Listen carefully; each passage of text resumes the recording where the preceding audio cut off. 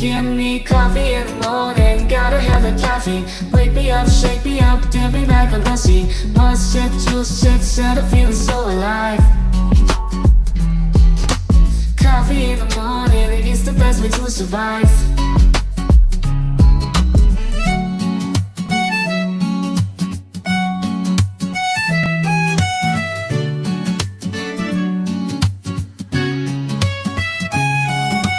Woke up in the morning, sleepy eyes yawning. Jumped out of bed, started the day, opened the curtain. Felt the cool breeze, the sun shining on my face. But something was missing, I needed my job to chase. Give me coffee and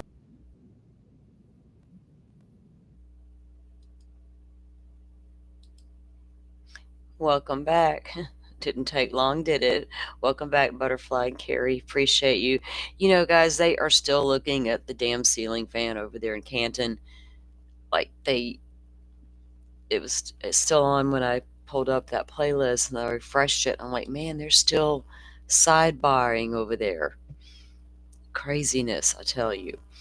So let me pull up the Lori's feed and make sure they aren't doing anything there. I think they're still outside the courtroom. It looks like people are starting to filter into the courtroom, though. Pull this up in the background.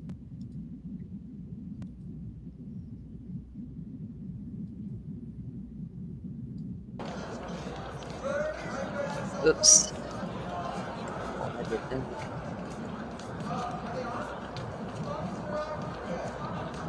Hey, Flip Flops, welcome in. So this is outside of Maricopa County Courthouse there in Arizona for the Vallow trial.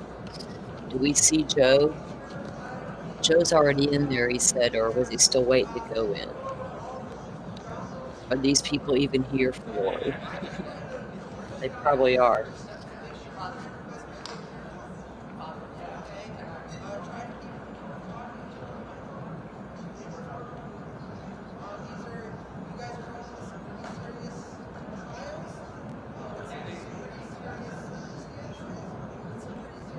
So there's some sort of discussion going on up the courthouse stairs.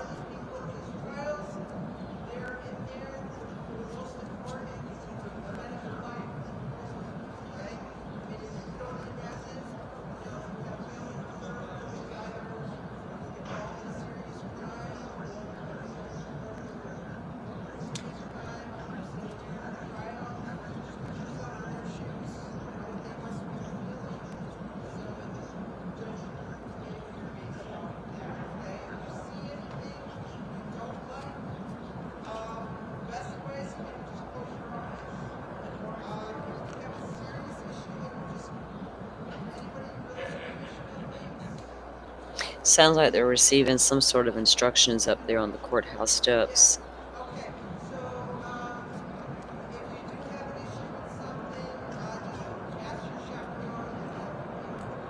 Hey, Usher, welcome in.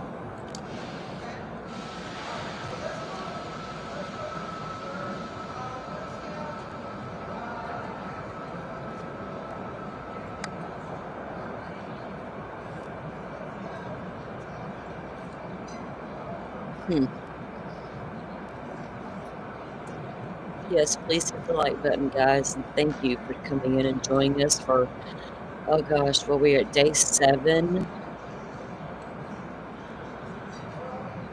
Oh, I switched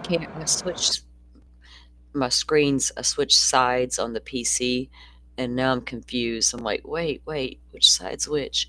But so here we are, back for day 7 of Lori Vallow's trial in Arizona. We have 3 witnesses to hear from today: Detectives Duncan and Moffat and Jason Hunsaker.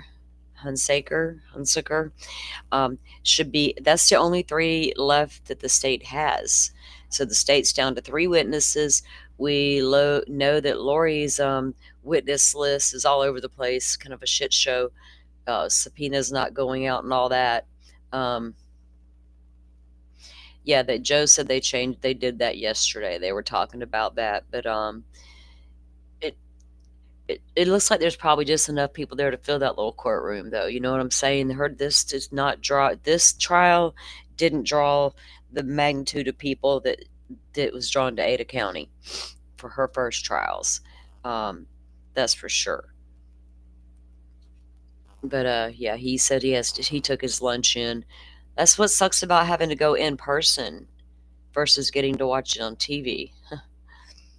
You don't have to go through all the crap. And can you imagine just even having to leave to go to lunch and get back? Some of these courthouses are huge. Maricopa County is huge because it's one of the largest counties in the country, and it has one of the largest county jails in the country. They house a lot of inmates there. That's why Lori don't like it there. Like, you're just another inmate here at Maricopa County, honey. Welcome to jail in America, right? Um, But Joe said he took his lunch in today because he wasn't going to leave his seat to go to lunch because he may lose the seat. It's just, I think, it's the most insane thing they should have to go through. Yep, we need them. We need those text messages and emails in. To, well, not just, it's not really about Chad being in the picture because he's not even charged here, right? Chad's not charged at all with this, or Brandon. But we're hearing a lot of hearsay that Lori would have conspired. I haven't seen proof she conspired. I mean, I believe she did it. Trust me. But as far as hearing proof she's done it, we can't even hear from Alex about his defense bullshit. But what we're hearing the story unfold is we're being told a story that, he was lured there by the two of them, shot and killed under the guise of self-defense. But have they been able to prove that Lori conspired to do that? I don't know. Stranger things have happened. Juries can convict on just circumstantial at best. And Kay is saying, I've seen enough evidence, you know, we've seen what evidence they do have. The life insurance policy information, all that, the communication about where she was going to telling him or telling Alex that it's all coming to a head. It'll all be done this week. Ned won't be a problem anymore. That's the only thing we've really heard that those two communicated about. So I'm kind of like, bring in like their whole ass conversation where they're actually discussing doing what they're about to go do. But I think the jury's gauged. They're asking questions though, so I think they're a little confused about a couple of things.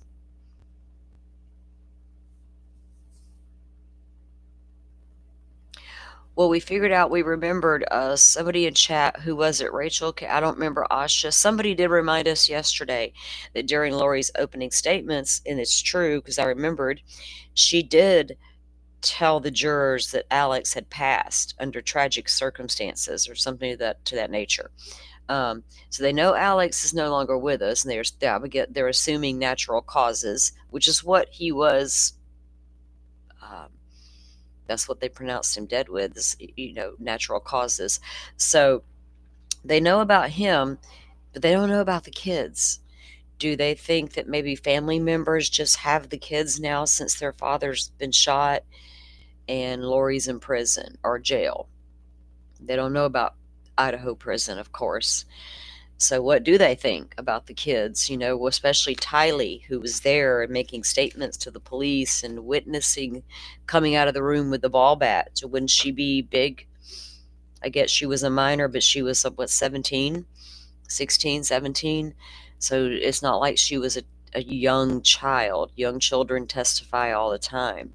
So you have to wonder why they haven't called Tylee in to testify on behalf of her mother, right? To say this was a self-defense move. My mom's husband came at her. I came out of my room with the bat after I went to get it to defend her. That would be huge, but Tylee's not here to do that because it didn't happen that way.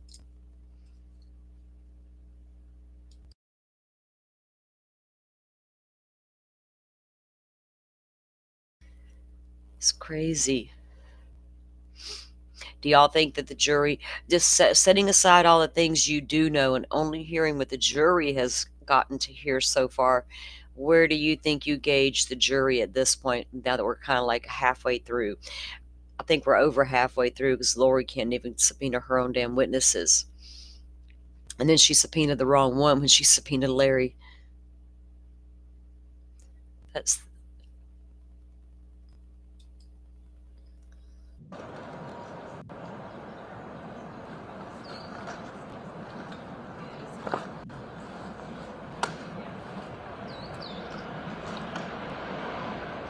look, Nate. I have to say something before we go.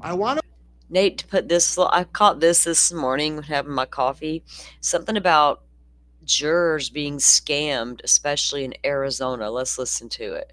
I want to let you all know, especially if you're in Arizona, that sophisticated scammers are targeting potential jurors.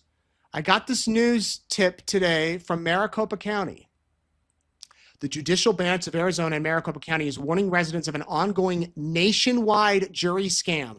Listen up, you could be anywhere. Maricopa's getting the word out. It's defrauding people of thousands of dollars across the country, and it's affecting jurors in Maricopa County. Scammers place calls or send emails representing themselves as law enforcement, and they threaten fines, fees, and jail time for individuals who miss jury service. They say they missed jury service. They may also give people a fake law enforcement badge number and case number. Their motive is to create a sense of urgency and panic, pressuring people to respond quickly and provide personal information and money. The scammers typically demand payment via prepaid debit cards or even Bitcoin for missing jury duty. Ding, ding, ding, red flag. Don't fall for that. These scams have been happening for years. However, they're on the rise and becoming more sophisticated. The fraudsters are using real law enforcement identities and badge numbers. They also manipulate the caller ID to reflect an actual law enforcement agency.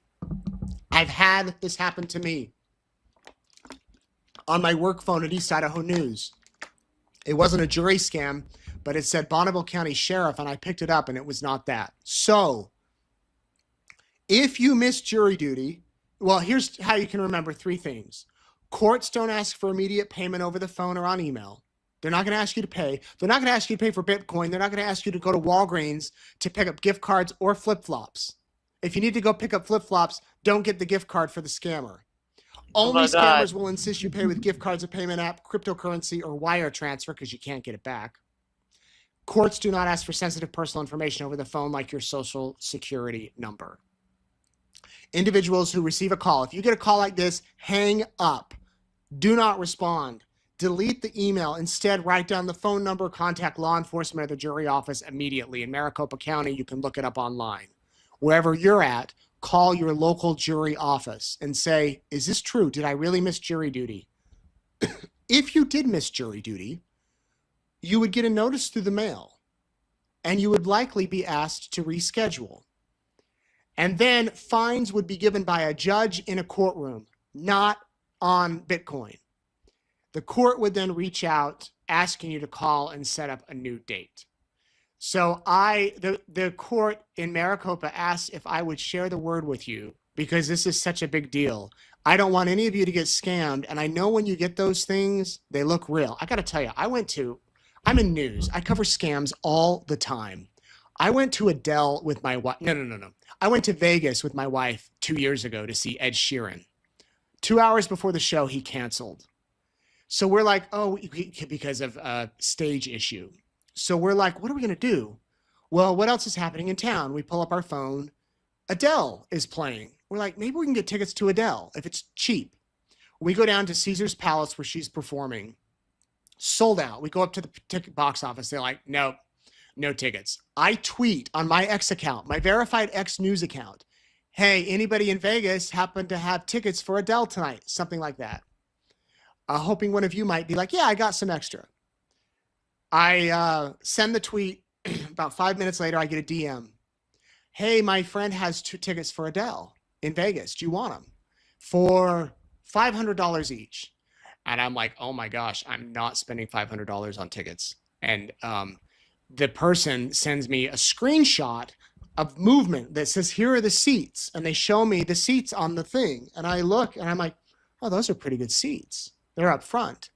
And she goes, there's 2 together. And I said, I really don't want to pay $500. And she's like, well, what's the most you'll pay? I'm like, maybe 300 each. And Erica's like, we're not paying that for Adele when we had just paid like $99 for Ed Sheeran. But we were in Vegas. I'm like, oh, let's see. So they say we can do 300. The concert's starting in 10 minutes. I'm like, okay, will you take Venmo? They said, we don't take Venmo, we take Zelle. I've never used Zelle. I'm like, I don't have Zelle. I'm not going to use Zelle. And they're like, well, let me check if we can take Venmo.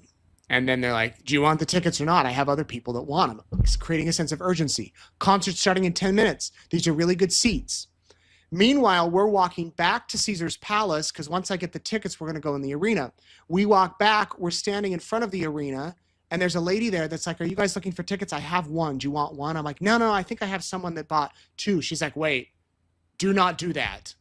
If you do that, if someone really had 2 tickets to sell on the 4th row, they're not going to be $350, and they're going to be here trying to get rid of them to all these people waiting to get tickets. And I was this close. If it had been Venmo, I would have probably sent the money, and my wife would have killed me, and I would have been so upset because we would have lost the money, and it was a scam. It was a scam. Duh. So I say that for scam awareness tonight. Don't end up in court. Don't lose your money. I have covered so many sad stories, especially elderly people. You get those calls and you worry that you're in trouble with the law. And I just have to say, be alert, be attentive. If someone calls and says, jury duty, you missed it, give us money, don't listen to them. Go buy whatever you want at Walgreens. Don't get gift cards for scammers. And if it's a hot day, you might want to get flip-flops somewhere else. He can't let the flip-flops thing go. I don't blame him. Goodness, people. I know somebody who got a call one time telling him that someone he knew, or like an employee or something, had been arrested and they needed to help her post bail and could do it right there over the phone. And I was like, you didn't fall for that shit, did you? And they almost did. I was like, no, that's not how it works. My God. These phone scammers. I don't even answer my phone. If I do not know you, you're not getting an answer. You will go to voicemail. It's never full. It's there for a reason. Right? I don't. My family knows. My sister knows. If you're on my caller ID, then I know you. It's different. I'm going to answer. But you could be calling me from some shady number I don't know. And talk about faking where they're calling from. My God. Caller ID will tell you one thing and make you think it's something it's not. I answered one the other day because it looked like the kid's school calling, and I was like, something tells me that's not the kid's school, and sure enough, it wasn't. I was like, you jackasses. They'll try anything. So, Firefly, I kind of briefly went over that filing in Stearns this morning. Interesting filing, to say the least. I got the stream pulled up, guys, to keep an eye on it, make sure we are on time.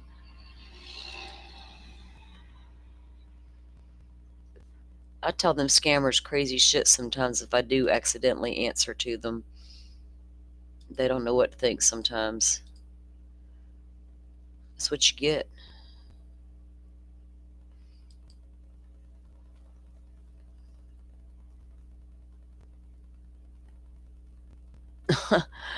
Carrie. Yeah, they don't like it when you get and lately, the couple that I did answer, because the phone number was kind of jacked up and it made me wonder, you could tell it was a robot, a machine, an AI generated voice talking to you, right? Because I would ask it questions and it wouldn't be able to answer me. It would continue talking like it never heard me. And I'm like, so I start screaming at it. I cussed at it. Nothing. No response. I'm like, damn, you fake ass caller. Weird. Like, they think we're that foolish, people. Some people are, unfortunately, that naive. Just don't. You gotta go with your gut, people. If it don't feel right, it don't feel right.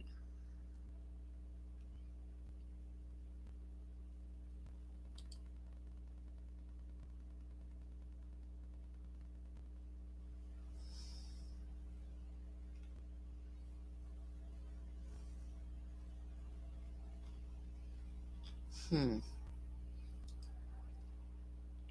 still have not went into court or opened court yet.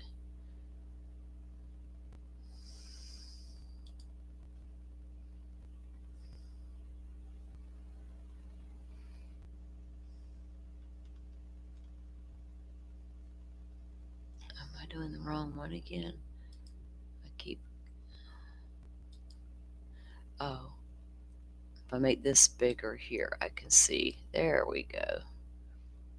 Now I see the one I want. I'm looking at something, guys, so I can get an update.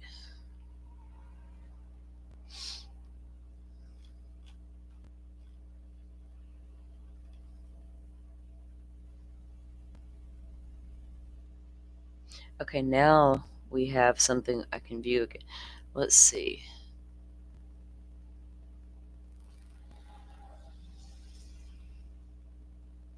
They had that motion to suppress on the 14th in Stefan Stern's case, and then it says now we have a motion to continue set for April 22nd at 11:15 before Judge Karsten, and now we can actually view the notice for the hearing.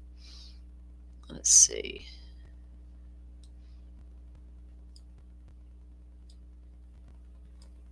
Why did it close it? Get back up there.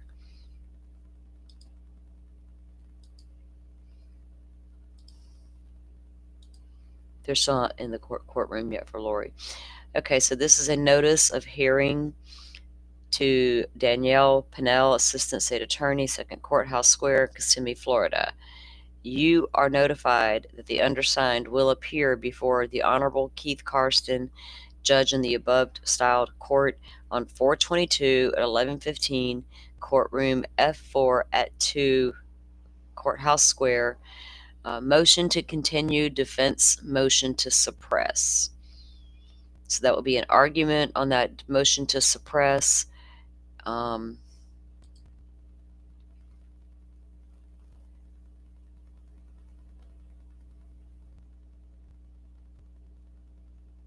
Oh, yeah, right? There ain't no doubt about it. So they're going to have a hearing on this, though, on this stupid motion to suppress the damn phone.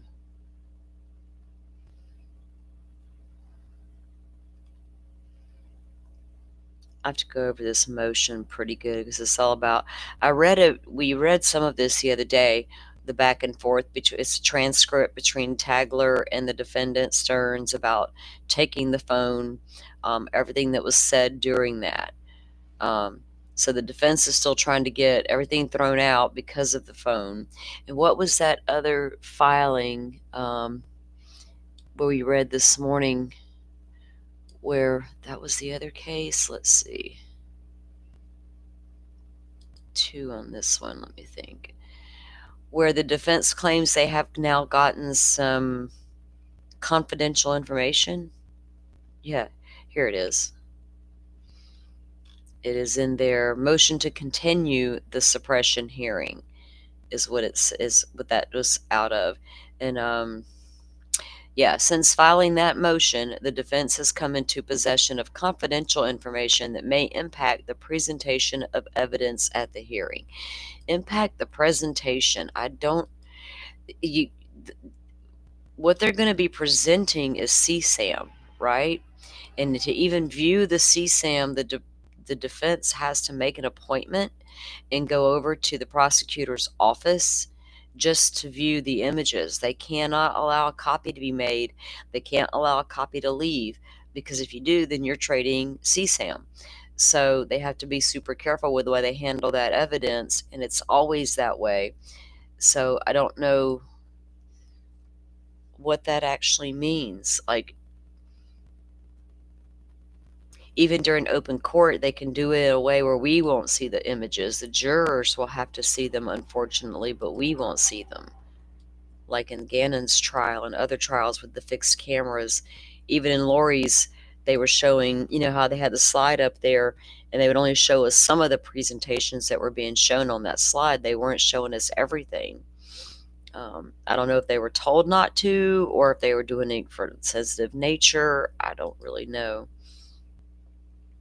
I cannot believe they're still showing the light fixture and the fan over there in the Karen Reed. I don't know what the hell they're doing.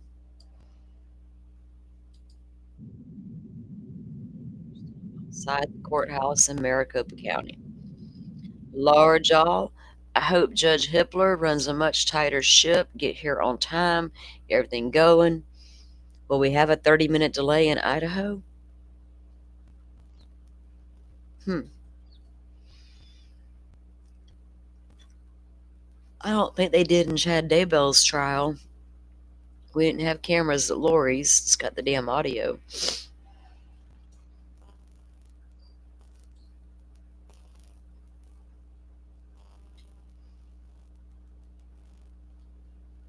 Let's go troll the Twitter. Let's go troll the Twitter today.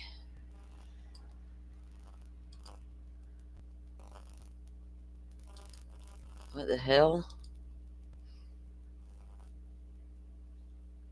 I don't know what's happening here. Why do I see the oddest things ever on the Twitter?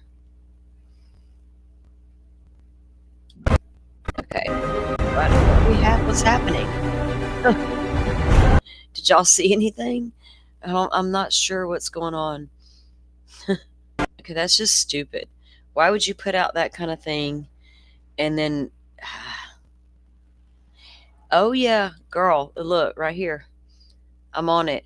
I'm putting together a slide type thing of some of the photo exhibits that I had gotten last night, but I'm very much on it. This is Luke, my buddy Luke here. Easiest case in the world. Let's go close with medieval torture chairs. Whoa. Mullins CCTV timestamp is 54 minutes off, and they trying to tell us it was 12 minutes off, but they testified to 54 minutes.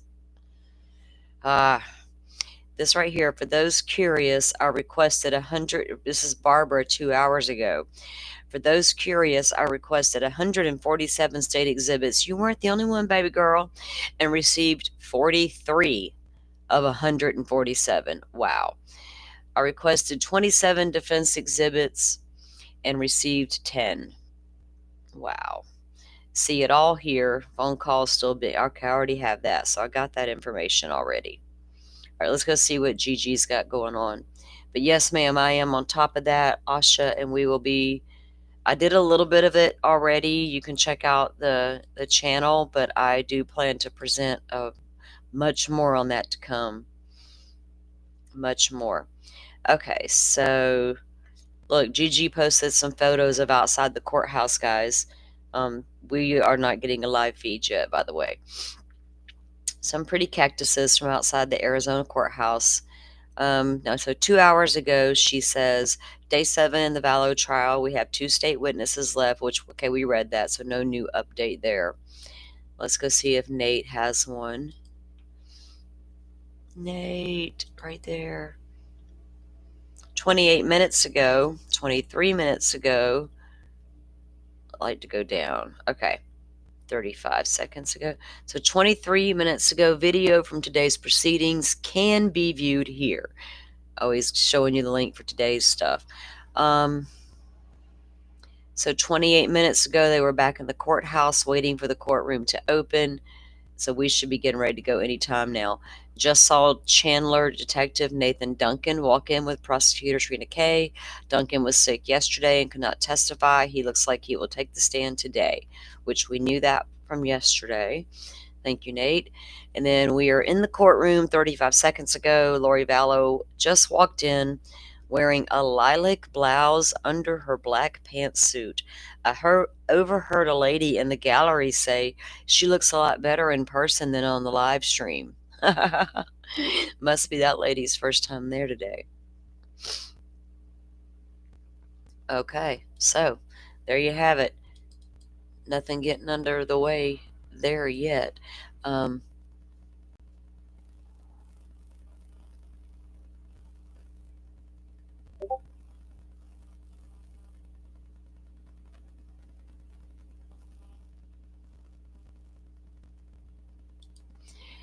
Yeah, There's a lot of fuckery, let's just call it that, going down, and I keep my eye on that Delphi fuckery because that's I just can't with all that mess. There's not even a place for it. But what's up with all that?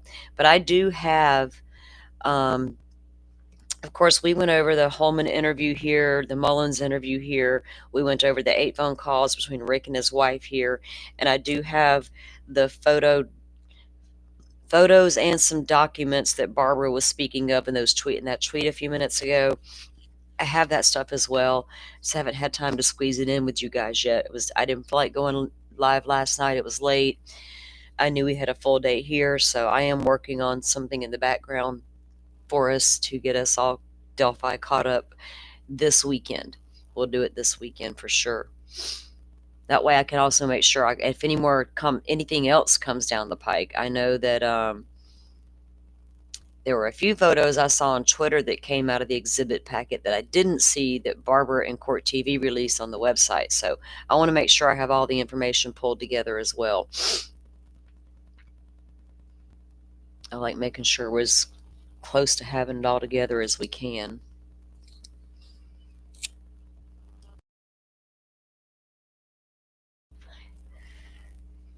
I appreciate the way you guys follow the cases and do the follow-ups. And like I said, if there's ever a case out there that you guys want to see more coverage of, you just got to let me know in the comment section. Let me know on a comment after one of our lives. Say, hey, can we look into this or that? I'm down. I don't get to catch every trial going on out there. I cover, 4 to 5 at a time, and sometimes more happen. When a lot's happening in one case, it is what it is. Sometimes they go silent for a few months. One case I will be bringing forward soon is going to be Crystal Rogers. The case is important to me. I've been following it for years, and yeah, I don't know how many of you guys are aware of that case or ever followed Crystal Rogers' case. Do you know much about it? I think a couple of you might. So if not, I've been putting together materials I want you guys to see for that show as well, because it's quite an amazing story. And to this day, we still don't know where Crystal is, even though people have been arrested and charged with her murder.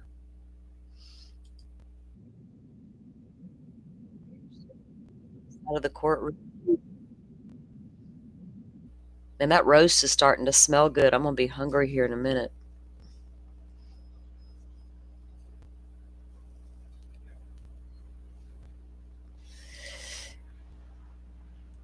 I've heard a little bit about that, Rachel. I don't understand what people, why they got to do all that, right? I want to look at them for what they are. And I know that some people are already putting out word about manipulation out there with I guess it was the screenshot of Rick's car.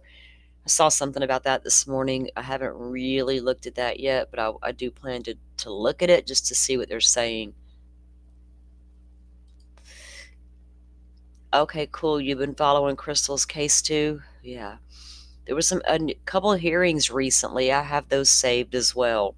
Got a lot of information and playlist stuff saved up on Crystal. I think it'll have to be at least a 2-part show, to get everybody up to speed on that case. Ooh, my favorite. I love me some brisket. You know that. I'll have to get you to ship me some. Can you do that? Can you ship me some brisket from Texas? It's a good thing I don't live close to the restaurant that sells it, because I would be like getting it all the time. I'd be broke all the time from trying to order food, y'all. It's probably why I don't live in an area that DoorDash can get to or Uber. Lord said, we know better, girl. No, no, no.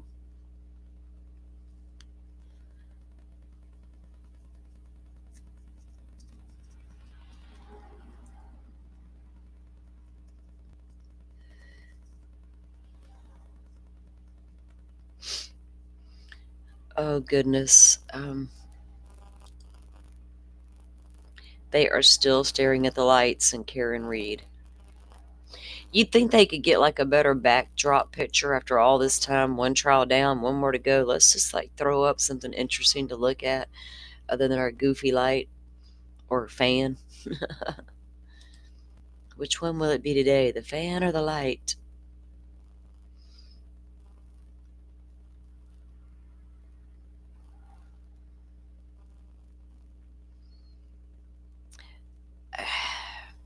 I have to watch some of this stuff to know how people are getting their conclusions. Like with some, even with some of the Delphi case, how did you conclude this or that? And see if it's. And a reminder, everybody, I'm just scrolling over the YouTube feeds and just got a little reminder there that where Joe posted on his community tab. Don't forget, Joe can now have memberships on his channel, and he said Miss Shorty became his first member today. So congratulations, Joe. Miss Shorty, the OG. She supports everybody. She's amazing.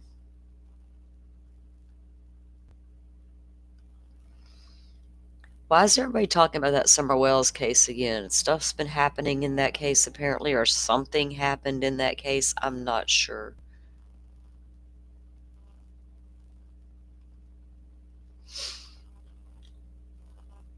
So how many of you know who Howard Bloom is? The author Howard Bloom, who wrote the book about the Idaho 4 case already. When the Night Calls, or it's not When the Night Comes, it's When the Night Calls, I think is what it's called. Anyway, he makes the rounds. He works for Airmail, and a lot of the excerpts from the book go into the Airmail articles. And he's been saying stuff for a long time in the Idaho case. Some of it people were like, that's hogwash. Some were like, oh, that's super interesting. Some were like, prove your source. He's always said a lot of interesting things, that makes you wonder. But he did a recent interview with Drunk Turkey. I think it was yesterday, but I haven't had a chance to review all of it to see what all he said lately that I can compare to now. Yeah, I've heard it. I've heard it this morning. I just choose not to talk about it because it will not come out pretty. I promise. It's gotten even crazier today than it's ever gotten before. The things that's happened in the past 24, 48 hours are completely disgusting. And I think anybody associated with that case needs to check theirself and take a fucking long, hard look in the mirror, you bunch of grown-ups. Not you, Bluebird. I'm just saying the people who allegedly cover Sebastian Rogers. Those people on the YouTube and the Twitter. I think they have forgotten who Sebastian is. It's all about them. Poor child. I don't know what happened to him or who did what and who didn't, but a sad situation over there. I just can't believe some of the shit that has come out. Maybe I'll have to do a show to talk about it because I got to get it out of my system. I preach to y'all to get it out of your system, but I've been holding that shit in for a long time. And maybe maybe I need to let it go. We just had a full moon. You're supposed to release what no longer serves you on a full moon. And I'm really good at doing that. So maybe I should have released my aggression on all them fuckers. Or at the situation, I should call it.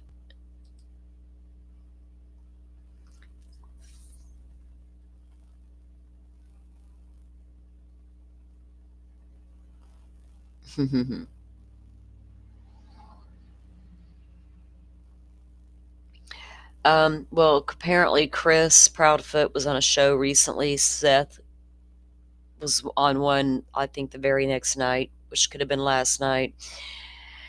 You got the Hong dude out there threatening to put up some crazy ass billboards that make absolutely no sense. It's bad. It's bad. And then you got SF Investigates writing letters to blip billboards, complaining about the billboards that the Hong dude has done. It's just a whole fucking thing. Yeah.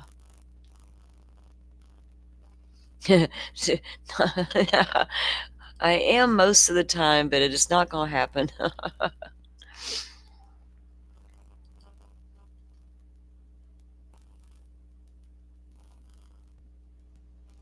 Yeah, I thought so too. I've had hope. Elizabeth Smart was gone for 9 solid months before she was found safe. I'm not going to say she was totally well because she wasn't. It took her a hot minute to get there, but she was safe finally. But 9 straight months that child was gone and hidden in plain sight. When she wasn't stashed up in the woods, she was brought into town and marched around right in front of all the people, hidden in plain sight, covered head to toe, where all you could see was her eyes. Until the little sister remembered that voice and told the police, and the dad's like, aha, I know who he is. And they put his sketch out there, and that guy in the park is like, damn, that guy looks a lot like that guy in that sketch they put out on the news. And sure enough, it was Elizabeth.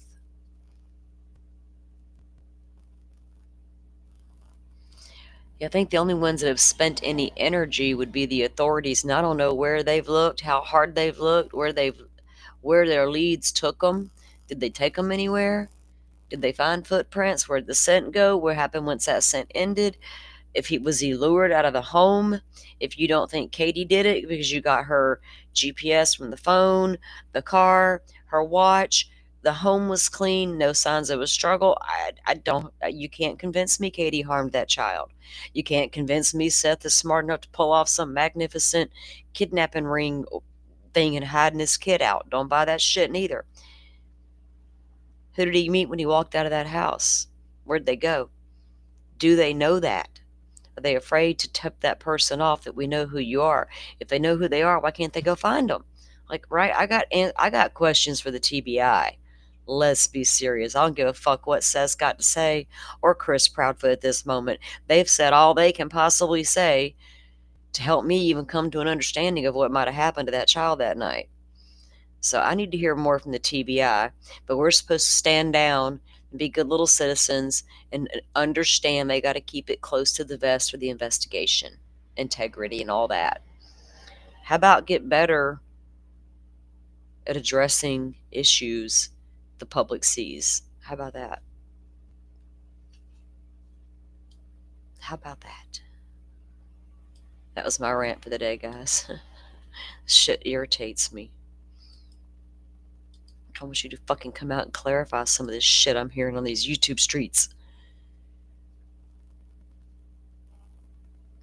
Well, that I'm not saying they did a bad job. I'm just saying there's really, if you look at Ward Lane and how dark that road is and how there's no cameras back there, and if that boy made his way back to that construction pond and into that cemetery and got into a car, he could be long gone. There was a particular person of interest that lived less than 4 miles away from Sebastian Rogers, right across the highway. There's a handful of them, actually. This particular one lived really close. Nah, I'm going to leave it at that. I have not ruled out that child was not lured from that home. Come here, we'll make it better. Come stay with me. You're having issues at home. Okay. We can make all that go away.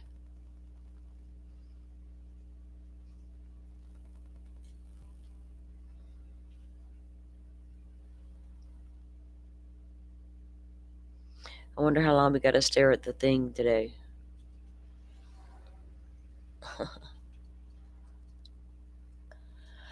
They can't stay offline, Butterfly. They're hooked on it. They're hooked on the way it makes them feel. They're hooked on arguing with each other. He said, she said this today. You did that. You did that. It's a clusterfuck. I can't stand to look at.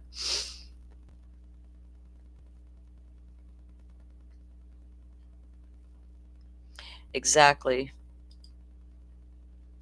And if it was an accident in the construction area, you'd think he would have been found unless he was buried alive in something, right? Went into a hole and something collapsed in all around it, and they just have, I don't know. If you go walking out in those woods, though, there's little caverns and, Michelle After Dark has done some jam up work on that case, and she shows you the different things that could come into play. And if you're from the southeast in general, anywhere there's woods, or if you grew up around woods, there's places you can get off into that may not be favorable, right? There's holes that come out of nowhere. All kinds of things can happen. I don't know, his mom said he loved cats. The neighbor had a cat. Socks came over all the time. Did he hear the cat outside the window that morning?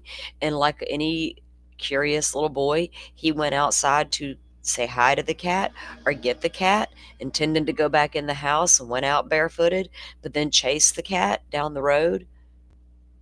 Did he end up going toward the woods? Did he fall into a hole?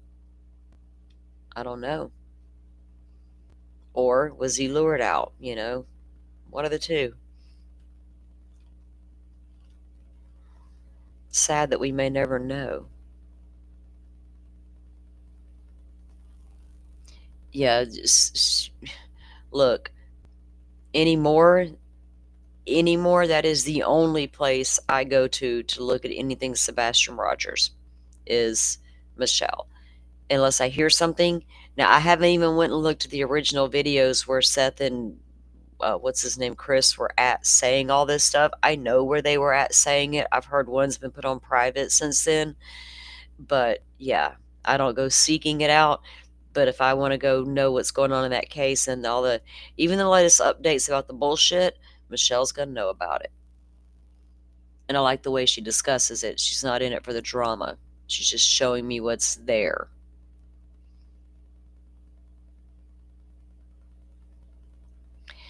Yeah, I don't know. You would think they would. Look, come the fall, when the deer hunters were out and the foliage was not like it was in the summer, you know what I mean? A lot of us wondered, would he be found then? Right? Remains, I'm talking about. Would they find him during the fall or over the winter? And that hasn't happened. So I don't even know if they're still holding real organized searches anymore. People claim they have, but I haven't seen an official organized search in a long, long time.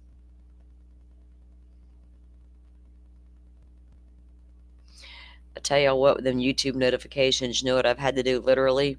And this is from like 3 years worth of bullshit. Go back through my subscription list, and I was shocked at the number of people I was subscribed to that I didn't want to be subscribed to anymore, or didn't even realize I was subscribed to. Unsubscribe from all the things you don't want to be subscribed to. You'll start getting your notifications for other people again. Yeah, Asha, they are. They don't know when to shut up and let it go, right? And then they get nasty. Like, I'm not throwing shade at either one particularly, but they want to get, especially Seth, though, I think gets worse. I've heard Chris get just as bizarre. I'm not going to lie, sugarcoat that shit. There was one conversation he had very early on, and people were like, oh, that was nothing. I'm like, man, that was weird. I'm sorry. I was laying in my bed listening to that shit in the middle of the night because that's when it was on. And I got so creeped out, I had to get up and like walk around my room and process what they all perceived as a joke. I thought was awfully odd. And I thought, man, that's some real nervous energy right there. If that's the way you joke when you're nervous, no, it just was weird. And then Seth wanted to get up there and run his mouth like some Billy Badass. Like, I just don't get it. That's why I don't cover that shit. It's like we could all just break out the tea and, sit in the backyard and gossip about the neighbors. That's what it would be like if you held a Sebastian Rogers show. Which is sad, right?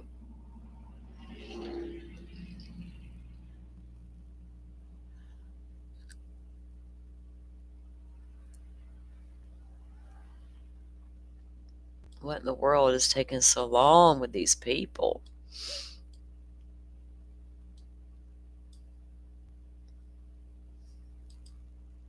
I keep hitting refresh just in case.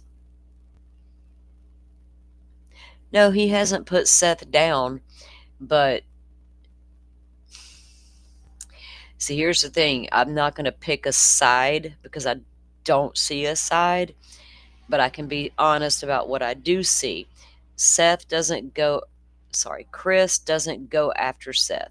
He tries to calm Seth, but Chris himself is an odd character, and I'll leave it at that. He has said some weird shit. So has Seth. Seth's told us way too much business about his son that we didn't need to know, that were irrelevant to the situation. Well, actually, it kind of made some things make sense, but still irrelevant to the situation.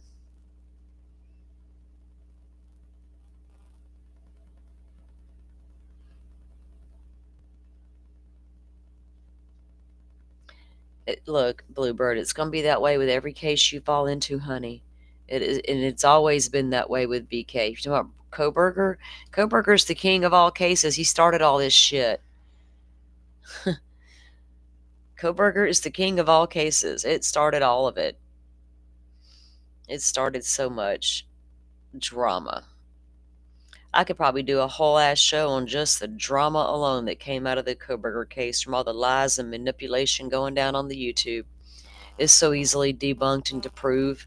So easy.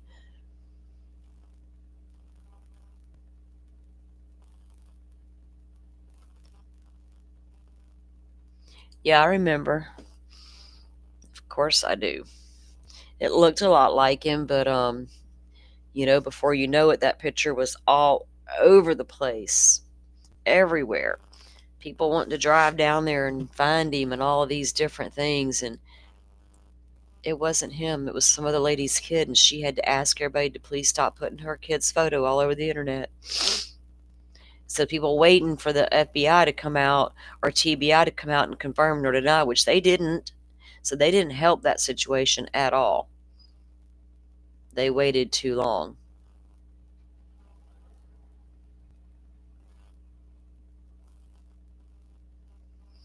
Well, here's the thing. Parents are going to insert themselves into their kids' cases, right? I'm not to say that I wouldn't be running my mouth if I thought something bad was going down, but his mouth running seems to be all jealousy related. You know what I mean? It's like, shut up or put up. If you think you're smarter than the TBI, think Chris and Katie hurt the baby and then your mama stepped in, they all covering it up. TBI is too stupid to figure it out, but yet you and your buddies, your little green team, all got the proof. Again, YouTube, take your proof and do two things with it: shove it straight up your ass or go to the authorities with it. I don't know what else to say. Miss Shorty, we heard you became Joe's first member today. You are the OG from the future. She is stopping in to say hi, but I'm watching the Karen Reed. Well, we were watching it too. When we left it a few minutes ago or a little earlier, they had one thing left to discuss, and that was Aiden Kearney. And when we checked, they were still staring at the lights. Thank you for coming in, though. We need to get an update. I guess we could go check that out real quick while we're waiting on this to kick off, because it has not yet. We hear they got the jury seated and they're actually gonna start next week with opening statements, huh, Miss Shorty?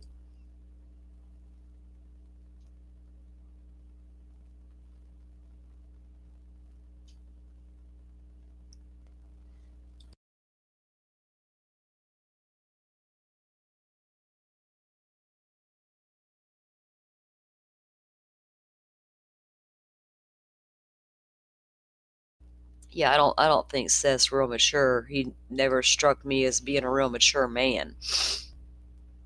At this point, we've seen enough of them, we kind of know.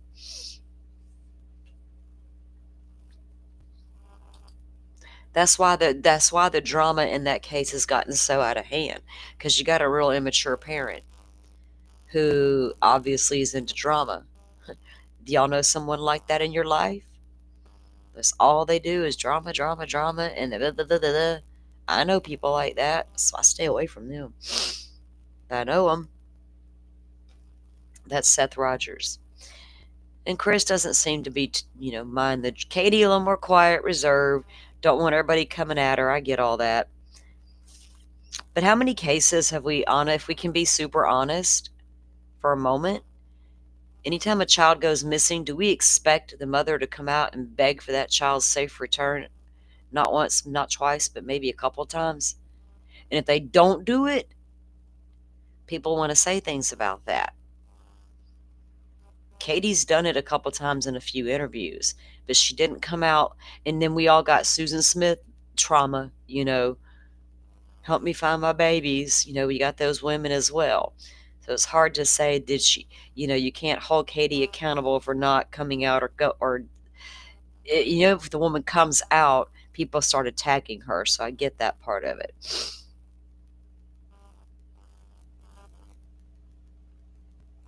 Yeah, I don't know if I believe all the rumors that we've heard in this case, right?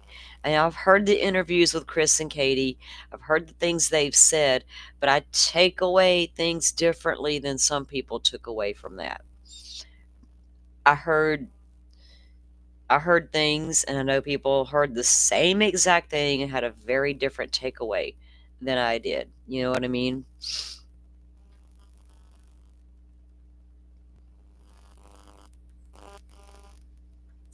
At first I expected Katie to come out and say, plead for her child's safe return. I absolutely did.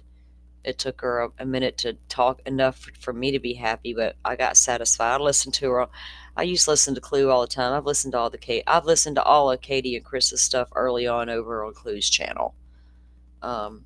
Before I got sick of all the nonsense, and I've watched her shit too.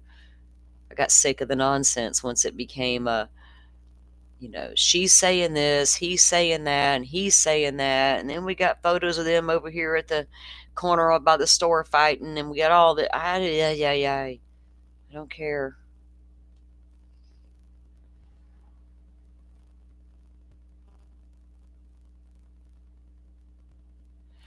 But see, the thing is a lot.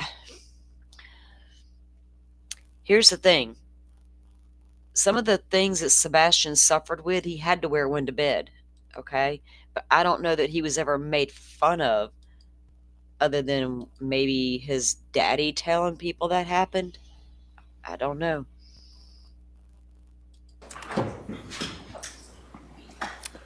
All right, it's 10:30 a.m. Time set for trial in State of Arizona versus Lori. 10:30. Let's go. 2021-001704. The parties are present. Jury's not present. Are we ready to bring in the jury? Yes, Your Honor. Defense ready to bring in the jury? I agree with that, flip flops.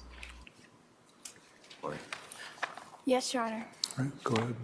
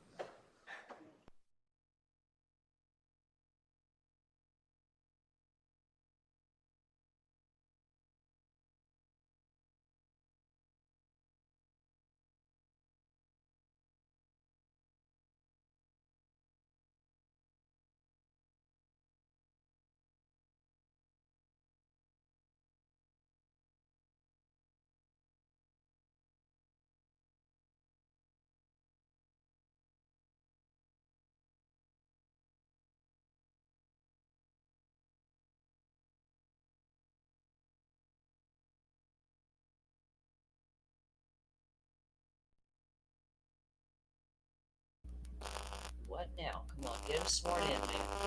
Get the goodness.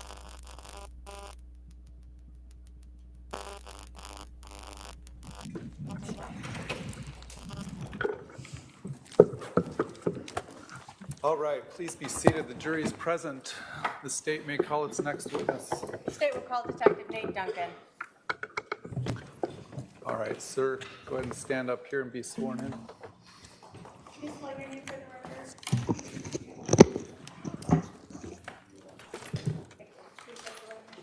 Do solemnly swear that the testimony you're about to give will be the truth, the whole truth, and nothing but the truth, so help you God.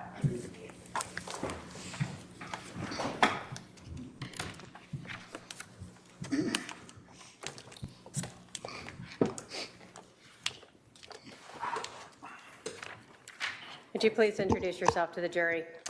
Good morning. My name is Nathan Duncan. I'm a detective with the Chandler Police Department, Robbery Homicide Unit.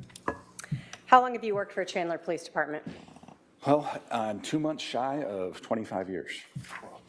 Can you tell us the different areas you have worked?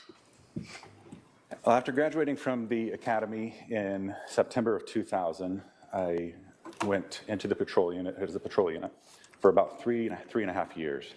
I then left there and became a detective, working for approximately the next 11 years in our property crime section. And in the last 10 plus years, have been working in the robbery homicide unit. In your career, have you been asked to write search warrants to obtain and review cell phone records? I have.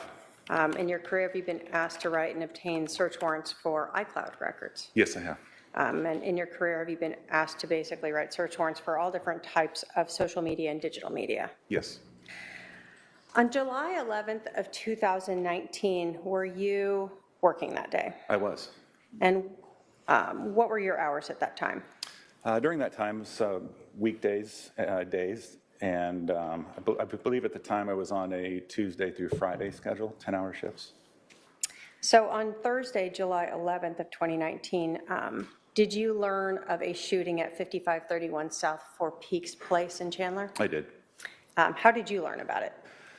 I actually had learned by listening to the radio. I heard the call kick out and of the shooting at the Four Peaks location, and then soon after that received a phone call to assist detectives at that location. When you arrived at the scene, can you describe for us what you saw? Yes, I believe I parked to the west of the location. When I arrived, I saw crime scene tape had already been placed. There were emergency vehicles such as fire vehicles and police present already. I then walked towards the front of the house where other detectives had gathered and spoke with them regarding the case, and then we were given tasks. When you arrived, was Alex Cox still on scene, or did you see him? I did see him from a distance. He was seated on the sidewalk. I did not get close to him and did not know who he was at the time. When you arrived, do you know if Lori Vallow was there? I never saw her. When you arrived and you said you met with other detectives, were you given an assignment or task to do? I was. What was that? I was asked to assist Detective Coons with the crime scene and basically be an extra set of eyes and hands for him when processing this crime scene. Okay. So you're with Detective Coons. Was there also anyone else assisting you? At some point, Detective Werther was there as well, and we had a patrol officer that was standing by helping us, and also a crime scene investigator with us. Okay. Before you can enter the house, did you obtain or did you have someone write a search warrant so you could go in the house? Yes, So does that mean you guys had to just kind of wait around for that to be approved? absolutely. And then ultimately, did you enter the scene around 11:53 in the morning? We did. When you were helping to process this scene, you were not the case agent, right? No, I was not. Were you aware of the time of the 911, when the 911 call was placed?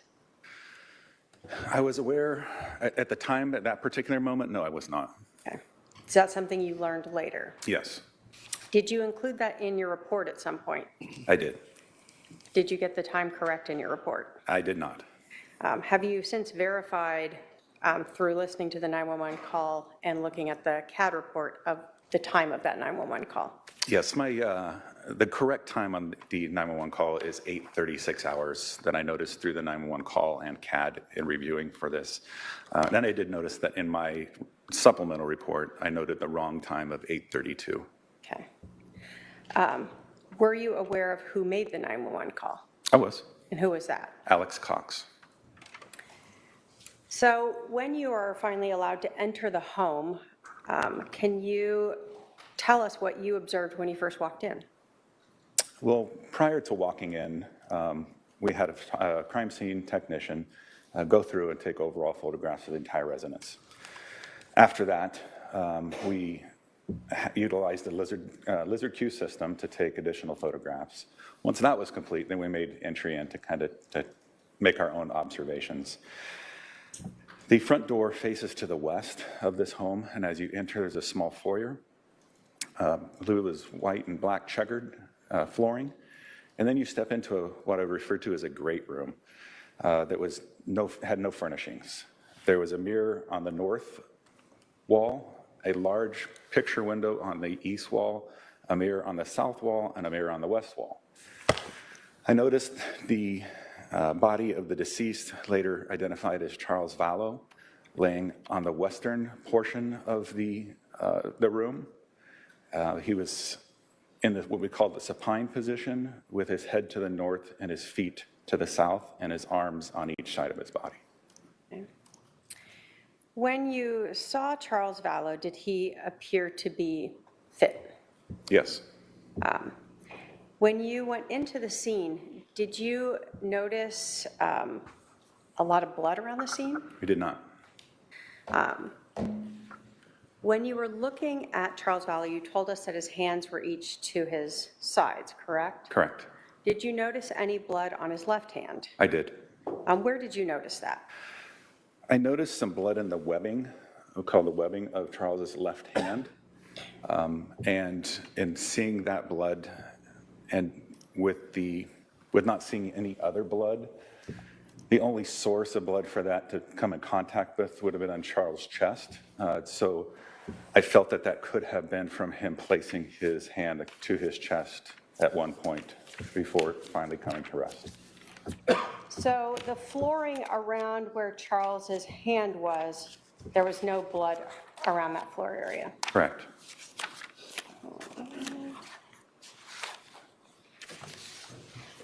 I'm going to put up, if I can have the Elmo, Exhibit 40.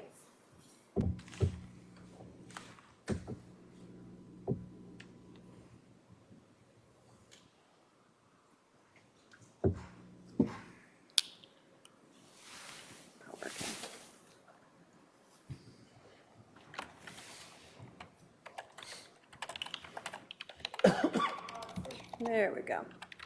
All right, so what we see here in Exhibit 40, when you arrived, fire had already gone in, done whatever treatment, and removed themselves from the residence, right? Yes. So you can still see some of their equipment attached to Charles, correct? Correct. And then what we're looking at here is his left hand.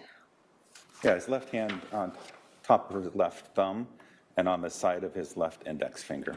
And I'm putting 41 up. Is that what you observed? Yes. So even around Mr. Vallow, did you notice a lot of pooling of blood around him? I did not. Did you notice more sort of after the medical examiner's office came and enrolled him and moved him around? Yes. You talked about mirrors in that room. Did you notice any cracks or damage to any of those mirrors? I did not. Did you see the bat in the room? I did. Was that on Charles's right or left side? It was on his right side above his, more north of his head. Okay. And when you are processing that room, are you looking for any potential blood evidence that's not just on or around Charles Vallow? Yes, we are. We're constantly looking for any kind of blood evidence that would help us tell the story. Any kind of movement of somebody who had bled and then moved through the house to try to better explain what had happened. So in this case, did you check that wood floor in that called great room for any blood drops or spatters or smears that might be on the floor that wasn't like right under Charles? Yes. Did you find any? No. Did you go into the other rooms in the house and help search for any other blood evidence? I did. And did you note any blood drops or smears or anything else on the flooring or walls in any other rooms? Not on the flooring or walls. The only other location of blood that was present would have been on the faucet of the kitchen sink. And that was that small drop right on the faucet itself? Or, I would more smear, or I would call it a drop, but yeah, there was a red substance consistent with blood on that faucet. okay. Were you looking around the room for any towels or shirts or anything else that may have been used to, whether it was clean up or stop bleeding? They were. Did you find any? No.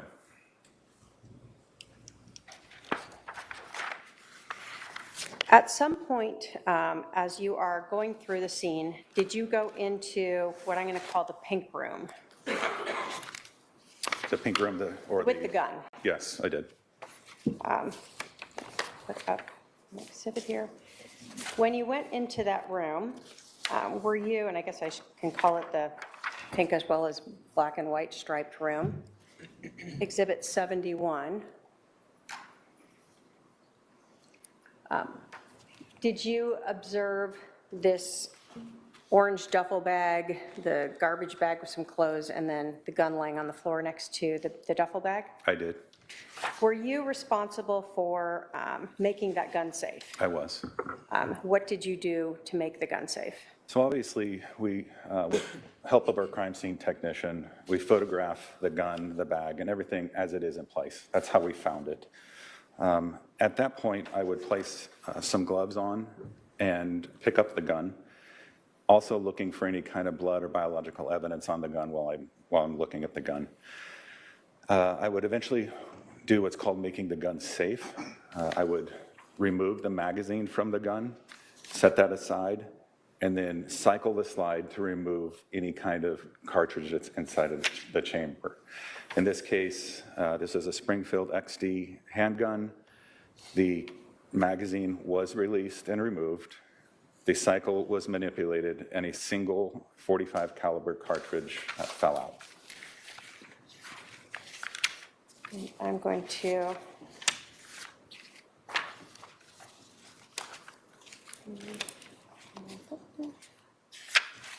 put up a couple. We see in 78 is sort of that your hand holding the magazine that you removed, It is. and then 86 is that your hand with the single casing? Yes, it is. When you were going through this evidence, was there inside that orange bag that we see in Exhibit 82 a gun case? Yes. Did that gun case have any locks on it? It did not. It's just plastic clasp to hold it closed? Correct. And was there extra magazines inside that gun case? There were. Now, when you process a scene and the evidence is then taken to police impound, do you sometimes go through it better there away from the scene? Yes. I'm going to put up Exhibit 81 here, that orange duffel bag. I think it's this way. Did you later go through the duffel bag? I did. And is there an outside pocket on that? There is. Did you locate a debit card in there? I did. If I can have my paralegal approach with 234?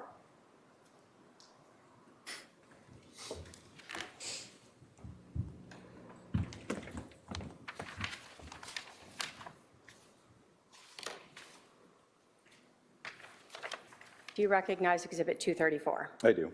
And what is that? It's a health savings account card in the name of Alexander Cox. State will move to admit Exhibit 234. Any objection? I hear him. I'm thinking. 234 is admitted. So, Alexander Cox, is that the name of the person who called 911? Yes, it is. And when you are, let me ask you a little bit about the gun a little more. So this gun that you made safe, when you're looking at it, did you look at all the sides of it to see if there was, again, any blood evidence on it? Yes, Did you see any? I did not. And that's something you are going to check to make sure you don't potentially change the way it looks? Correct.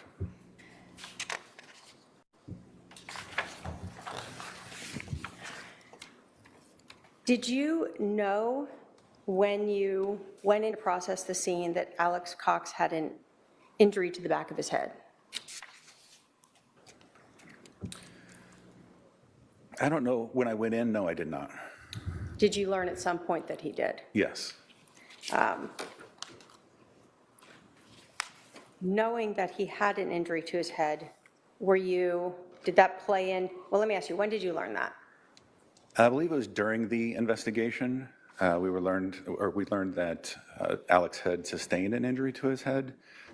So with that, made us more aware of potential other blood evidence, and that's why we were looking for that. Okay. So is that why one of the reasons why you're looking on this gun to see if there was any blood transferred from him potentially touching his injury and manipulating the gun at some point? Yes, from our understanding, it was there was some sort of assault with this, or assault with a bat, and then Alex then retrieved to the bedroom to get the gun. So our understanding is if you get hit with a bat and you're bleeding, that you hopefully bring some sort of blood evidence onto the gun, and then what happens after, there's more blood evidence as well. So you would have documented that and then made sure it was collected if you'd seen that. Absolutely. But here we photographed the gun without any blood evidence on it. Yes. Do you also, when you obtain a gun, look at the serial number? Yes. Why is that relevant? We want to know who it returns to, who owns that gun. And did you determine who owned that gun? We did. Who owned the gun, the Exhibit 247, that's Springfield? Alex Cox. Now, at some point, we've heard the medical examiner came to remove Charles Vallow's body, correct? Yes, And were you present when that happened? I was.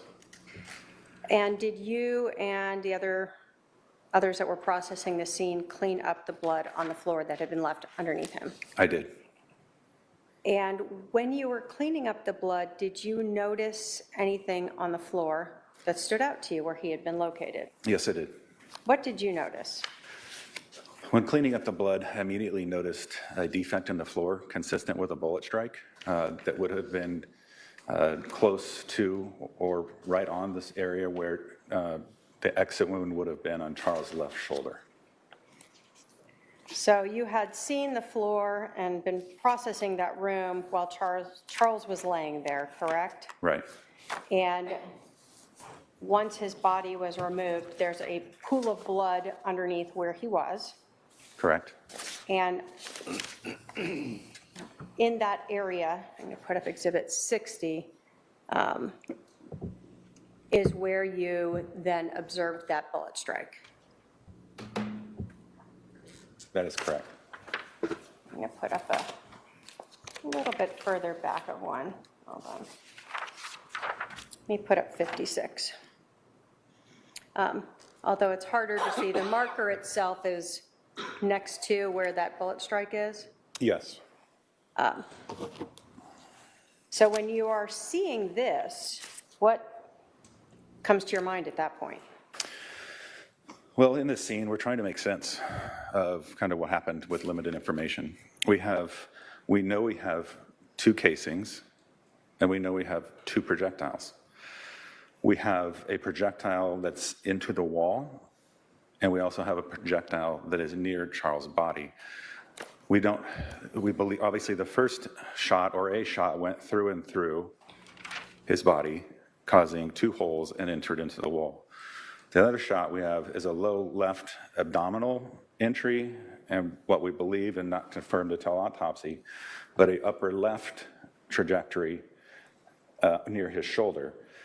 We looked through the room to where this projectile could have exited throughout the room and then landed in that spot near where Charles was. And we did not see anything until his body was removed and the blood was cleaned up. So you're looking like walls and trying to find any other location where the bullet may have struck and bounced back and ended up in the floor there. Correct. And you didn't find any defects or any holes or anything other than the one bullet that was in that baseboard. Correct. So when you see this now, did you feel that was consistent with the bullet striking the floor underneath Charles and him being on the floor when he was shot? 100%. Because of that, did you end up actually cutting out and collecting that board? We did. And then you said that you were wanting to know if that was confirmed during an autopsy, correct? Yes, Did you attend the autopsy? I did not. Okay. During this initial investigation on July 11th of 2019, did you ever search Charles Vallow's rental car? I did not. So Lori Vallow had his car all day and nobody looked inside of it. To the best of my knowledge, yes. Initially, as a person who was just working the scene with Detective Kuntz, did that sort of end your investigation or your involvement for at least July 11th? Yes. What was your next involvement in this case? My next involvement had some, prior to June of 2020, was June of 2020 is when I was assigned the status of case agent in this case. Prior to that, I did help Detective Moffett with analyzing and just sorting through iCloud phone records and other data for him. So we have heard about cell phones that had been extracted from retired Detective McDonald. That was Charles Vallow's cell phone. So Yes. is that one item of evidence that had been collected? Yes, Did you review any of that extracted data? yes, I did. Did those extractions include things from emails, Yes, text messages, yes, sort of anything you might expect to see on anyone's smartphone? correct. When you are looking through this, did you look through both Charles' iPhone extraction and later some iCloud account extractions? I did. What are iClouds? The best way to describe an iCloud is it's cloud storage for Apple products.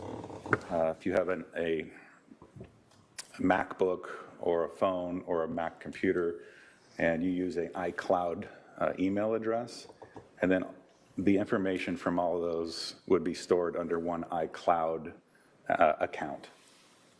So someone can intentionally store things there? Yes, you can choose what you want to store in there. A lot of times there's a default on there, but you can go through and manipulate as to what you want saved in your cloud or backed up in your cloud.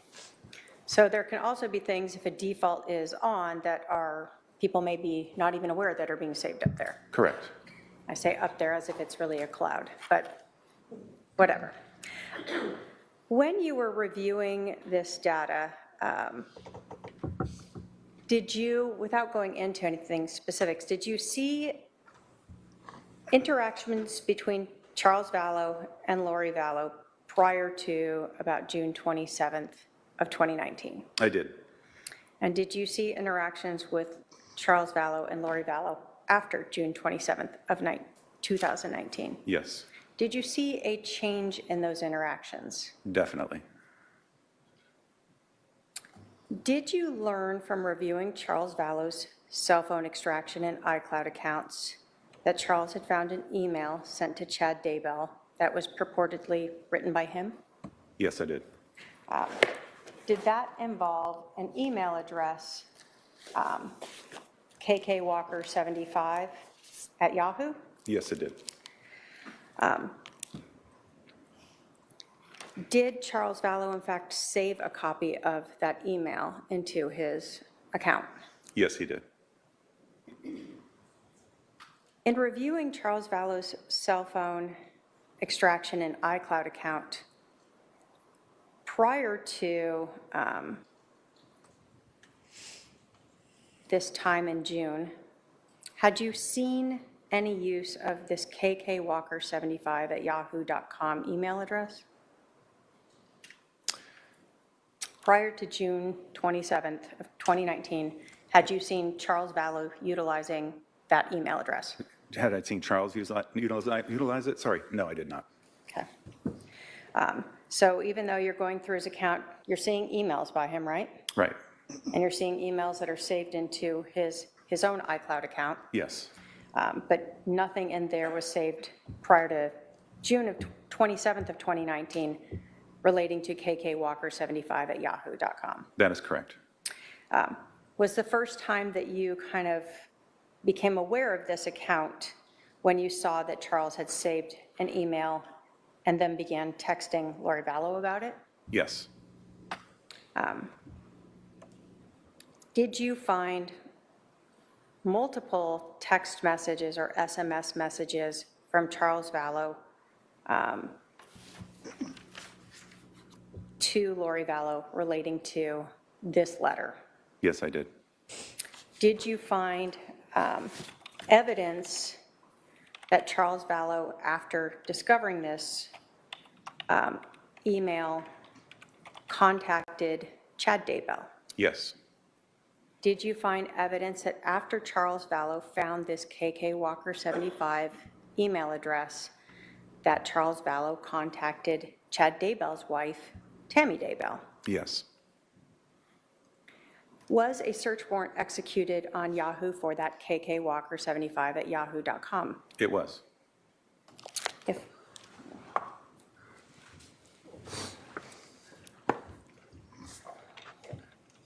I can have my paralegal approach with 289.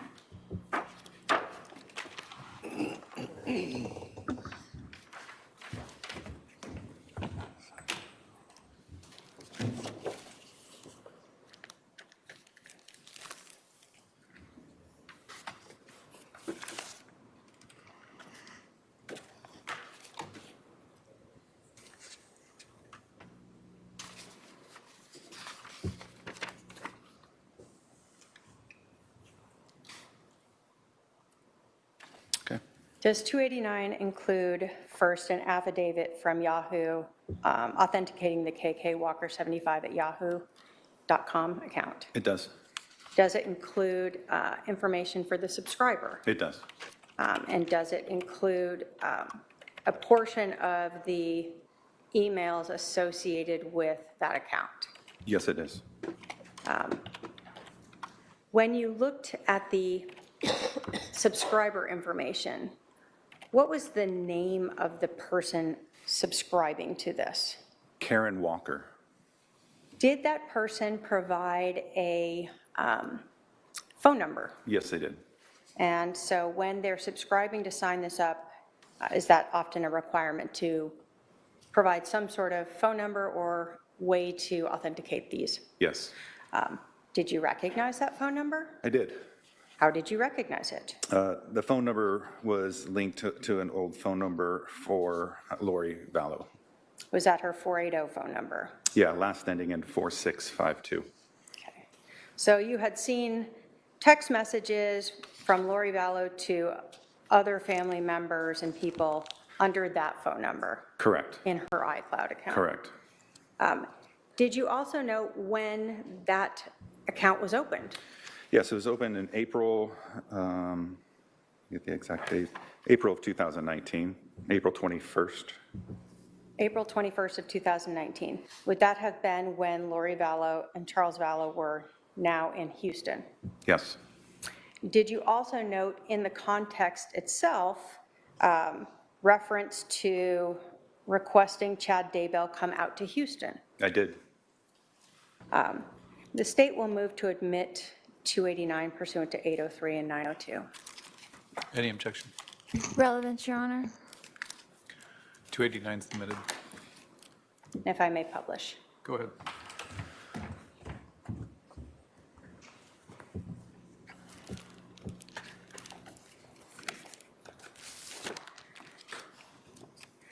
So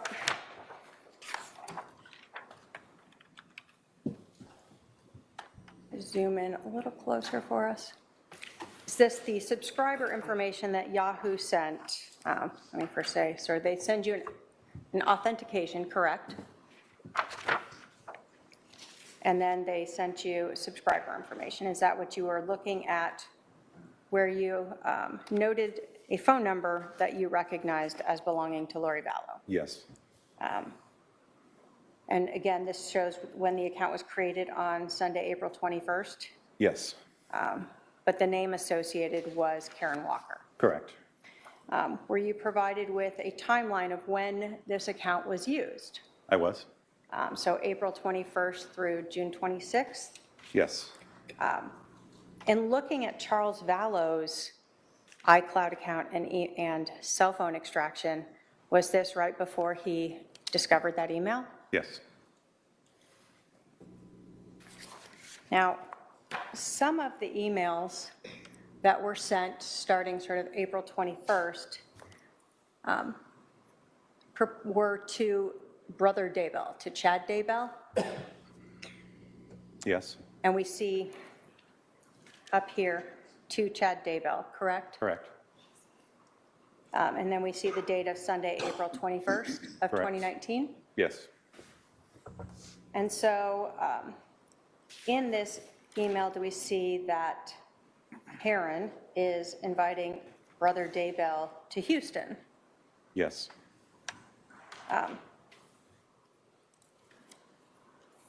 In these messages was a final message, one that you found saved by Charles Vallow on or around June 27th or 28th. This, what we see is exhibit, again, 289. Correct. In this message, it's from the KK Walker email. It is.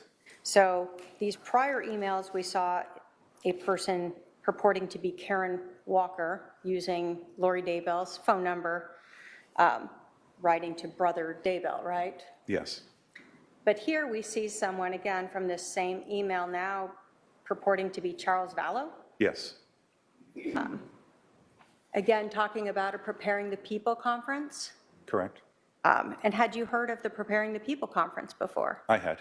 Is that something that Lori Vallow was involved in? Yes. And is that something we've heard about through testimony here at court? We have. In this, does Charles Vallow, or the person writing this email, again ask Chad Daybell to come out to visit? Yes. To help write a book? Correct. And so is this then the email that Charles then began reaching out to Lori, Chad, and Tammy about? Yes.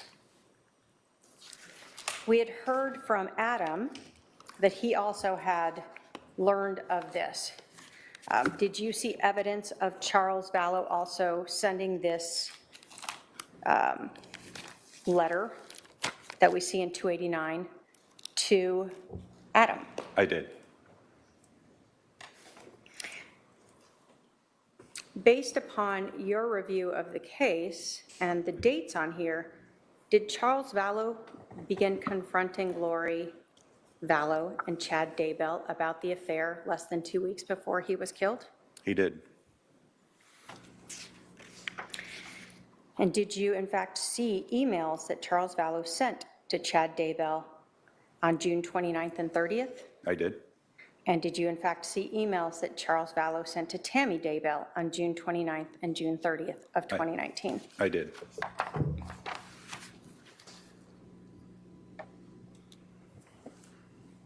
At the time on June 29th, 30th, where was Charles residing at that time? During that time, Charles was in Houston, Texas. During that time, where was Lori Vallow? She was in Arizona.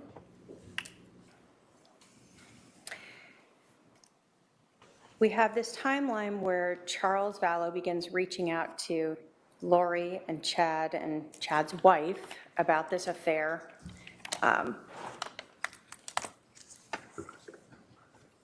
Was the first time that Charles Vallow saw Lori Vallow after him discovering this email on July 11th of 2019? I believe so. There was a scheduled trip around the 4th of July, but was canceled, so the next time they would have seen each other would have been the July 11th. So based upon your review of SMS messages, iCloud accounts, did Charles help Lori move here to Arizona about a week before this email? Yes, So he had seen her prior to learning about this, correct. and then when he came out here to see JJ. Yes.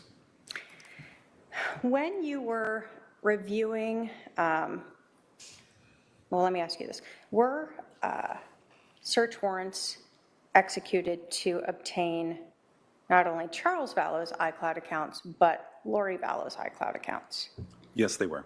Were there two different iCloud accounts that were, that search warrants were executed on? Yes, Was one of them Lori for Style at iCloud.com? it was. And was the other one Lolly Time at iCloud.com? It was. In reviewing those records, did you ever find evidence, screenshots of flights that Lori Vallow went to Idaho in March of 2019? I did. And did you ever find evidence, screenshots of flights that Chad Daybell and Lori Vallow flew back to Arizona together on March 19th of 2019? Now, we heard from Adam Cox last week. And he testified about text messages and interactions that he and Charles had leading up to July 11th. When you were going through the extractions of Charles Vallow's phone, did you see text messages between Charles Vallow and Adam Cox? Yes. And did those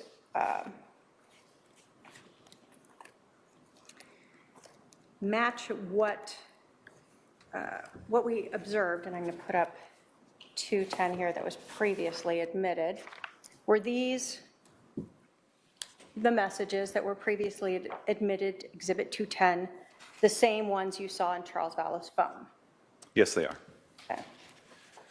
Okay. When you were reviewing the text messages or SMS messages for July 11th of 2019, do phones and the extractions advise when a message is received as well as when it's read?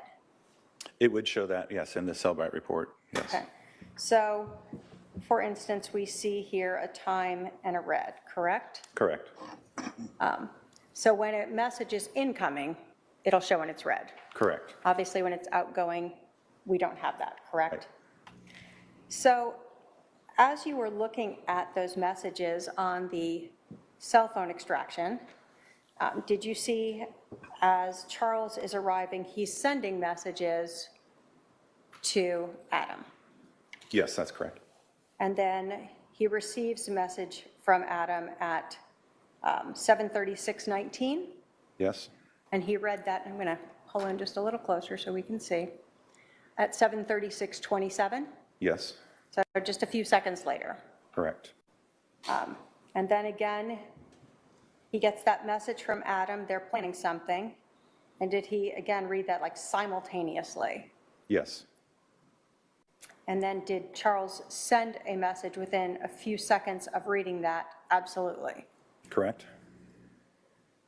And then again, this timing is just within seconds, like just ongoing conversation. Yes, Do we see that just a few seconds later, Adam sends a message to Charles, I was supposed to spend the night at the house last night, she probably blocked that.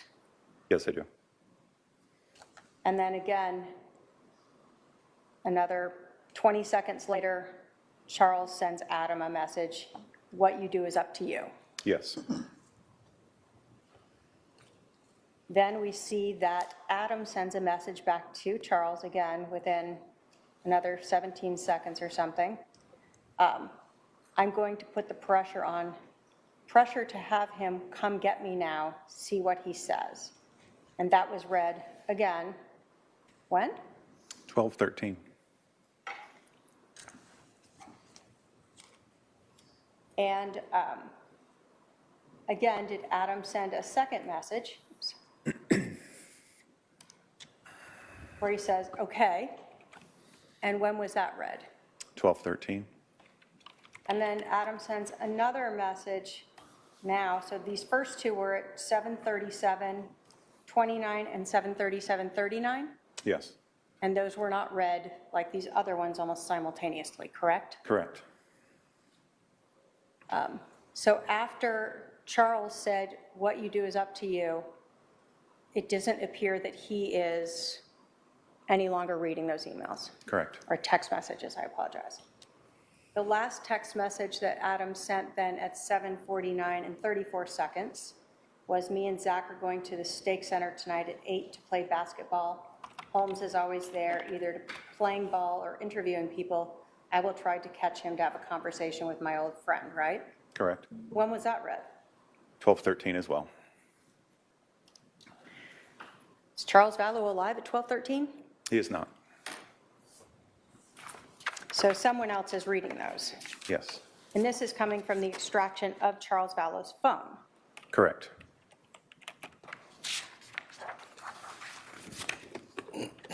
Do you know who was in possession of Charles Vallow's phone at 12:13 p.m. on July 11th of 2019? Lori. How do you know that? She told us, and she turned the phone back over to us later that afternoon. Did you ever find any other evidence that Lori Vallow and Alex Cox went through Charles Vallow's phone on July 11th of 2019? Yes.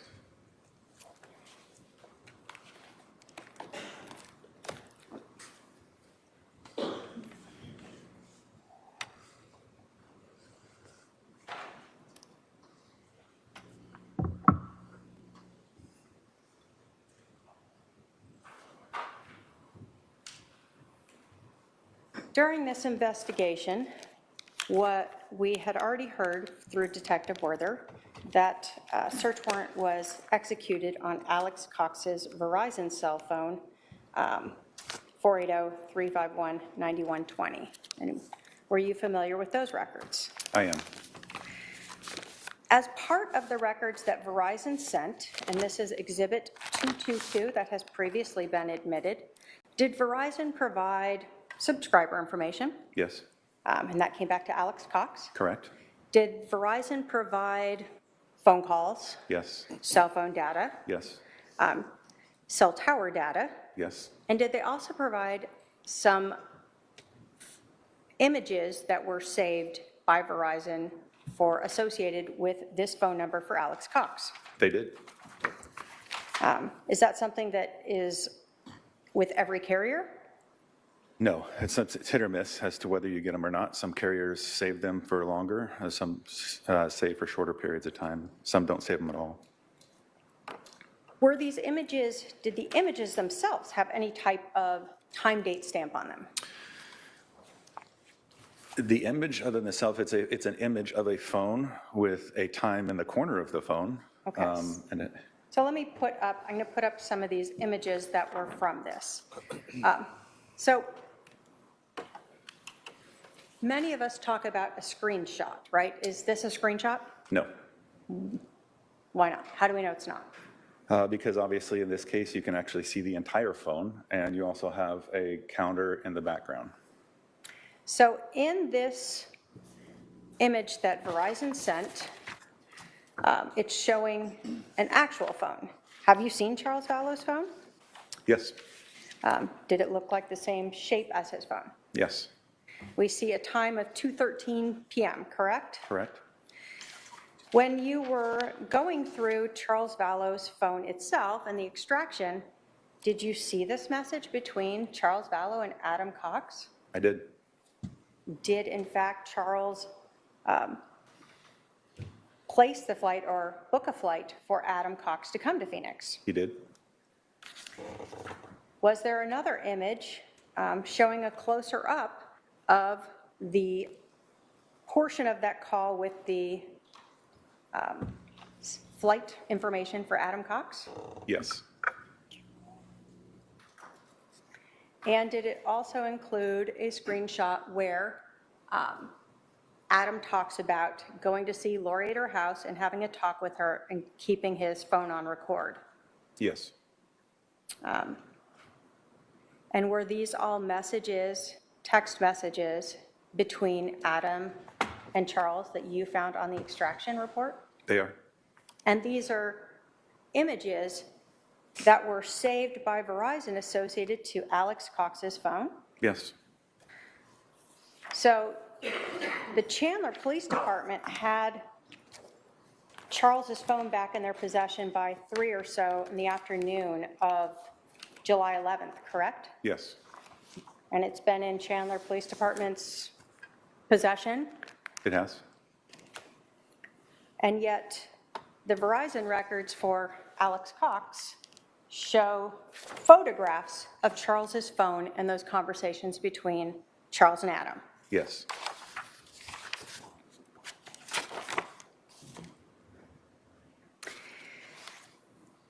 Now, did you learn in this investigation whether or not Lori Vallow knew the PIN to enter Charles's phone? I did. And did she in fact provide that to Detective Enclan so that it was easy to get into Charles's phone? Yes. So on July 11th, Lori Vallow has Charles Vallow's phone and she knows the PIN number to access it. Yes. And it's in her possession. Correct.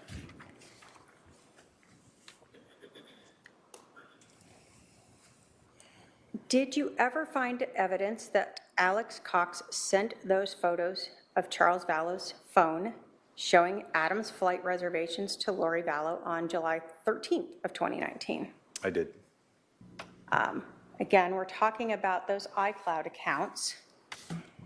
Did you find that when you were reviewing the lollytime@icloud.com account information? Yes.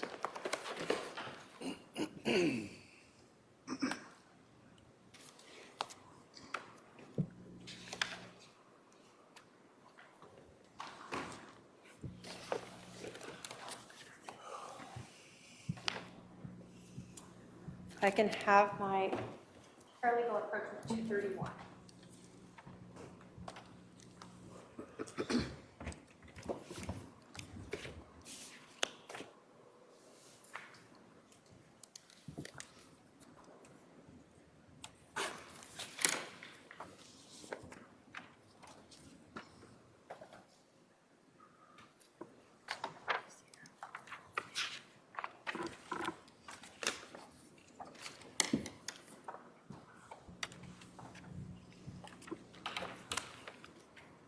I apologize. I should have also given you 226 as well.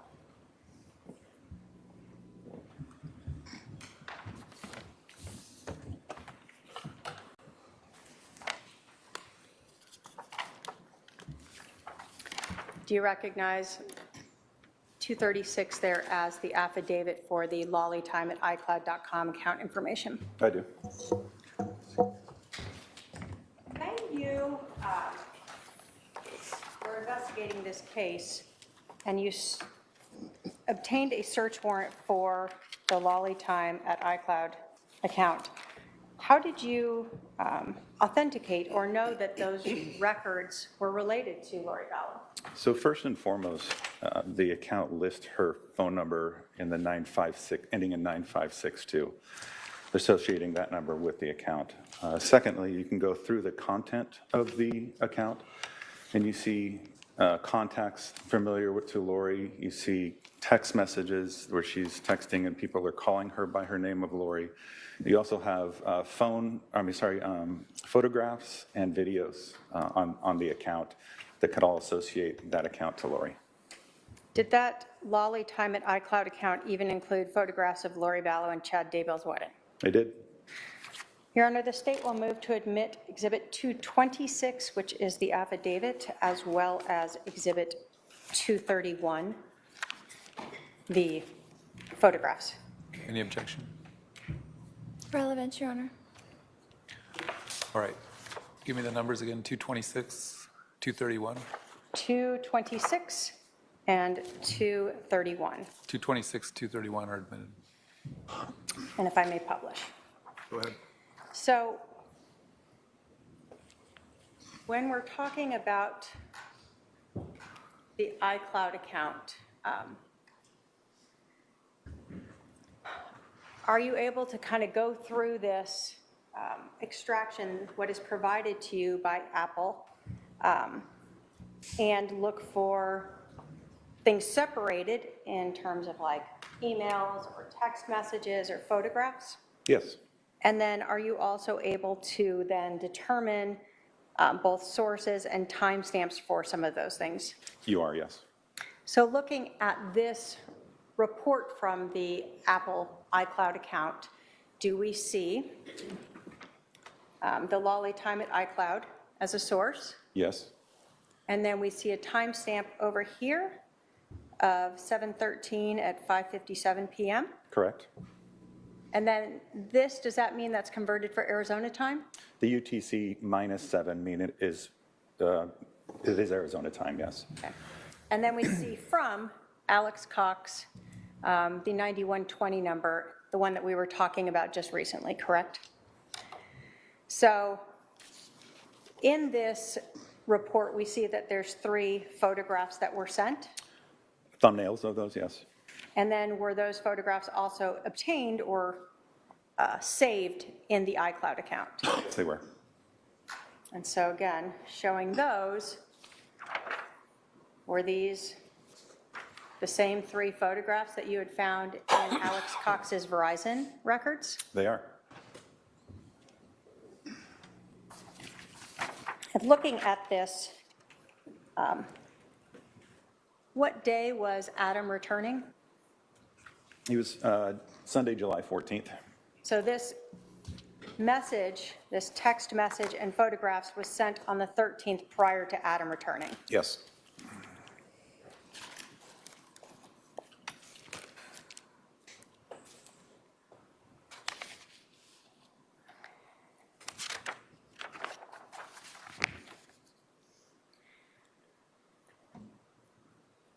Now, I want to talk to you a little bit about that timeline and what you understood when we start including all this information in. Based upon your investigation, did you learn that Charles Vallow's phone left the area of 5531 South Four Peaks Place around 7:49 a.m. on July 11th? Yes, I did. So what we see is it's around the time that Adam sent that last text message? Correct. Based upon the GPS data from Charles Vallow's cell phone, when she left with Charles's phone around 7:49 a.m., and the 911 call being received at 8:36 a.m., how much time lapsed? 17 minutes? The time? From 7:49 49? to 8:36, was that Oh, 46? 47 minutes? Okay. So if we have heard testimony from Dr. Baumgartner that Charles Vallow, when he was shot in the heart, would have taken up to a couple minutes to die after he was shot in the heart, and Lori Vallow has told Detective Inclan that she left right after Charles was shot, would that mean that Charles Vallow just lay dead on the floor for 45 minutes before Alex Cox called 911 at best? Yes. When you were looking at those Verizon cell phone records for Alex Cox, Exhibit 222,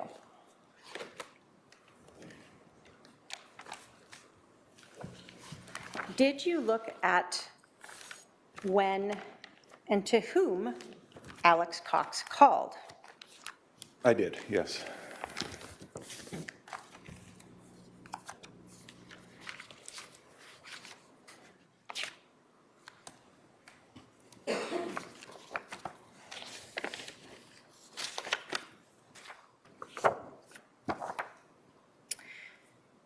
Now, when you are looking at cell phone records, do they often include sort of dates and times of phone numbers, phone calls, durations, and those sorts of things? Yes.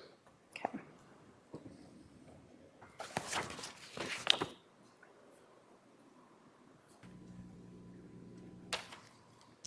I'm going to use the back of one of these here. So when we start looking at July 11th,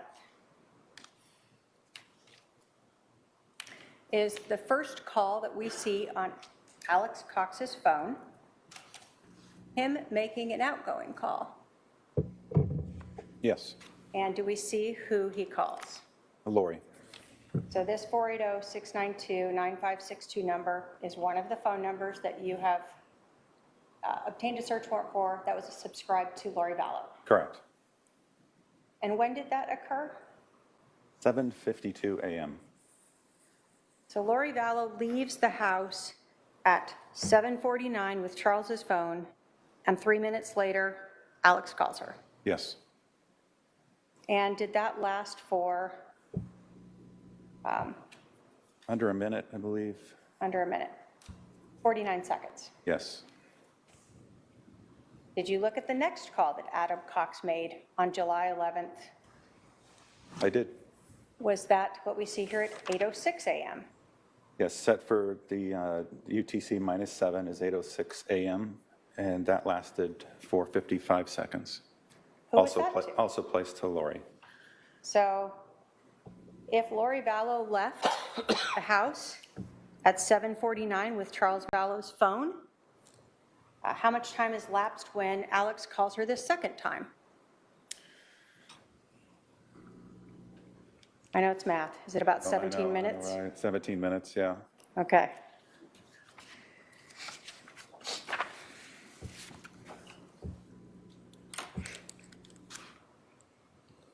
And actually, I think so at this point, has Alex called 911 yet at 8:06 a.m.?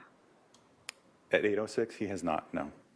So at 8:06, Alex Cox calls Lori a second time, and Charles Vallow's now been laying on the floor for at least 17 minutes. Correct.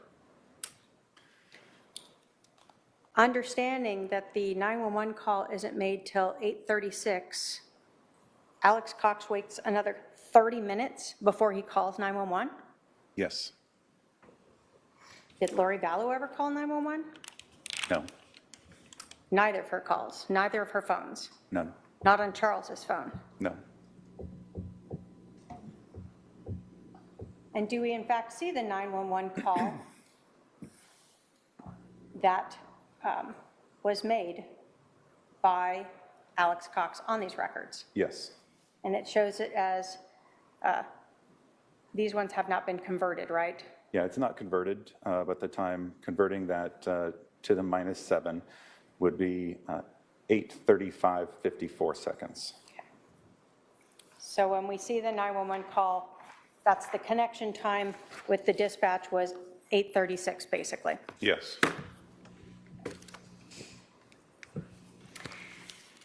So we knew from Charles Vallow's phone and from body cam that Lori Vallow returns to 5531 South Four Peaks at about 8:48 a.m., correct? Yes.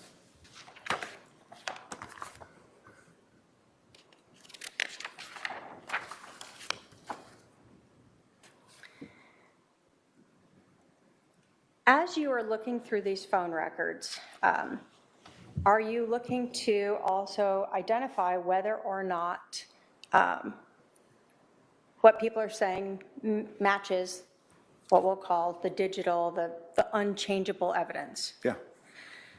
So you were present when Adam Cox testified, correct? Correct. And do you recall him testifying that he called his brother Alex on July 9th to see if he could stay with him? Yes. Did you look to see if Alex Cox's records showed if Adam called him? I did. So if we looked at Exhibit 222, those Verizon records for Adam Cox, would we see on July 9th at 13:21 hours that Adam called Alex. Correct. Did that call last over 20 minutes? It did. Did you also hear Adam testify that he tried to reach Alex when he got to Phoenix on July 10th? Yes. And again, if we looked at Exhibit 222, Alex Cox's Verizon records, did you see any attempts by Adam to reach his brother Alex? I did. Did you see a call on July 10th at 3:22 p.m.? Yes. Did that not connect? There was no conversation time. Correct. Did you see a text message from Adam to Alex on Alex's records, Exhibit 222, at 3:23 p.m. on July 10th? Yes. Now, these records did not have the context of that, correct? Correct. But you can see that Adam sent a text message to his brother Alex. Yes. Did you see Alex ever call or text back his brother Adam? Never. Did you see another text from Adam to his brother Alex in Exhibit 222 at 6:28 p.m.? Yes. Did you see a response back from Alex to Adam? I did not. We also heard Adam testify, and we saw in those text messages that between Adam and Charles on July 11th, that Adam said he was going to reach out to Alex and see what he did, right? Right.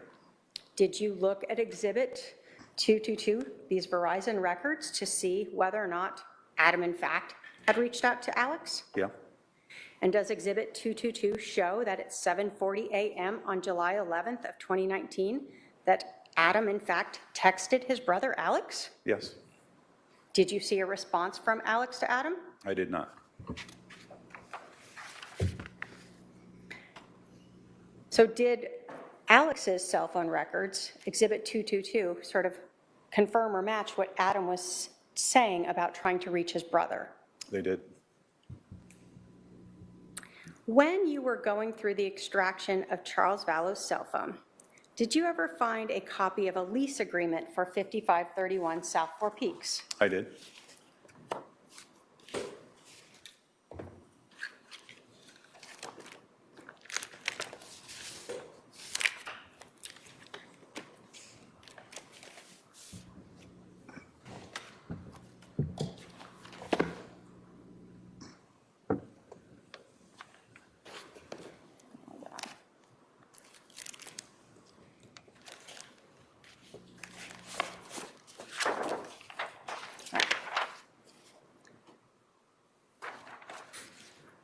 If I could have my paralegal approach with 212.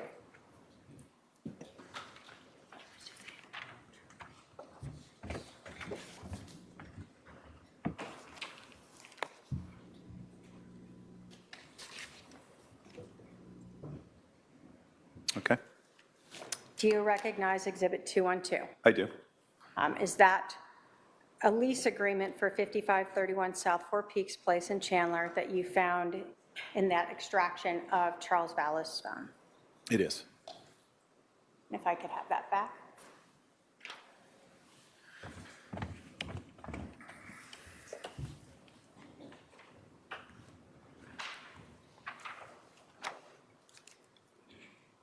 The state will move to admit Exhibit 212. Any objection?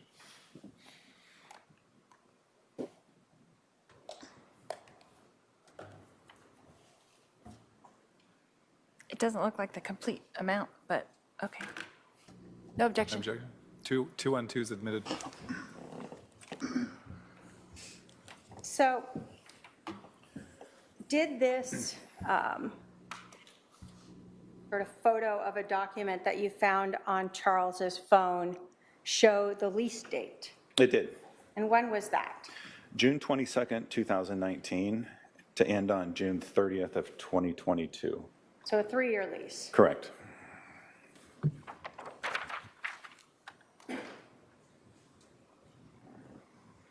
Based upon your investigation, speaking with people as well as just going through Charles Vallow's iCloud account, his cell phone, where was Charles Vallow living in June and July of 2019? In Houston.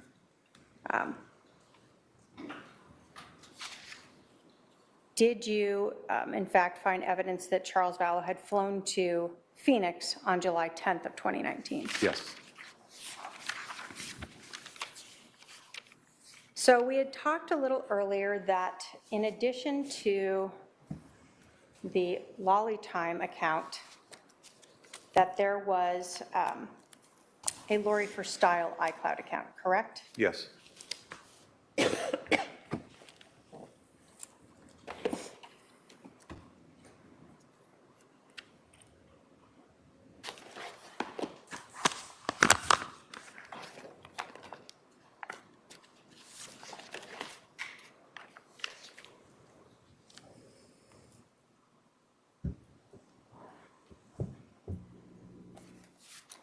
In terms of the Lori for Style at iCloud account, how did you identify that iCloud account as being associated with Lori Vallow? Very similar to the Lolly Time account. The phone number ending in 9562 is listed as the subscriber phone number. Also, the content of the phone, looking at photographs, videos, and communication with others. That is also the Lori for Style at iCloud is an address that she actually gave to Banner Insurance as well. Do we see in the Lori for Style two different phone numbers, both the 808-755-5452 and the 480-692-9562 number assigned to that subscriber? You do.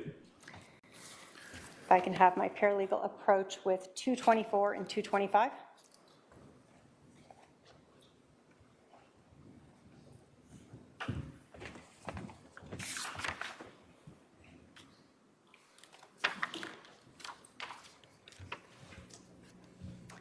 And do you recognize 224 as the affidavit from the iCloud records authenticating them? Yes. And is 225 some of the SMS or text messages that were saved in the Lori for Style at iCloud.com records? Yes, they are. State will move to admit 224 through 225. Oh, 224 and 225, sorry. 224 and 225 are admitted.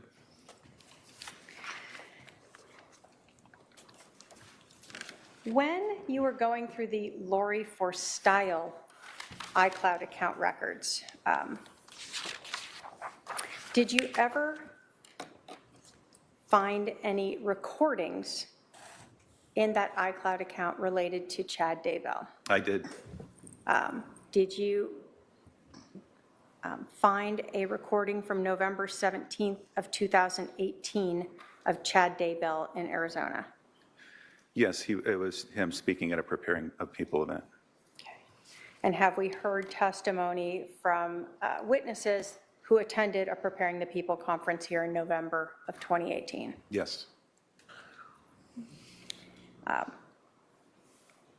In the Lori for Style at iCloud account, did you find text message or SMS messages saved between Lori Vallow and her brother Alex Cox? Yes. When you were looking through these records, had you become aware of the name Ned? Yes. What was the relevance of that name in your investigation? Through this investigation, we had learned that Ned was the name of a dark spirit that had taken over Charles' body. And so in knowing this, I went through these records looking for a mention of Ned and to the reference and how it was used. And was this, when we talk about the dark spirit, is this something that through your investigation, as we've heard in court, was a name that Lori had associated or given to Charles Vallow? Yes. In Exhibit 225, are these messages in the Lori for Style iCloud account between Lori Vallow and her brother Alex Cox, where they're talking about Ned? Yes, they are. Was the first time that you found that reference to Ned from February 15th of 2019 from Alex Cox to Lori Vallow? Yes, it is. And is that where we see Alex saying that Ned was at the temple yesterday looking for you. He thinks you are staying with me. Correct? And so again, we see the source is the Lori for Style, correct? Yes. And we see 2, this is Lori Vallow's iCloud account, correct? And that's the number that we have associated with her with T-Mobile? Yes. And then Alex Cox's Verizon record. Correct. During your investigation on February 15th of 2019, is this the time period where Lori Vallow had disappeared and was no longer in contact with Charles Vallow? Yes. Is this the time period where Charles had JJ by himself? Yes. And do we see then Lori Vallow saying, that's good that he is so off, I guess? Yes. The next time we see the reference to Ned is that in March 2nd of 2019, again from Alex Cox to Lori Vallow? Yes. And does he advise, Ned just came by and Tylee unleashed on him. He came to my house and he went to Summers first. He ran up in a rental car. Correct.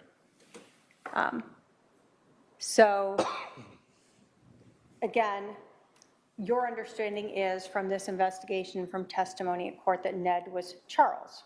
Yes. Now, again, we talk about, there was a time period when Lori is, both we've heard in Hawaii and in Idaho, correct? Correct. Do we also see Alex trying to get Lori Vallow's new address? Yes. And she gives him a lollytimeforever@gmail.com, correct? Correct. So that's another address that she had. Yes. Now, we heard, again, Ned being associated to Charles. Do we have a text message on March 26th of 2019 from Alex to Lori saying, Ned is still alive, just confirmed? Correct. This next message, is that from Lori Vallow to Alex? Yes. And it says, it's not Ned, right? Correct. So it's not even a he, it's. And then we have another message, it's a new one, Ned is gone. Correct. So is this around the time where we've heard of that girls' weekend, Yes. where they were trying to cast out the evil spirit in Charles? Correct.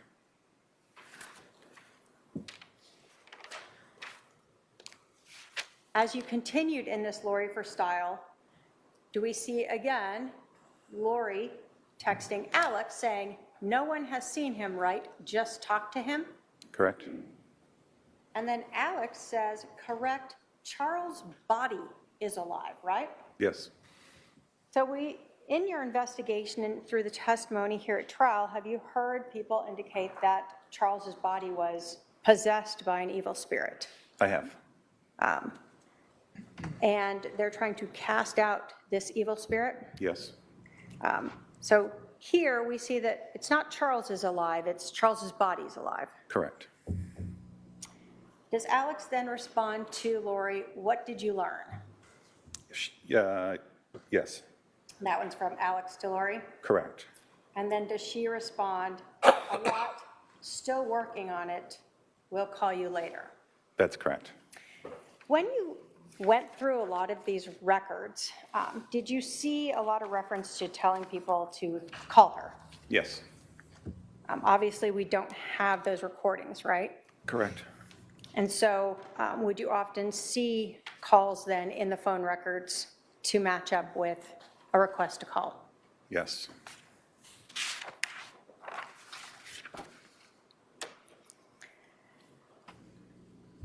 Going back to the Lolly Time iCloud account, was that account created on July 1st of 2019? It was. Was that created after Charles Vallow contacted Lori and Chad Daybell and Tammy Daybell about the affair? It was.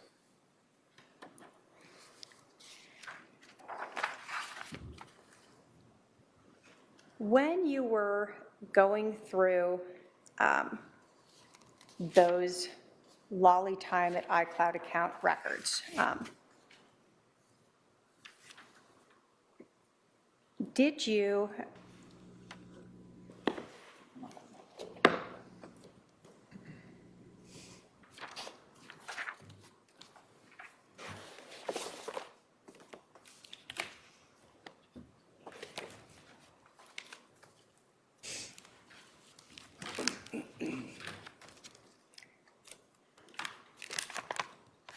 find evidence or find photographs in the Lolly Time at iCloud account showing the change in Charles's beneficiary form for his life insurance? I did. Did you see both a photograph of a computer as well as of documents? Yes. I'm going to show defense 232.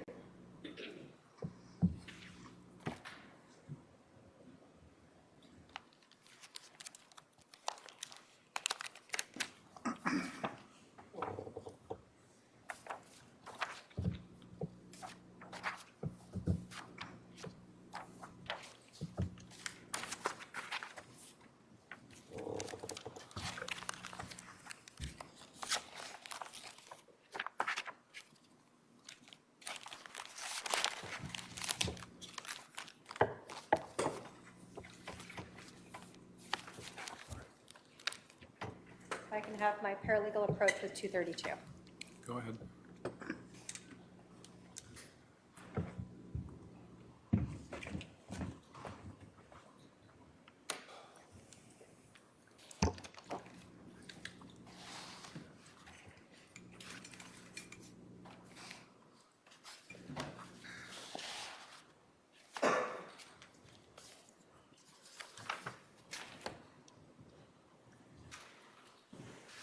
Do you recognize both the report and the photos that were obtained or part of the records for the Lolly Time at iCloud.com account that was obtained through a search warrant by the police department?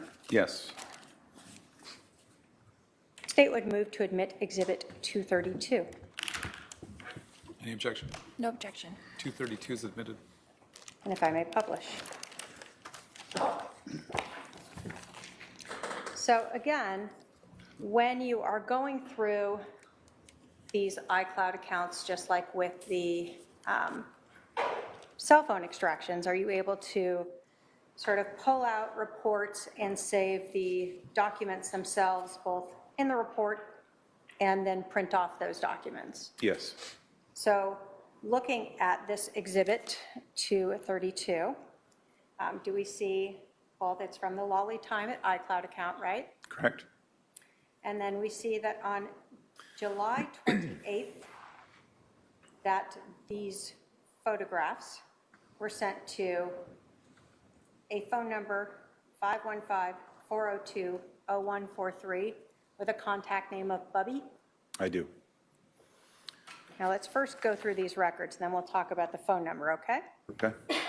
So what we see here are sort of the thumbnails. Are these the actual photographs associated or sent in each of these messages? Yes, they are. So we see these are MMS messages, meaning there's a photo associated with it. Yes. So one of the photos associated with it was this Banner life insurance, oops, I'm sorry, we're too close. Banner life insurance policy for Charles Vallow, correct? Correct. Showing Lori Vallow as the primary beneficiary? Yes. And then there was a photograph or of the document showing, again, $1 million policy, Yes. started in 2015, and the owner insured are Charles Vallow. Yes. Then was there a photo of a computer screen? There is. And were you able to tell, because you see sort of the icons that you would see at the bottom of a computer screen in this, Correct. and a little bit of a glare on it? And is this the designation form that was changed by Charles Vallow that we had talked about previously in court. Yes. And so this is a photograph of the computer showing that Charles Vallow, in fact, changed this to Ethel K. Woodcock. That is correct. So on July 28th, Lori Vallow is sending copies of this to someone she calls Bubby. Yes. Now, did you guys want to find out who Bubby was? Absolutely. Did you actually obtain a search warrant to get those phone records from AT&T for 515-402-0143? Yes, I did. I can have my paralegal approach with Exhibit 223.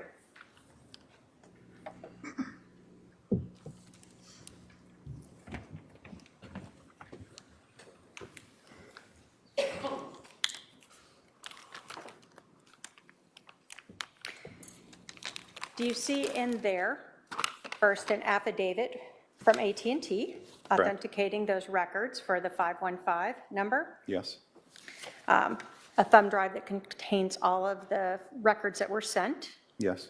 as well as some of the subscriber information and records. Yes. Now, obviously, contact names are just contact names. Were you able to determine who this number was associated with? Yes. How?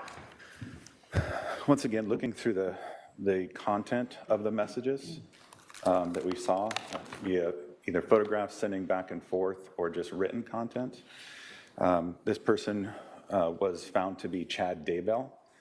In addition to that, we received an audio recording from a local business in which Chad contacted this business and listed this as his phone number. So this 515 number, there's a recording of Chad Daybell using this phone number to contact a business. Yes. And then the context of the messages that you see in this iCloud account with the contact Bubby confirmed that this was in fact Chad Daybell. Yes. State will move to admit Exhibit 223. Any objection? No objection. 223 is admitted.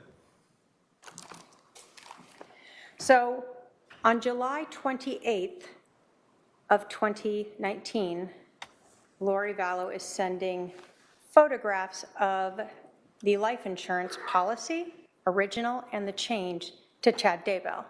Yes. As you were going through this iCloud account, the lolly time, did you go through many, many, many text messages? Yes, I did. Did you note text messages between Lori Vallow and her brother Alex Cox that were saved in that lolly time account? Yes.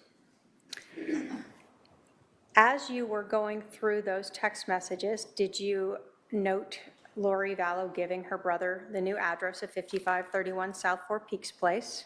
I did. Did you see the messages leading up to July 11th? For instance, one on July 9th, talking about being like Nephi? I did. Did you see text messages between them even out to August 12th, where Lori Vallow talks about going to Social Security? Yes. And in these text messages, as you looked at these two conversing, did you see text messages talking about other people being Z's, just the letter, because of their association with Charles? Yes. I'm going to show Defense Exhibit 227.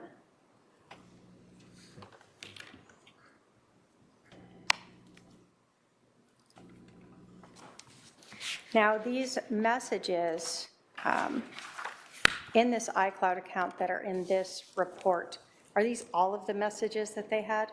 No, Are these just a portion of them? they are.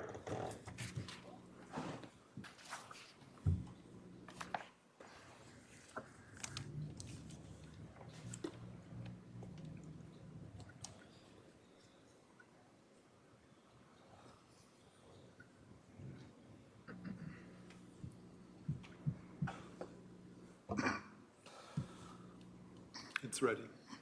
Oh, sorry, I'm done. And if I, oh, actually, can I have my paralegal approach with 227? Go ahead.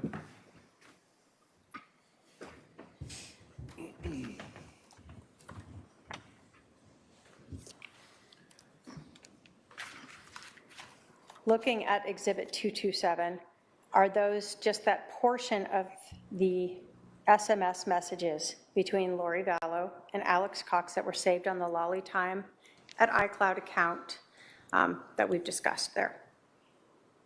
Sort of Yes, they leading are. up to and right after July 11th. Yes.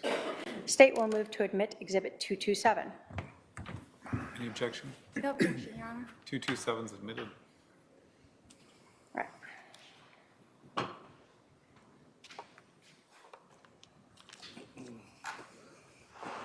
So let's go through these. So again, we're seeing SMS messages, and we're starting here on July 9th, correct? Yeah, 3:05 PM?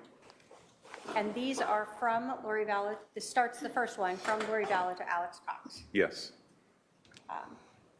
So we see Lori Vallow tell her brother that Mel is bringing Bodie over here for you now, so can you come? Correct? Yes. So the 9th is the day that Charles and Adam are making their plane reservations. Yes. And do we see that Alex tells Lori he'll be over in a bit? Correct? And then as we continue on the 9th, we see Lori respond, perfect, thanks, right? Yes. And then Alex has to ask for her address, correct? Yes. And so on the 9th, Lori Vallow provides her brother with the address she lives at, 5531 South Four Peaks, correct? Correct.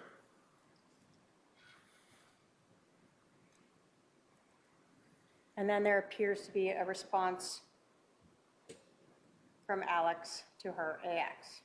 I believe that's probably an attempt to correct the prior state in the above. He spells it AX as well, too.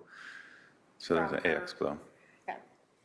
So a little bit later, we see that was at 4:57 PM, correct? Yes.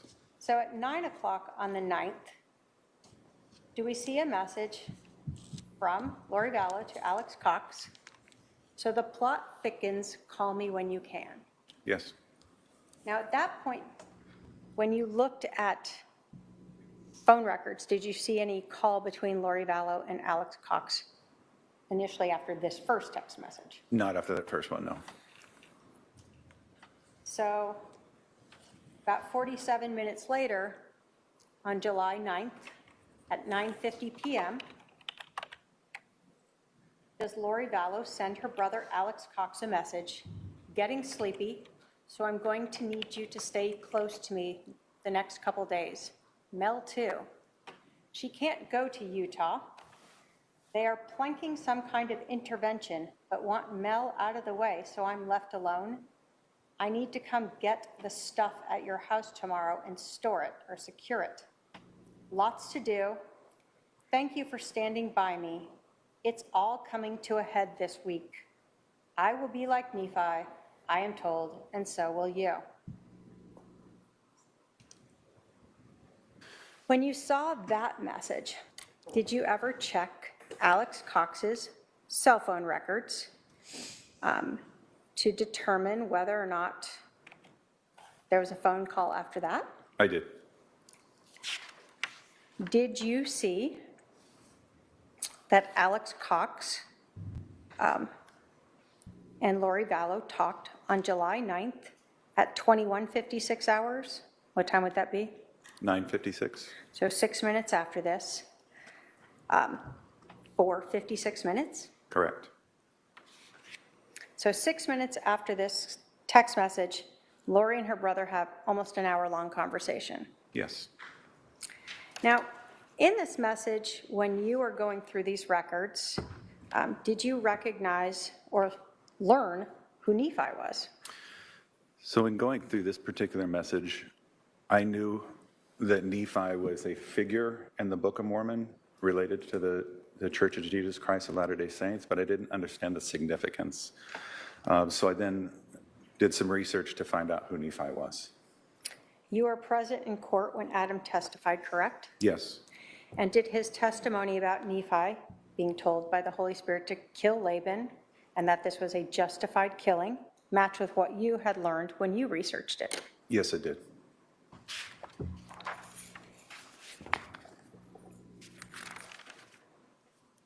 So as you were going through these messages, and let me say this investigation, were you able to get to this like July 12th? You're on it and reviewing all these iCloud accounts? No, Did it take significant period of time to start finding phone numbers and finding iCloud accounts and then writing warrants to obtain them?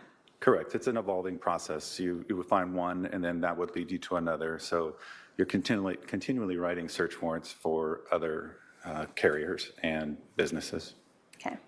So when you're reviewing this now, you know the scene and you're understanding some of the case, but you're still putting pieces together. Right. Now,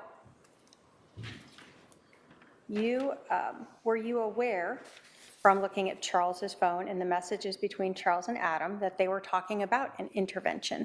Yes. So on July 9th, Adam and Charles were discussing an intervention, Correct. possibly recording Lori. Yes. And then what we see then at 9:50 at night is Lori telling her brother that they're planning an intervention. Yes. So the same day that Adam and Lori were, or that Adam and Charles were talking, Lori is already letting her brother know there's going to be an intervention. Correct. And they're trying to get her separate and alone for this. Correct. And then there's that long phone call that we don't have recorded, correct? Yes. Judge, do you want me to keep going through these or break here? I do have a significant number more. Yeah, let's go ahead and take our lunch recess. Almost 12:05. I'll remind the jury to remember the admonition. We'll resume at 1:30 p.m. All rise for the jurors.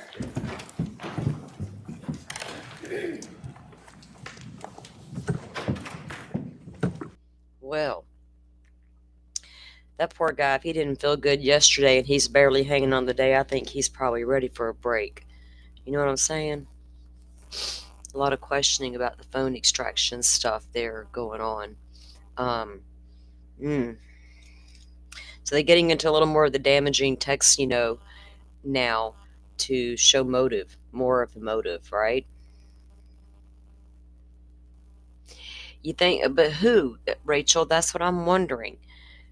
Did Adam let it slip, not meaning to, or did he tell his mom, tell his sister, thinking that would help?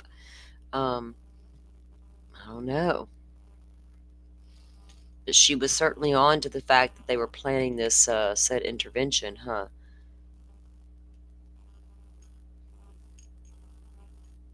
Huh.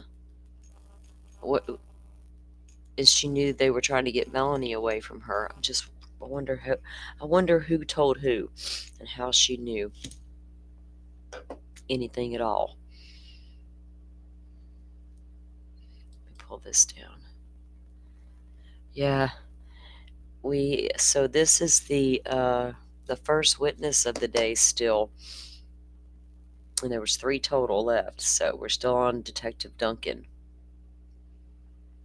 So Lori left the house that morning at 7:49 a.m. Charles calls 911 at 8:36. So for 45 minutes, Charles just lied there. What was Alex doing? Just walking around, thinking to himself, or waiting on Lori to get back to tell him what to do? I mean, good God, these two.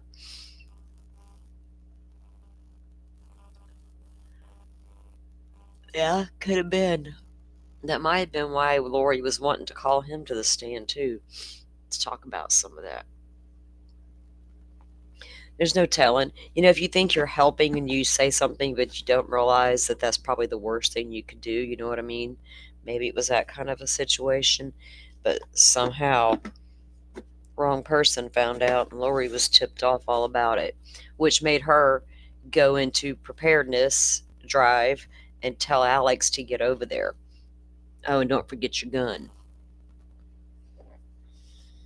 That's crazy. I have to go grab a cold coat, guys. Y'all take a break for a second, get up, go grab yourselves a drink, use the restroom, whatever you got to do, and I'll be right back.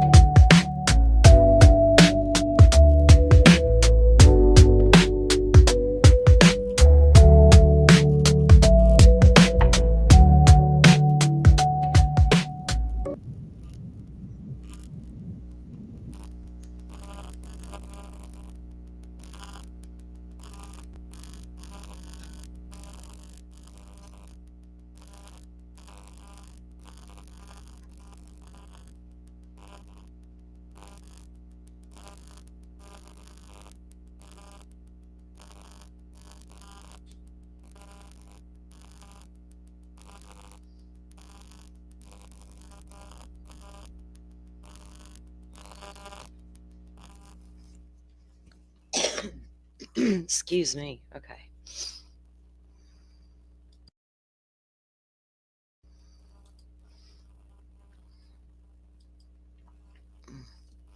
Yes, get those drinks, those snacks, all the things. Make sure I got my stuff all set right. Okay, good deal.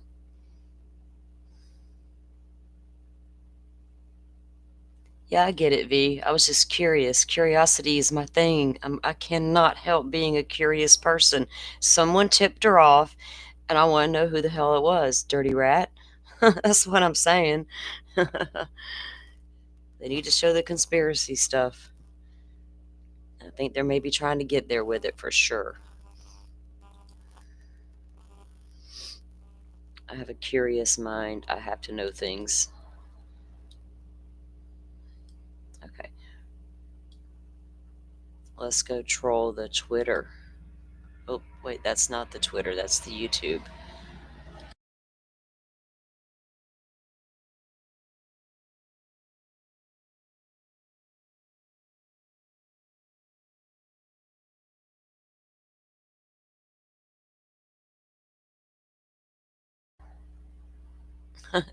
People put the strangest things out on YouTube, don't they, guys?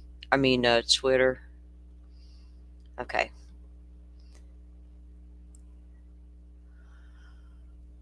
I don't even know who that is. All right, let me go look at the Twitter here. Let's go see who's got what. We know Joe took his lunch today, so he's hanging out in the courtroom enjoying his lunch. He says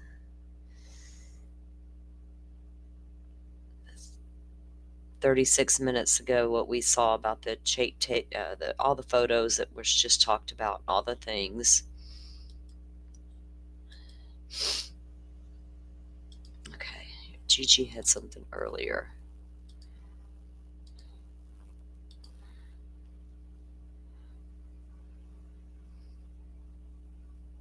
So 31 minutes ago they took their lunch. She says that earlier, like 46 minutes ago, finally they were getting into the affair more today. And she said the jury was locked into the prosecutor, guys. That was like 45 minutes ago. About an hour ago, they're getting into the incriminating text. We saw that happening between Lori and Alex about Charles being Ned. We know about Alex's phone in the Verizon images. So they're not reporting anything new that we don't know about yet. She talks about them bringing up Tammy. She says here an hour ago, the jury is very focused on the prosecutor and the fake email testimony. Ah. Right, V? Curiosity killed the cat. I gotta remind myself of that sometimes, but hell, I got 9 lives. It's all good. We're good, girl. We'll be okay.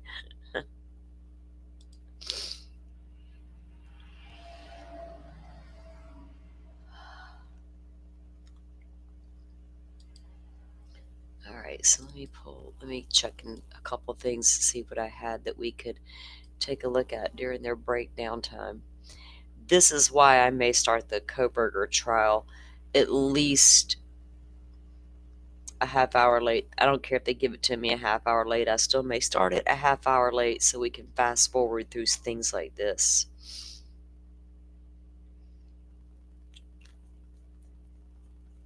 You guys talk to me in chat so I have someone to talk back to. Alright, let's see what we got here. Oh wait.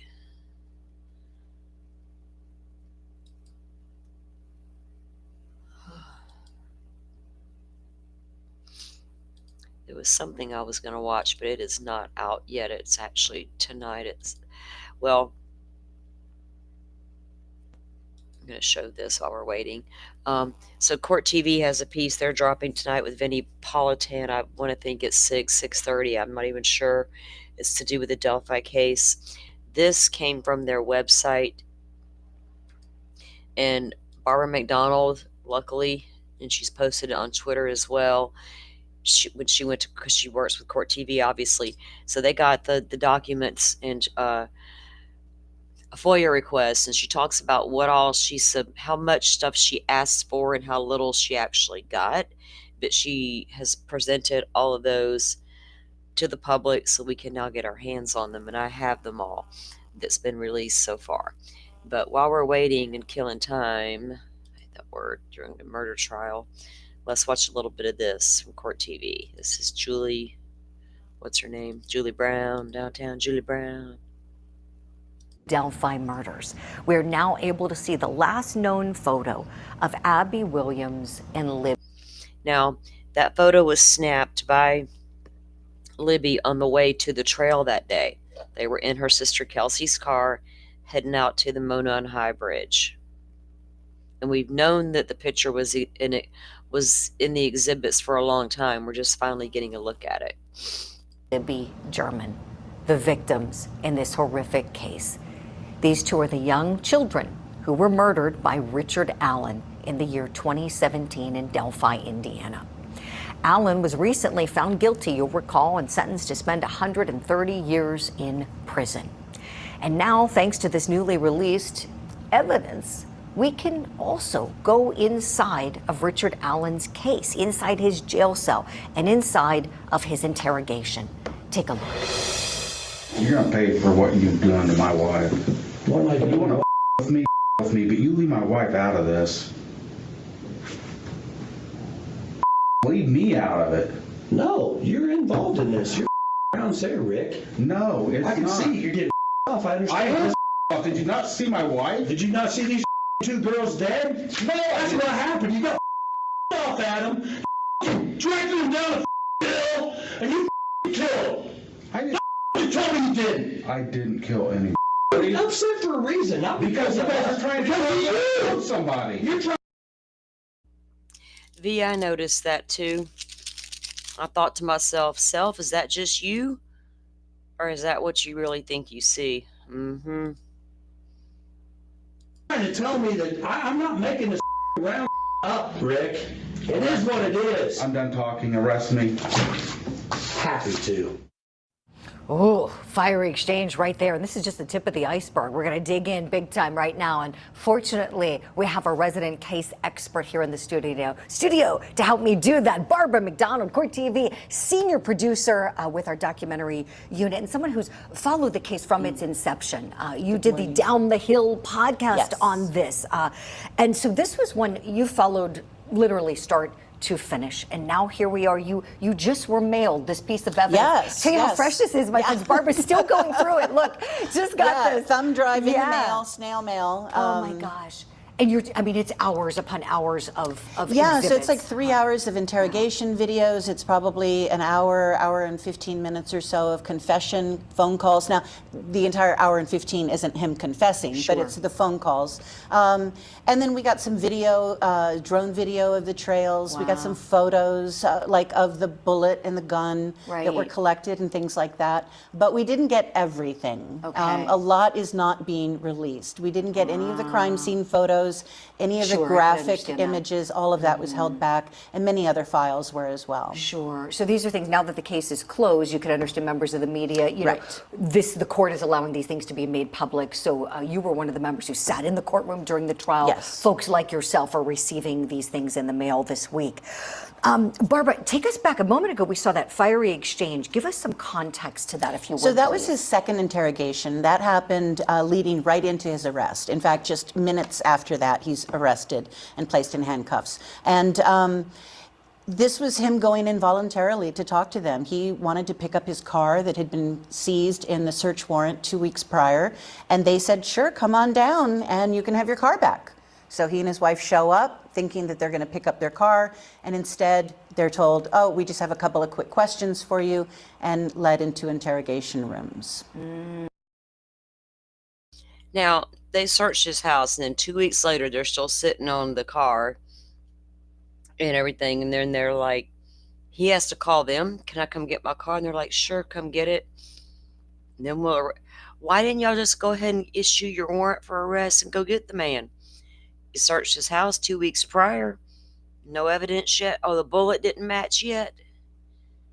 Okay, so this is helpful. So this is after, Still didn't and he when you cooperated arrested way him, back did it? when. He talked to police. I remember we knew Back that. in 2017, he said, I'd been out at the trails. Sure. He said, I didn't see Abby or Libby, but I was out there that day. He put himself there, which was always something, I know just as someone following it as closely as I could, having not seen the trial like you did, that was always big for me.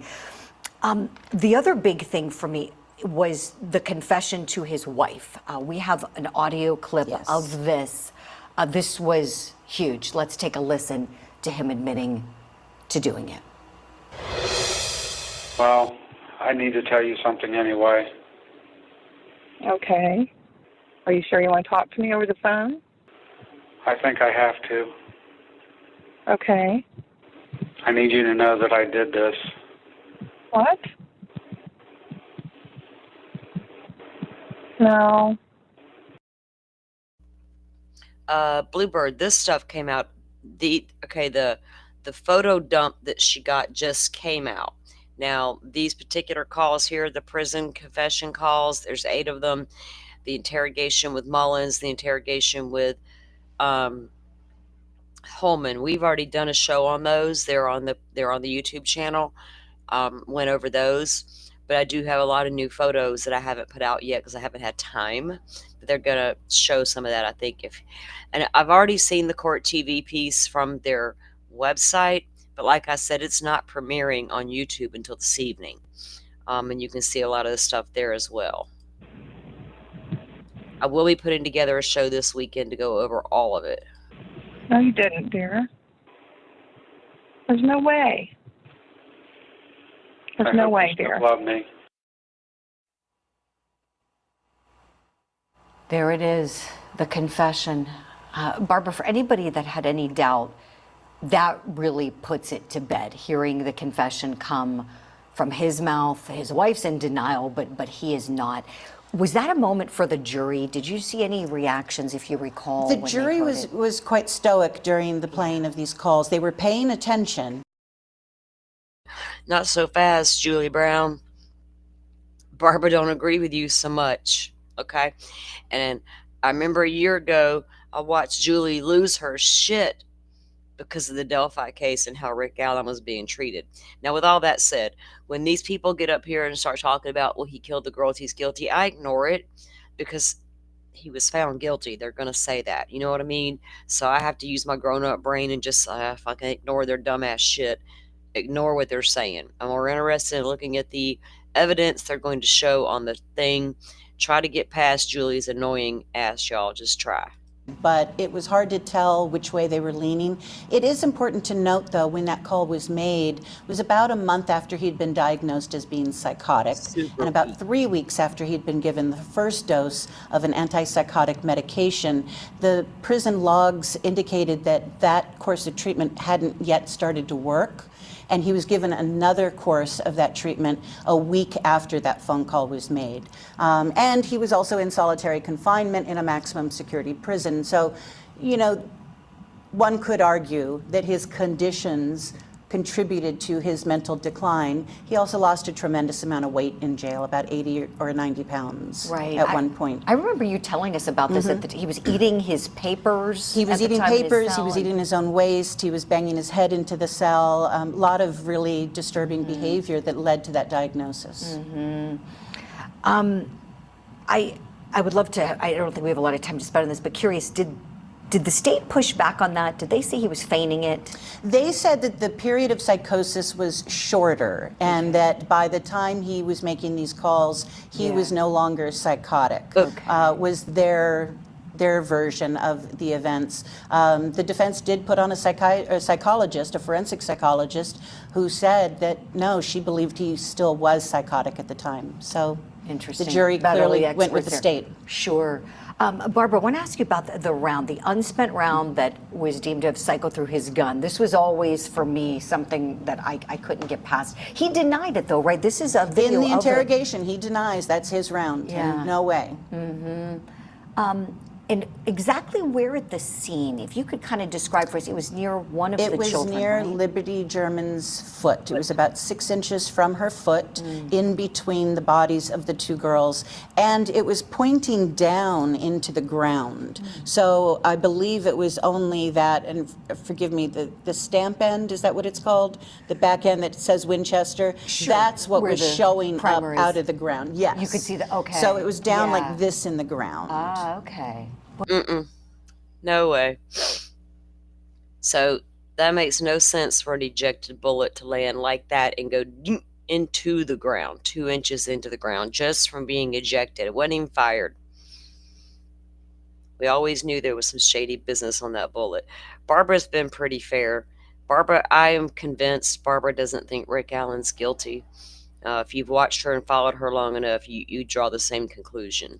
Boy, that's interesting. And a gun was not used to kill these precious they children. do believe that perhaps a gun was used to scare the girls and gain control of them to get them to go with him. But there is no definitive proof other than this bullet at the scene that a gun was used in that way. Sure. Did the state theorize that he might have had one in the chamber and Yes, racked and he it said he did typically carry that way. That when he did carry his gun, now he says he didn't have his gun the day that the girls were abducted and killed, that he did voluntarily go out to the trails. He said that, but he said, I did not have a gun or a knife with me. But he said when he did carry his gun, he did typically have one chambered. Yeah, so that would make sense. Anybody who knows, you could easily. Right, and if you're it perhaps ejects. making the noise to scare the girls into compliance, that's going to fly out. Right. Oh, boy. This is something. Barbara, I look forward to. So again, they're trying to tell us we hear a gun racking on the south end of the Mona and High Bridge. So where's that bullet that was ejected during that racking? You know, to scare the girls. What most of us think are leaves crackling on the ground is sticks maybe, but not a gun rack. Did y'all really scour underneath that Mona and High Bridge for that other cartridge? Or was that the cartridge and it magically flew across the creek and boom into the ground? I'm going to tell y'all right now, I have no idea if this man's guilty or innocent because of all this bullshit right here. All their fault, not mine. I tried to get there. I tried to look at the evidence. I tried. I read the PCA. I was like, oh, kind of sketchy, but okay. And then I followed more, read court documents, and was like, wow. And the more you look at it, there's no real evidence anywhere in this case. At least in Idaho, we have Koberger's DNA on the fucking knife sheath. We have Rick Allen's nowhere near the crime scene anywhere. We have DNA in Delphi. No one knows who all that DNA belongs to. Not even the police. But they know it's not Rick Allen's. They claim they took samples from a few other people and it wasn't theirs either, but I'm not so sure. Hearing more from you as you continue pouring through this evidence. Barbara McDonald, thank you so Thank you, much. Julie.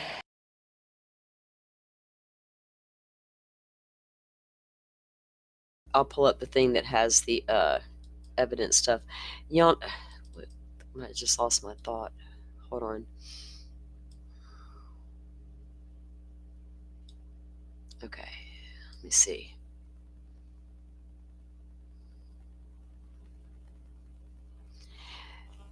The thing is, it could have been out there for a long, long time. A lot of guys went out there. A lot of guys went out there shooting. I live around woods. I'm hearing gunshots constantly, especially closer to hunting season, right? And it's my neighbor shoots all the time down there. It's just normal. And so you're going to find bullets in the woods all the time around these parts. So it didn't surprise me a bullet was shit. Ron Logan said he went out there shooting all the time, right? So surprise, surprise, you found a bullet in the ground. I'm surprised at where you found it and how deep it was into the ground. 2 inches, I get it. But still, it was an ejected bullet. Make it make sense that it went that far into the ground. You can't. Yeah, he was out snake hunting, V. You know how he gets. You heard him. He said so. He be shooting them snakes. Rick says, I don't even think I'd shoot a snake. I'm like, shit, Rick, I would. Give me your gun. I don't know if I have time. I'd probably be gone. Yeah. Okay, so let me check a couple of things here, guys, while we're sitting here wasting time. Sitting on the dock of the bay. I wish I was. My mind just went there. Sometimes I have to go there in my head if I can't actually get in the car and go.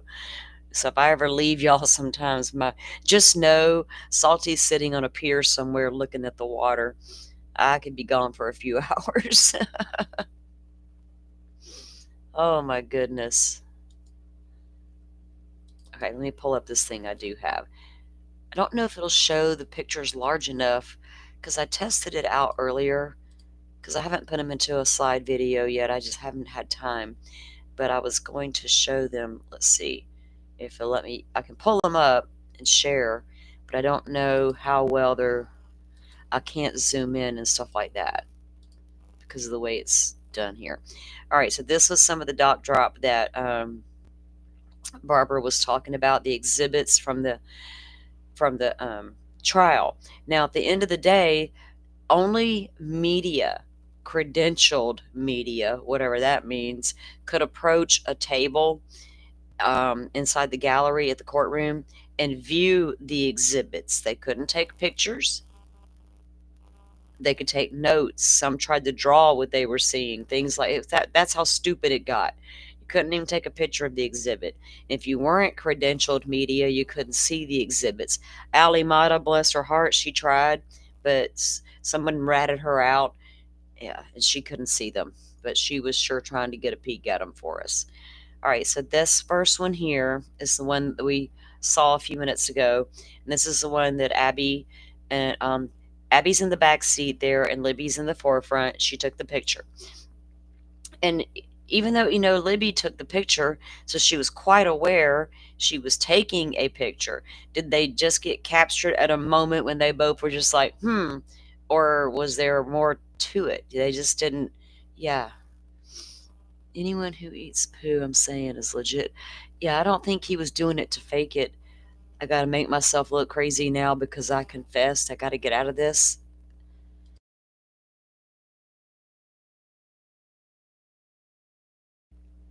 And the times they began medicating him and then stopping and then remedicating and claiming psychosis is cleared up within a 2-week period. We all know that's bullshit. Like, don't. All right, this one was an image of a map entered into evidence in the trial. And this shows there's 300 north. Or was that 200? See, I got to do them the way I want to do them so we can zoom in because my eyesight's so bad. But it is literally, it's a map, guys, of the area. The Hoosier Harvest store is right here. So you got 300 north runs along this way. I think that's Freedom Bridge right there. And then over here,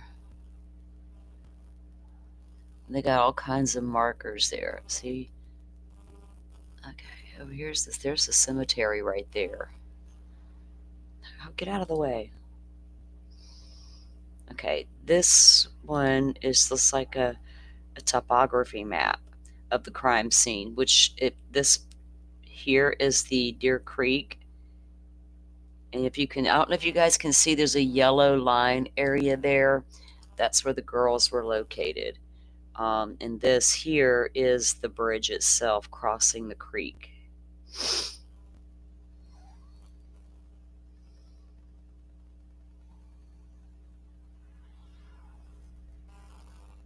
Yeah, I'm skeptical if anybody wants to clean up any noise. I need to see how you're doing it. I need to understand how they've done it first.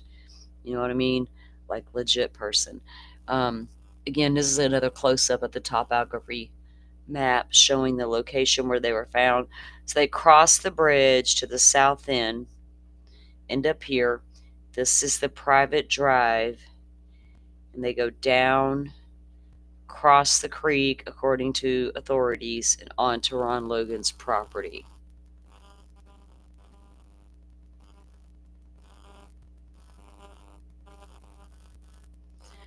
What are you talking about? To out here to the Monon High Bridge?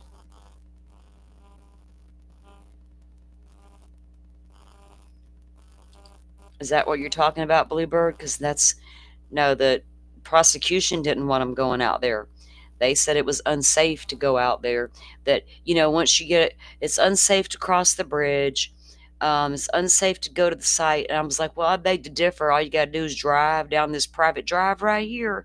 And look, it goes underneath the bridge. You park, you get out, and you stand there and you look. No climbing up on the bridge. You can see to the top of it. You can see down toward the creek. So sell me another piece of bullshit. That's what I feel like telling them. The jury absolutely could have made that trek. It wasn't that big of a deal. You didn't have to go the way they. And this again is a photo that they entered, image of a crime scene diagram entered into evidence during the trial. This is we don't have. I still got Lori's banner up. Graphic content, guys, you know that. To the left here is Abby, and to the right is Libby. And then you can see how in this particular diagram they had the sticks placed on them. And there's not that many sticks, guys. It's not like a piles of sticks were thrown on to conceal bodies. They're just, look how there was 3 on Abby and they were onto one side of her body.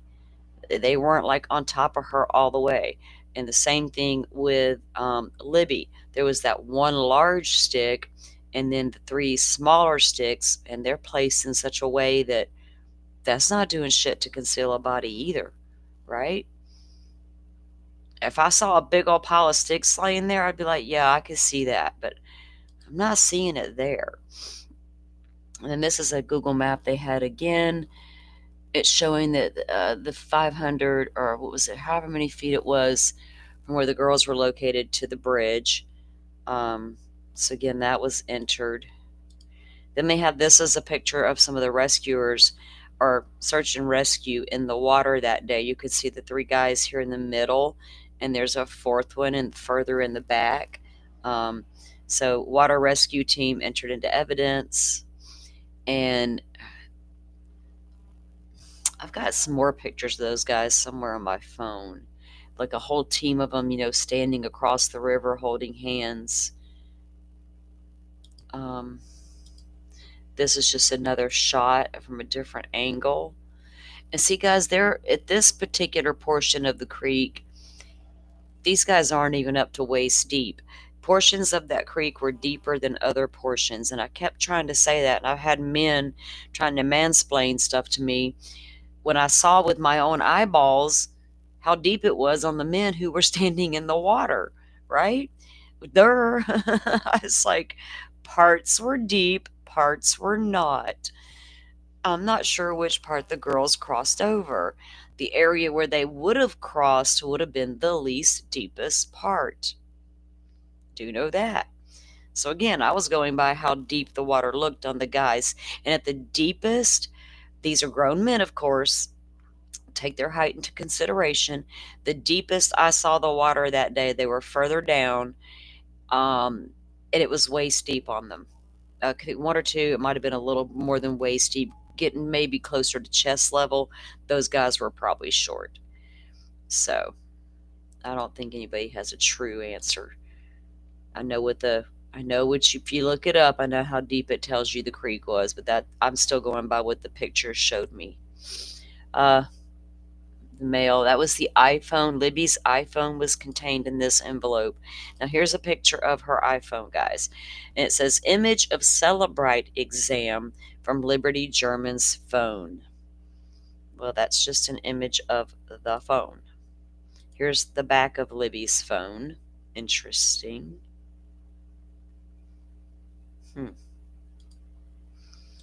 Now, Sarah Carball. If you guys know the trial, you know Sarah testified when she was leaving the trails and heading away from the area. That's when she saw a muddy and bloody guy walking, which would have had to walk past this same camera. But camera doesn't see muddy and bloody guy. This is a photo of Sarah's car, and it was entered into evidence during the trial. Now, it is supposed to be a red. I can't zoom in. God, I hate that. I wish I could. I got to put my thing together for us. So this is supposed to be a 51-minute timestamp difference. It's like supposed to be off by 51 minutes, I believe it is, or 53. They were trying to say 12 minutes at one point, and there's a whole bunch of going back and forth about that. But testimony from trial said 53 minutes, I think it was. So this is allegedly a picture of Sarah Carball's red. What did she drive? Girls, a Saturn, was it? Bluebird? I can't recall. But that is an image of her headed toward the Mears entrance to the trailhead. And that timestamp's got her there at 1650. Okay. Which is what, 250? And then, why they got BG right there, girls? Look at that. I mean, this is, okay, we got the Monon High Bridge right here. We got 300 North. We got the Mears entrance here, or here. And then we have the Hoosier Harvest Store over here. And here they got this little marked in area that says BG. Is that where Sarah allegedly thought she saw BG, Buddy and Bloody Guy, walking? Because my thought pattern was Sarah Carball. Okay, so Sarah drives in this way, drives down 300 North, and approximately in this area near the cemetery is where she sees Muddy and Bloody Guy. Which I thought it was further down that way.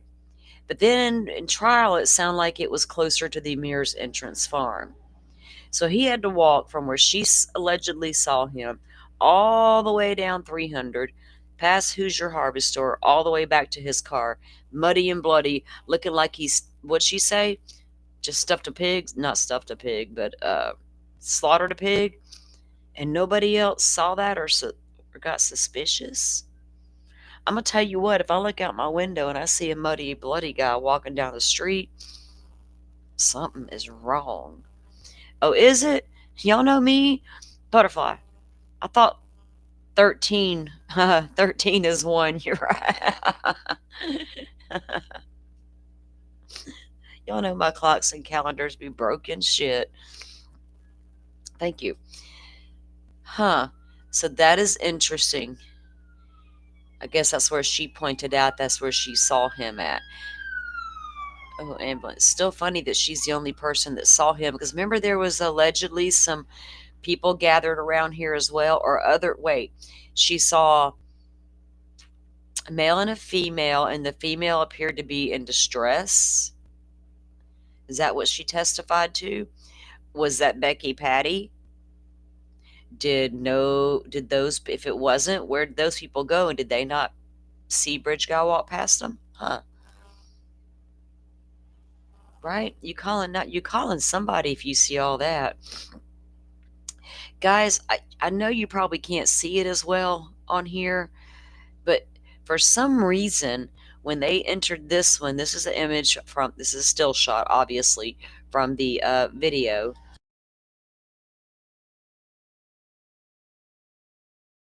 I had a cough, excuse me. It looked like someone took an ink pen and they actually literally made marks around the top part here on the left, going around. There's marks on the jacket and there are marks on the pants. And even when I zoomed in on my phone really good, I'm like, what are they doing? What were they trying to point out right there, right?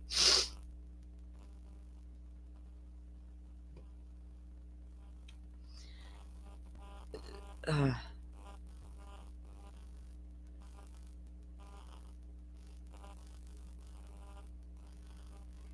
well, let's hope that's not the case. I mean, because if we want Abby and Libby to get justice, they got to prove they got the right guy for once and for all, and they can't. They haven't done that. If they just wouldn't stay in the dark, maybe I'd feel differently. And here's the infamous Snapchat photo. So this was entered into the evidence. Of course, we knew it would. And why they got these, we all know. Did Libby put a frame around the Snapchat photo before she, you know how you can do your frames and different things? Did she do that herself? Um, but again, I'm going to ask, where's Bridge Guy in that picture? Because right after this picture was taken, 2:07, within minutes, this guy was up behind them. Is he way down there standing, waiting to get on the bridge? Because I don't see him. Now, this is a shot of when Rick Allen's car allegedly first comes into the frame. You can see it far left over here where my pointer is at.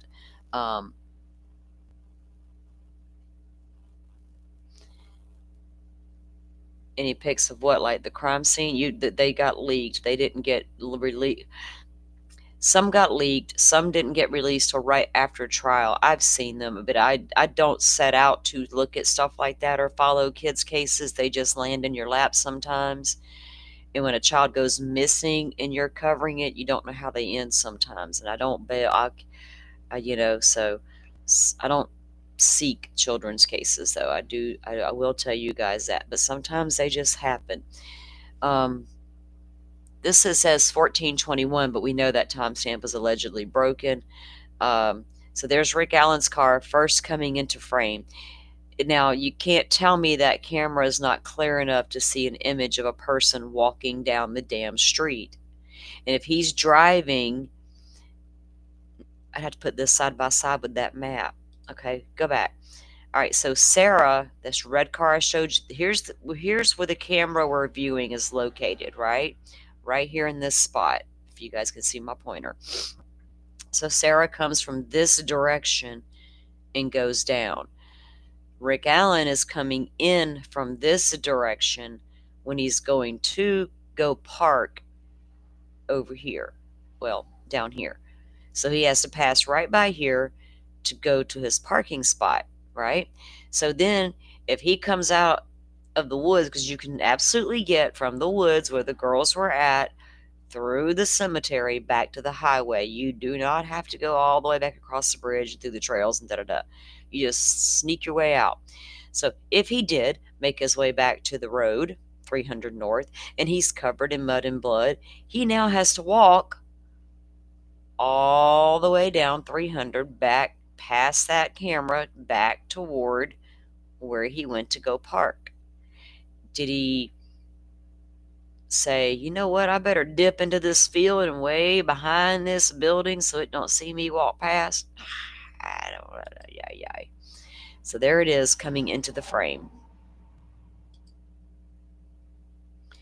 And then this one just shows him going down a little further. And they're taking these, there he goes, in the middle there now. And there again, driving down the road again. And they didn't even show the whole video in court, guys. Why not? We're just going to show you some still images. And then I think this was the same, yeah, as he's headed toward the parking lot where he claimed he went to park. And then he exits the frame. I think that was the, last one there. Gone. Okay, now this is a still image that they used in court, that they entered into evidence. The one that they claimed that they could see daylight through the spoked wheels, that's how they knew it was Richard's car. The cops determined that. Not even an FBI analysis guy. Not even nothing.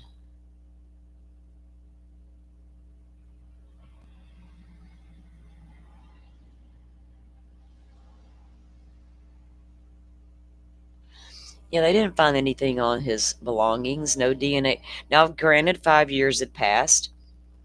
Rick sits right there and tells him he don't know if he had on a blue Carhartt. I'm not going to mince words. I know exactly what the man told the police himself.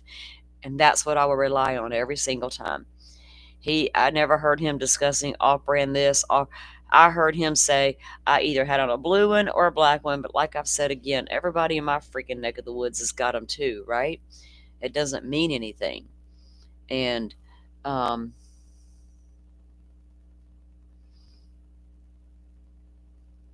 yeah, you would think that he would be seen there, Jeff. Exactly. If Sarah says, muddy, bloody man, and she claims that was Rick Allen, where'd he go? He had to walk past that camera to return to his car. And the camera doesn't see him. This was the cartridge they found near the bodies. This is what it was in. And here's the cartridge that they tested, or they found, between the girls. It was between the girls, actually 2 inches in the ground. There's a side view of the lone bullet, the magic bullet. Front view, or top view, I should say. Now, this is just some statistical stuff they had in the dump discovery. What is the discipline of firearm and tool mark exam? Like, yeah, they threw up these things as exhibits instead of having a real expert come in to testify. We got a shady lady instead. So they talk about that toolbar. They even have this in there. What is a tool and how are they made? Jesus. The harder of two objects that comes into forceful contact with one another. They just must think jurors are we're just a bunch of dumbass people who never went to school. Explain to me how you tested the firearm and how you made your conclusions. Like, really tell me. So it's like all this tedious stuff we have to go through just to get there to help all the people who don't understand. Like in Lori's trial, to explain every little thing in detail all the way up, because some people don't get it. And you have to go there. Impress tool marks, striated tool marks. Oh, they talked about that. Okay. And then they show parts of a cartridge that was entered. I guess trying to explain to the jury how cartridges are. Parts of a firearm. Parts of the inside of a firearm. Parts inside as well. I guess they want to make sure they understand what extraction or ejection means, what it means to cycle. And they're showing it there, cycling a cartridge. What was this one? Same thing. Same thing. This one has some diagrams, class characteristics. And so they attempt to explain to the jury with pictures. General and or measurable features of a specimen, which indicate a restricted group source. You know what? I like to see those bullets that they tested from Weber's guns and all those guns that were tested. Where's those bullets I can compare, right? I need to see those tool markings on those particular ones. So, subclass characteristics, and she's showing you how, they match up. This is not Rick Allen's, but how they would match up under test fires compared to what they have. Okay, so, and they're showing more about that there. And remember, it took, what, 6 times to fire that gun before they even got a mark on it to show that it could have come from Rick Allen's? Something tells me if you got to do it that many times. And I don't remember who was it in our chat saying, oh, the woman can't pull the trigger hard enough. What I had forgotten about is when they do these test fires in labs, they don't actually pull it. They have a machine that does that can pull that trigger. They don't, because everybody has a different amount of force, right? And they can calibrate it and tell it how much force to pull. Examination process. Test fire submitted firearms with appropriate ammunition. Assess items for comparative value using microscope. Ooh, fancy. Examination process. They go through that. They show the bullet again, and there was apparently 3 markings on that bullet that finally showed up. There was one there, and one there. And then they have them marked here as well. Where's this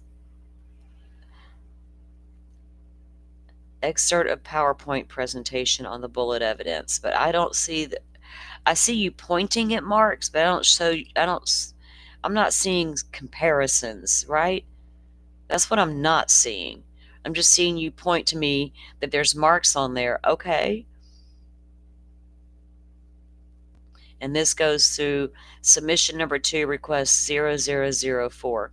And one item was Smith & Wesson model MP 46 SW caliber automatic pistol. The Sig Sauer model P232. I'm sorry, P239. The 40 cal S&W, or the 40 S&W caliber semi-automatic pistol. And this one was, other one was sealed in a brown bag. Now, they found a couple of weapons in the creek when they were searching the Deer Creek. Rick only had one gun, or one that they compared the bullet to. So then we have, look at that old rusty thing. Like, those were the ones found in the water, it looks like. Items 273, 280, 281, and 282, all sealed plastic bags containing water containing unidentified firearms. Item 276, an envelope containing suspected pieces of a firearm. So they had pieces of a firearm. Look at that old thing. Why do you think those guns were just dropped in the creek somewhere? Who does that? Why would you do it? And this one was,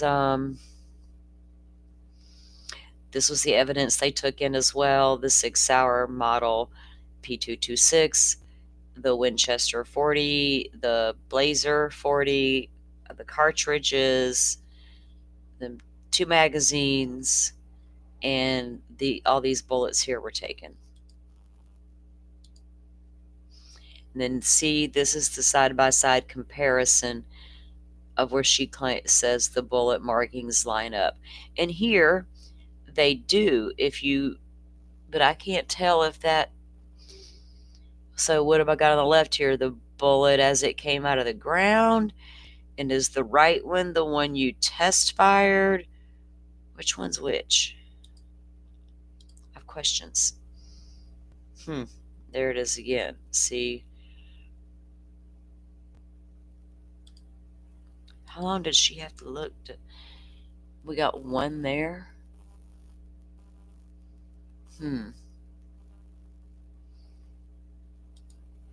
I sure would have loved to hear from other ballistic test people. And do they need to fire? So that don't look like that barely looks like anything. Do you really need to test fire a gun that many times before it starts making marks that you need to make it match? I don't understand that concept. Anyway, there's they go again with the diagrams.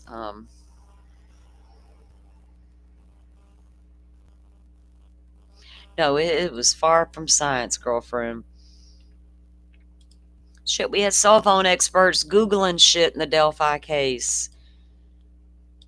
Once the defense brought up a good point, the state's expert was like, well, shit, let me Google that real quick. We're like, Google? You're a fucking expert, dude. Okay, expert PowerPoint presentation on bullet evidence. This is like the pen that they do the extraction, maybe that would cause the markings. This is some kind of paper they got out. A study on consumably manufactured chisels. More articles on the guns. I'm assuming this is supposed to be bullets that match up, but this is not working for me. It looks a little. I see 2 marks there, but that one there, is that supposed to be the 3? Huh. Chamber of the firearm. Manufacturing of a Sig Sauer 9x9 19 millimeter pistol.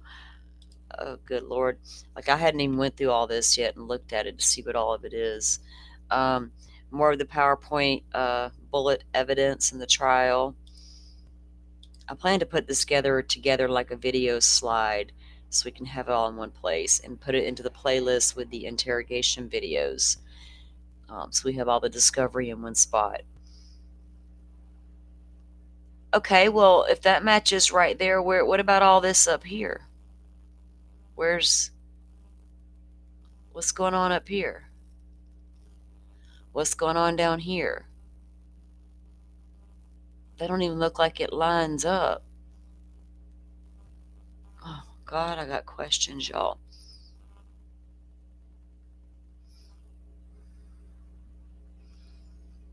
You mean the pictures, Rachel? Is that what you're asking about? That we're going through?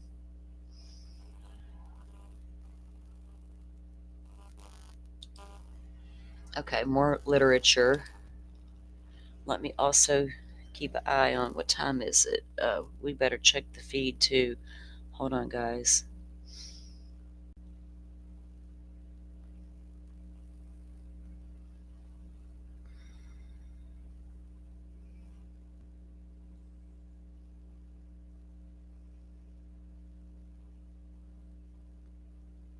They're outside the courthouse still. Okay, yeah, Rachel. Plus, like I said, I'm planning to put together a slide video later as well. But I know what you're getting at. You want to show them to hubby? This, I see. There's no way I can even read this shit, because it will not let me. Hang on, let me try this. No. And this was actually Richard Allen's Google searches. He did search the Delphi murders a couple of times. I don't know if I find that strange or not, because you live in the area and it might run across your mind sometimes. It might be on the news. You might see it. We already knew he Googled the shit out of crazy-ass movies. Some of them made me go, weird movies to be looking for, but okay, do you, right? Everybody's into weird stuff. Like, none of that made it suspicious to me. That there were a couple of things that I just had to process for a minute and go, what is this? But these will come out better because I save these images to my phone and I can make them. For some reason, they redacted these ones. I don't know why. They have some redacted at the bottom. They give you the dates and the times of all the searches as well. And when I put together the video, we'll be able to see this clearly. And they redacted some of these for some reason. I don't know why they would do that unless it was about particular individuals, like for privacy. Who would you? I don't know. Okay.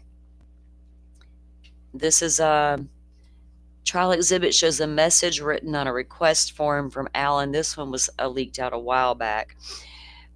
This one is, it's to the warden. I know there was a discrepancy on the dates on these a while back, and the way they're worded as well. I am ready to officially confess killing Abby and Libby. Rick Allen. I hope to get the proper truth to tell, or what? To get this truth to tell the families, the opportunity to tell the families I'm sorry. Well, how come they never officially allowed him to confess? Like, right? Are you ready to call your attorney, sir? And let's make this a formality. Formally sign a confession with your attorney present if you're of sound mind and body. Isn't that usually the protocol? Or do we just need to confess to somebody in a phone call and that's all it takes? Now, this is a photo that they had that was taken from his phone. I'm taking it, it was within his home. This is one he took as well. Now, to me, that one and this one, they just look a little different, you know? I know we can all look different in our photos and things like that. This one made me stop and think. There he is with Kathy, his wife. This one, he looks very different, right? The way the hairstyle is. It doesn't tell you when these photos were taken, what year or anything, but they were all marked into exhibit. I don't know if there's a correlation between, like, this is what he looked like prior compared to after. I mean, I don't know. It don't make any sense. But he has a very different look right there, doesn't he? This is obviously before he shaved his hair off. Now, this is Brad Weber. We go from Rick Allen's shit. For some reason, they had this in there, and this was Brad Weber, and that's all it says. This whole block is redacted. 4105 TF. Brad Weber's work report was entered as an exhibit. Oh, y'all establishing what time Mr. Weber actually got off work and drove home? Is that what we're doing? And this again was Brad Weber's, was it his timesheet stuff? I can't remember. I looked at it so late last night. Another picture from Libby's phone. And this was the picture of Abby on the bridge. It says, as seen on Liberty German's phone. Okay, as seen on Liberty's phone. Where is this man behind them? Was he already on the south end? Because that's the only way you can make that make sense to me. He had to have already been on the south end, especially if it was Rick Allen.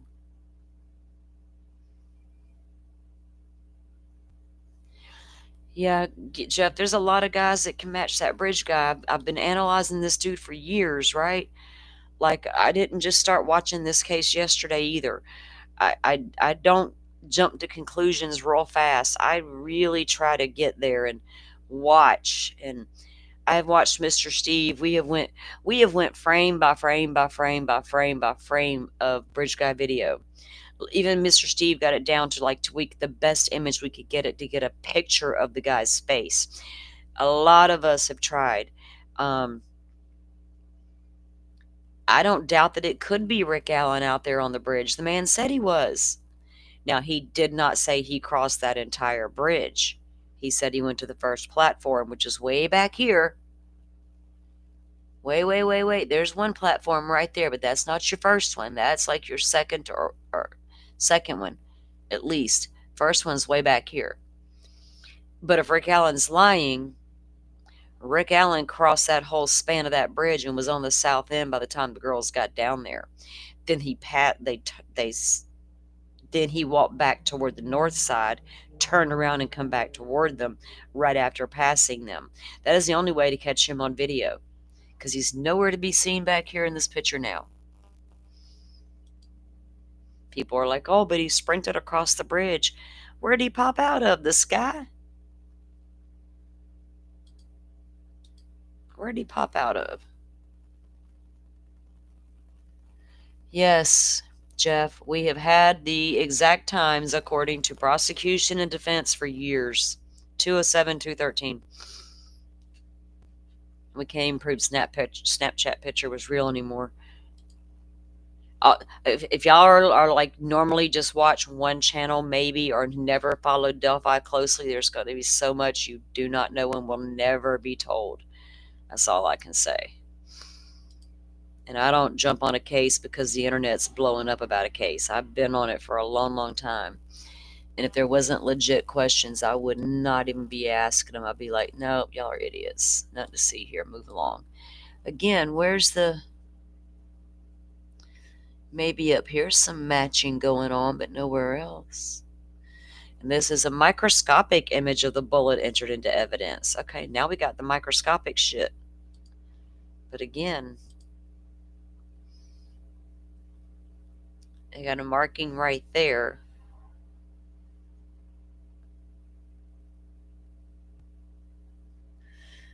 Right there.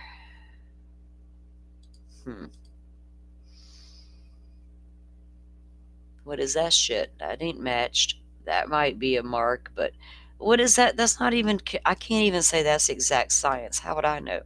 They wouldn't let us bring the metallurgist into the courtroom to talk to us about it, to help us understand some stuff. They haven't brought the feedback up for court yet either, guys. I'm still checking.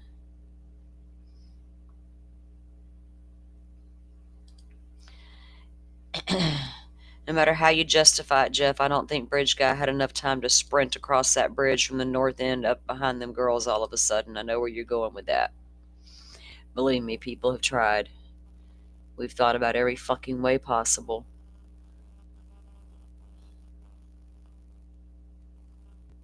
This is a transcript of the telephone conversation between Rick and Kathy, and we have the actual audio call now. And that's the transcriber's certificate of authenticity. I think that was another one as well. I think that's what all of these are, is they're just they're the transcripts of the phone call. And then again, this went back into, now this is a list. Okay, so this is a list from the prison and all the camcorder footage they didn't play in court of the way Rick Allen was treated in prison. The shackles, the way now they played a couple now, the ones they wanted you to see, the poo eating video, everybody got to see in court. But they didn't get to see the car video from the Hoosier Harvest store. But we're going to make sure we show you the poo eating video. Whatever. Here's a whole list of the videos. We need to see some of these damn videos. Not that I want to see nobody eating poo. I meant the other stuff. I want to see how the guards were actually treating him without somebody messing up telling me what to think. I don't like that. This is attendance. This is a list of people who were at the scene, okay, when they were searching. Incident report, and then back to the girl's photo. So there's still a lot coming down with all that. People have a lot of thoughts about what's coming down. I think it sucks. I don't care who you are, whether you think Rick Allen's innocent or guilty. The way the state of Indiana has done this in the dark is quite disturbing, and we should all be disturbed by it, regardless. You shouldn't have to wonder why you didn't collect an entire video for 5 years. We shouldn't have to wonder why you're not showing the video in court. We shouldn't have to wonder why you had to test fire a gun 6-7 times before you finally made it match. How come we can't see Weber's gun results? There's so much. How come we got a video of Weber coming home much later than he claimed on the testimony on the witness stand? I came along and startled Rick Allen. Therefore, he did not essay the girls. He just unalived them instead. But yet we see you clearly coming home at a much later time than that. There's a whole bunch of issues that then just don't make any sense, people. We can't have that in this country. Not if we want justice, true justice for all the victims in this world. And then cases like that make everybody want to look over there at the Koberger case and go, or the issues in the Reed case. And just because these cases may have an issue doesn't mean they're all going to have an issue. Are they all going to be picture perfect, tied up in neat little bows? No. There's bound to be questions at some point. Yeah. And they were also talking about it even when in Lori's trial, the gun expert was talking about whether it would eject to the left or the right, things like that. That got me wondering, okay, where was Bridge guy allegedly standing when he ejected that bullet? How far will one fling once it's ejected? Will it drop to the ground immediately? My dad's a shotgun deer hunter. I haven't been around a handgun in a long, long time. My brother-in-law and them have them way up in the woods, for whatever. But I just haven't went out firing one in a long time to even think about it. So it had me wondering, if say it was him, say he was out there, say he did all that, say he did eject a bullet, where was he standing? Those kind of things come into my mind. Not just, oh, it was there, it came from your gun. Well, I got to make the crime scene make sense in my head, how it went down and how it happened. I don't know why.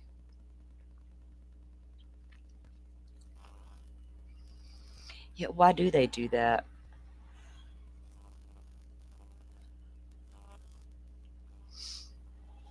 Yeah, that makes sense. Makes a lot of sense. All right, let me pull this feed up and we'll see what we got going there. Do you guys think they'll get it past another witness today? Do you think Lori's going to cross-examine this guy? Or because we still got 2 more to go after this guy's, after Duncan is done. On the state side anyway, before the state will rest its case.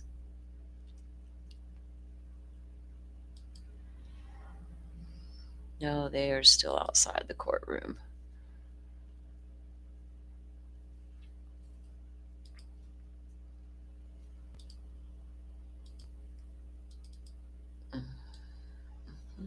Oops. I do that every time. Trying to open a second screen, get carried away, and it pops up to one big giant screen.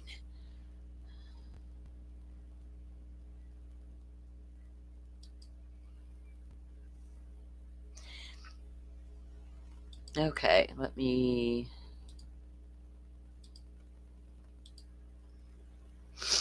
So 10 minutes ago, Gigi says that the jury was sent out while the court deals with a technical issue.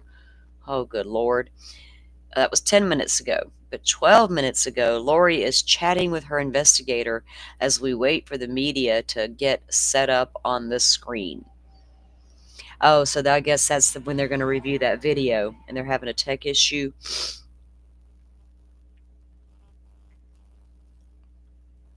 Yeah, I don't hear a gun either, Jeff. I didn't. I tried. I'm like, I just don't hear it. I just hear the feet on the gravel. Exactly. And then people claim they hear Abby say, "That be a gun." I didn't hear that either. So I don't want to hear people's audio at first. They're like, oh, we got enhanced audio. Oh, I translated it for you. I've got, the words on the screen. Like, no, God, no. Let me go in blind at first, as deaf as I might be. I need to see it in raw form, and I need to hear it in raw form before we go doing anything else extra. Because then you're telling me what I'm hearing and seeing, and that's suggestive, right? And I don't want to be no part of that shit. Yeah, Lori's like, please don't show that video of me. But what video are they going to show, actually?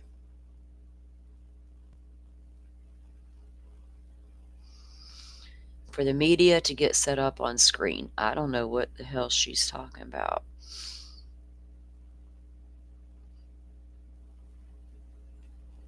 Let's go see if Joe put anything new out.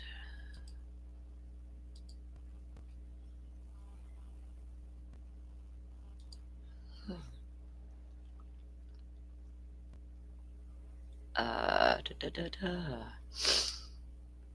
20 minutes ago, we are back in the gallery after lunch break. Detective Duncan is in the courtroom and Miss Kay is set to resume her direct exam.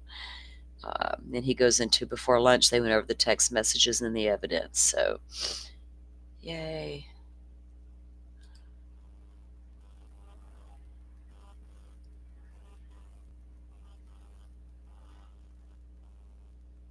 Which video, Jeff? People hollering, Xana, at the Linda Lane shit? Or are you talking about somebody else?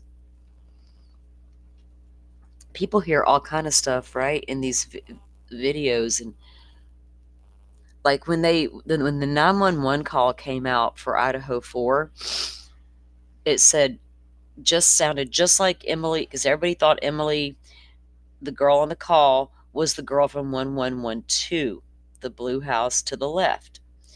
But she clearly said, I live at the Whites next door to them. I was told that's not what you heard. It's the right. I live right next door to them. So I was like, no, it's not what I heard. So I looked it up. The Whites, Moscow, Idaho. Queen Road Apartments to the right. I live at the Whites to the right. Queen Road Apartments. So I second guessed myself for no reason. And I'm always, open to be corrected, or like, well, I heard it this way, and then I hear it with you. I'm like, you know what? Maybe you're right. But that particular instant, I knew what I freaking had heard.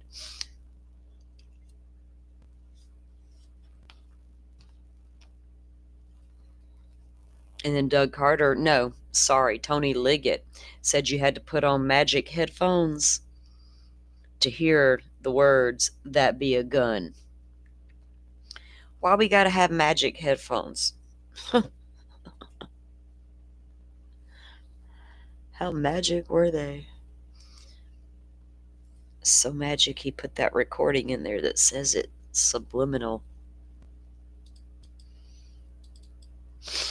Wish they hadn't made a mess of that case so I could be sure, for Libby and Abby's sake.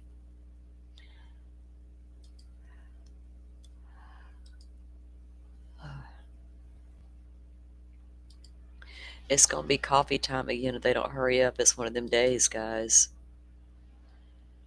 One of those days.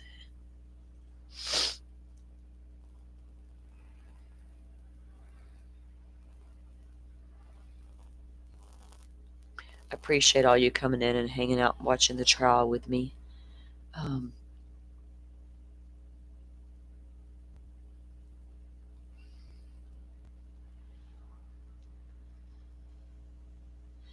Yeah, Doug Carter in his magic hands is going to morph those two drawings together and make one person. And then you got Liggett over there with his magic headphones. I'm going to show them some magic. I can get down with some magic too, dudes. Y'all want to hang? Let's roll. Let's go in them woods in Delphi and see who's stronger at their magic, Mr. Carter. I don't know, that dude's pretty fucking scary. I don't know if I want to. Demons don't like me because I can dance in their flames, so I don't think Doug's down to go out in the woods with me. I'm pretty strong. My energy is pretty strong.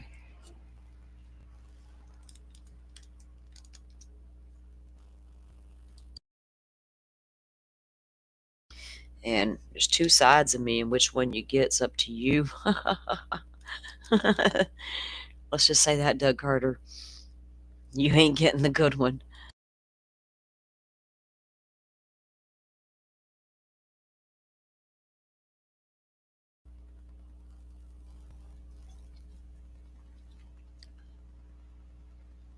Yeah, it's exactly what she says. And if you Google the Whites, Jeff, it literally comes up 4 different apartment complexes around Moscow, including Queen Road Apartments.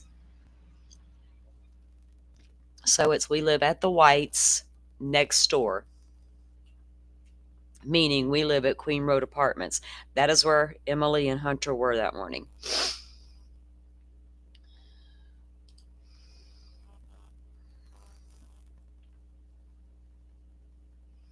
Right? Yep. I match it. I can raise it in the room. I can lower it, but if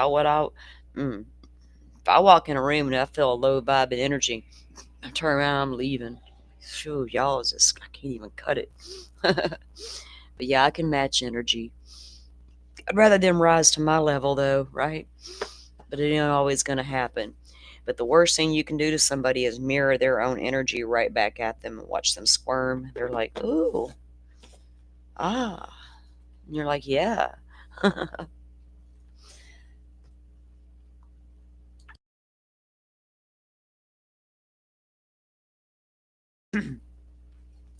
don't know how good Doug is opening portals and shit. Wonder if he knows Lori. Wonder if they've met in one of their past lives and worked together.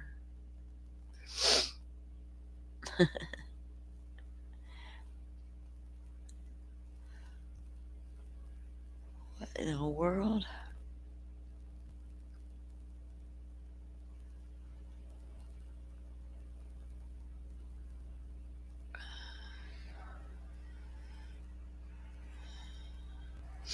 Sorry, guys. Oh, wait. I think I gotta check this email real quick. Okay.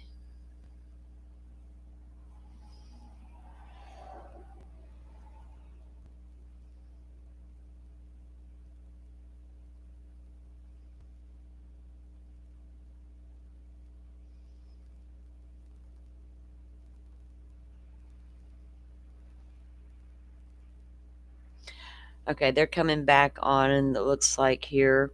Guys, I just got an email back from Forrest. We hadn't seen him in a couple of days, and we were just a little, wanting to check in on him.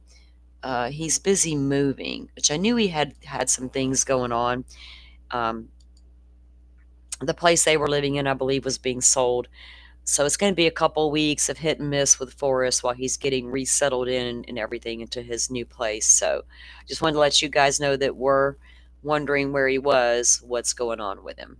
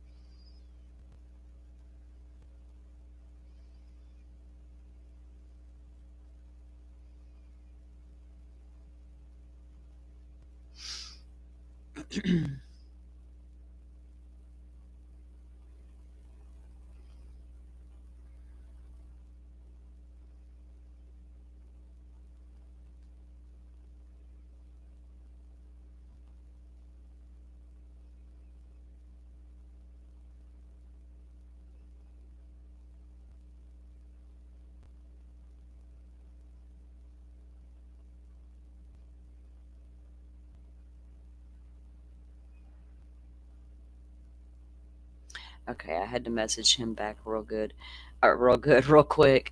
Yeah, it's just him and his partner or his roommate there, and I know she had a few things there. They got some medical issues, just minor stuff. But so it's going to take them a minute. You know what I mean? It's not like they can just pull a pickup truck and load everything up and go. So it's going to take. At least they had enough time to where they could take their time doing it. So yeah, they're working on that. But I let him know we're all thinking about him, and he'd take all the time he needs and just pop in when he can.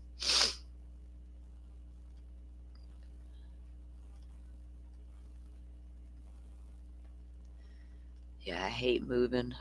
You know what I do? I'm a minimalist, and over the years, like especially once my kids start to get like teenagers and grown, um,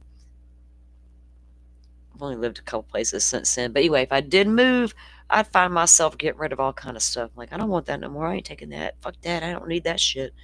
I will get rid of everything I got before I tote it all with me. Like, I'm just saying, I'm not that kind of person who latches onto material things and cannot live without them. There's just another stuff I got to worry about. The stuff I do care about is few and far between.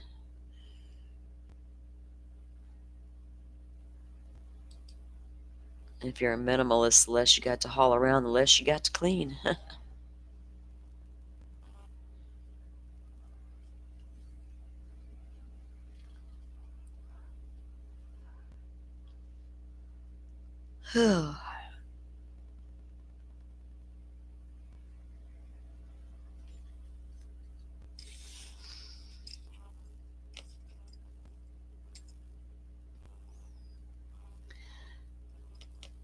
Lori using the name Karen Walker on that account,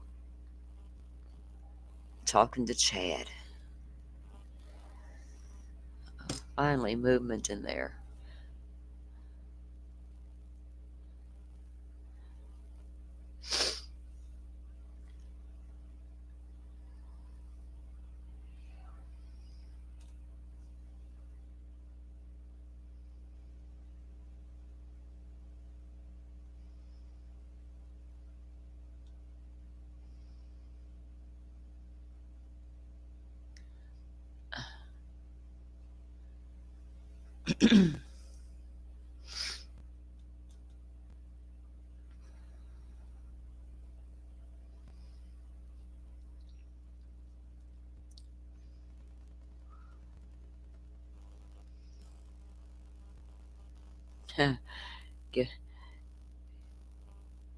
Yeah, it sure made me feel better when I started getting rid of shit years ago. It's like I just can't. Which certain events happened and made me realize there's just certain things, material things are material things, and I'm just not a materialistic kind of girl.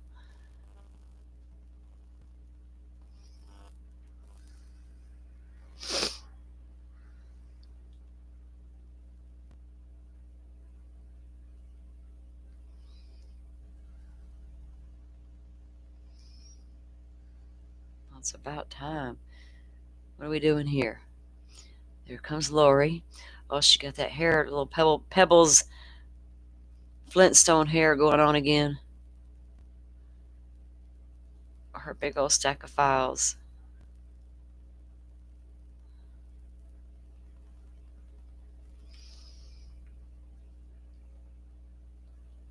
This judge is like, "Are we ready yet? I'm getting hungry. We just had lunch, but I want to go home and have dinner and get my lazy boy chair."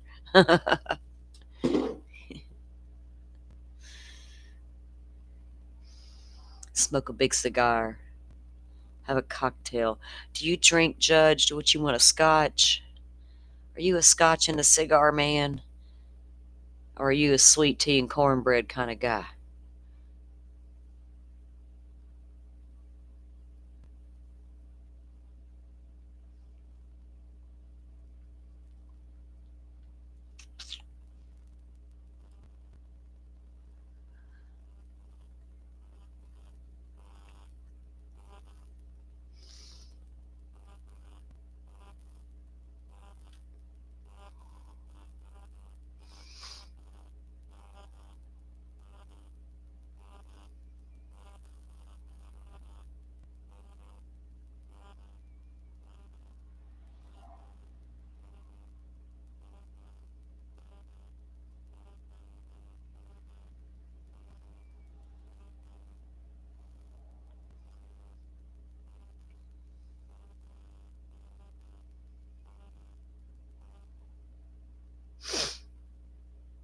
You let it all go, ladies. You'll feel a lot lighter when you get rid of some of that stuff. Just don't get rid of your good stuff.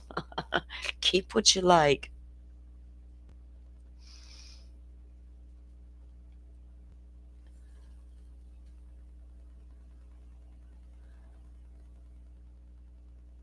Oh no. I've been fighting a sinus thingy, but I ain't had to use no. Somebody else was talking about needing their inhaler. Was Miss Shorty, wasn't it, guys? And she didn't have it. You guys be careful out there. I don't know what's going on.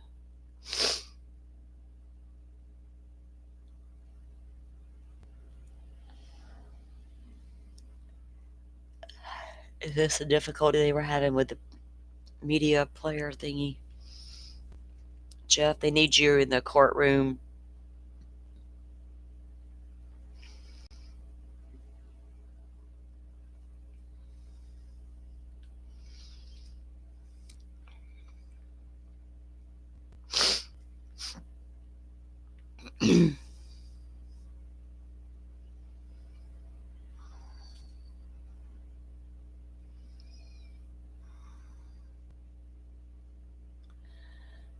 Hmm.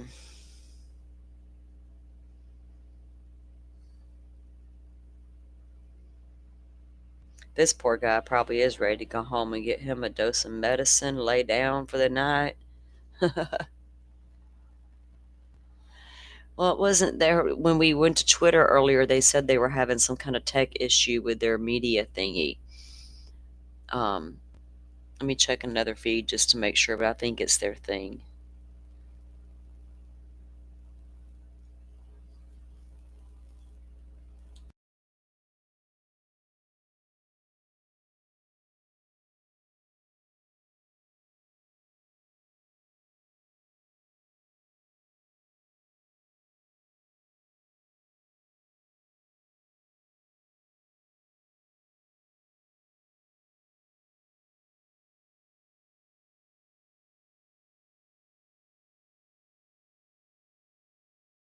Oops, the places I'm checking are all having the same thing, guys.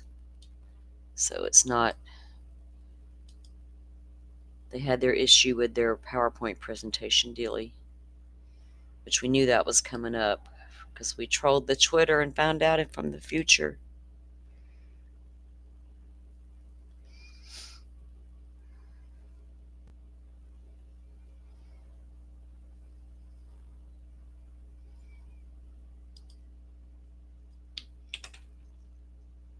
Okay.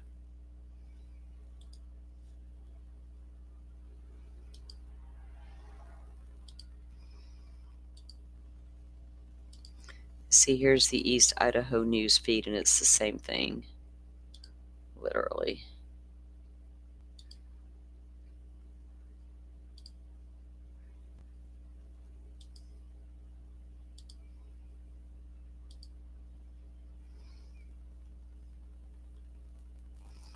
Oh, get me off there.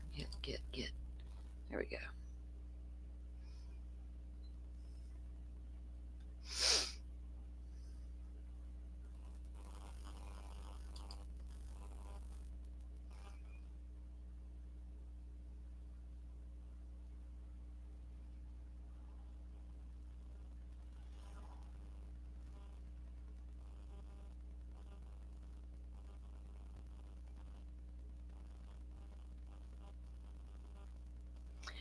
I don't know, Lisa.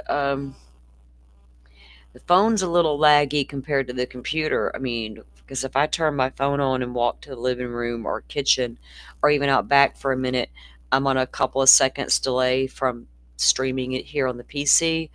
I don't know what you're watching it on. Maybe you need to close out and come back, and maybe that'll sync you back up. I don't know.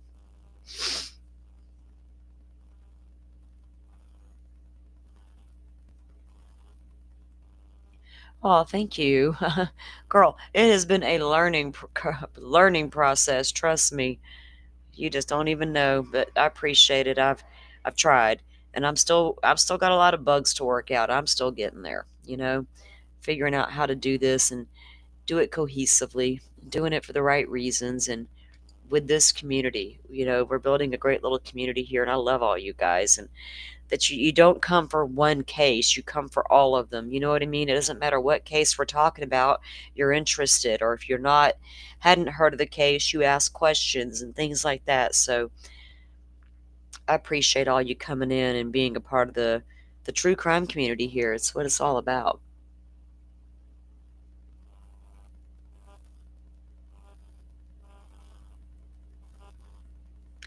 Yeah, Shorty went through it and she was alone. I hope she's feeling much better. Well, thank you. Thank you. I try, hun. I don't know how to do anything but get up here and just be me, to the best of my ability, and not to be fake, and not to do shit just for a click and a view. If it, call them as we see them and read documents and go from there. And that's what it's all about, just being real about it. I'm honest to a fault sometimes, and I like being real. I like people being real. So I appreciate you guys who come in and you share things and we talk, and I can tell who's real in here, and I can tell who comes in to be troll-ish just to do things, and it's okay. I can do, 'cause trust me, I get a kick out of some of it. But that's why I have no major rules here with like my mods. My mods don't have power trippy rules like, okay, unleash and do all these things to these people if they say one little thing. Nah, my mods know.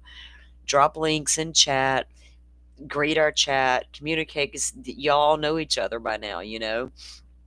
Um, and I always feel like my community is small enough that if I see something getting sideways in chat, I am not above stopping my chat and my stream myself to address it instead of asking one of my mods to handle business for me. They handle a lot of things, but I can handle my business. You see what I'm saying? Oh, Gray Hughes. Somebody block Salty, mods. Somebody block her. Like, I asked you a simple question. His mods laughed and they wouldn't do it. They still haven't blocked me. Like, poor guy couldn't even get his mods to block me. Bluebird is in Kentucky. It doesn't surprise me. I'm in Rachel, northern Idaho. Miss Shorty is all the way out in Australia. Butterflies down in Texas. I'm up in northwest Florida, in the panhandle near the Alabama line. Can't y'all tell? I'm not down there in central. Firefly, she is in the central Florida area. She's not up here by that Alabama line like me. She's like, no, girl, no.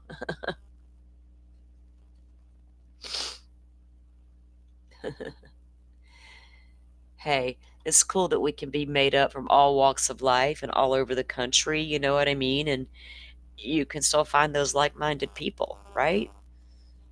We're not so vastly different because we're all from different walks of life or different parts of the country.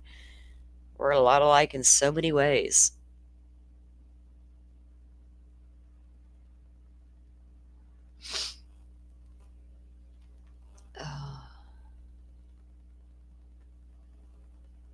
Oh, Miss Shorty had a like an asthma attack the other night, and she didn't even have her rescue inhaler. So yeah, she had a scary moment. She's okay now. She's probably somewhere right now, real knee deep in Karen Reed, because I know she is really into the case. I loved having her and Firefly up on Sunday, talking about the case.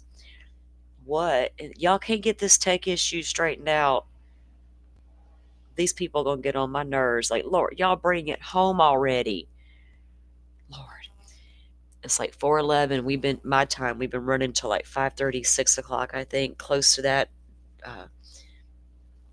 during these days. It is trying to warm up here. 55 degrees, Rachel says.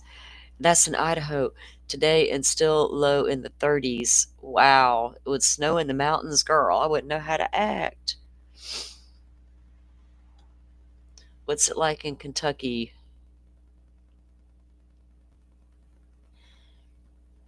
I know where Valdosta is. It's on the other end. I'm down here on the Alabama end. Okay. Do we have court sounds coming back? My phone did. What did my phone? I didn't even realize my phone was turned up. My phone is on East Idaho News, and I just heard sounds. But how come I'm not hearing them here? Oh. All right. Thank you. Go ahead. Sorry about that. Oh, thank you. All right, so Okay, guys. just to put us back into perspective, when we broke before lunch, we were discussing Exhibit 227, correct? Yes. And this was some of the SMS or text messages between Lori Vallow and Alex Cox that were collected from her Lolly Time iCloud account. Correct. Okay. And we had discussed the text messages from July 9th referencing the intervention. Yes. And we had discussed the text messages from July 9th discussing Nephi. Yes. Those messages also referred to Mel, correct? Correct. Now, as we go to the next page of this report,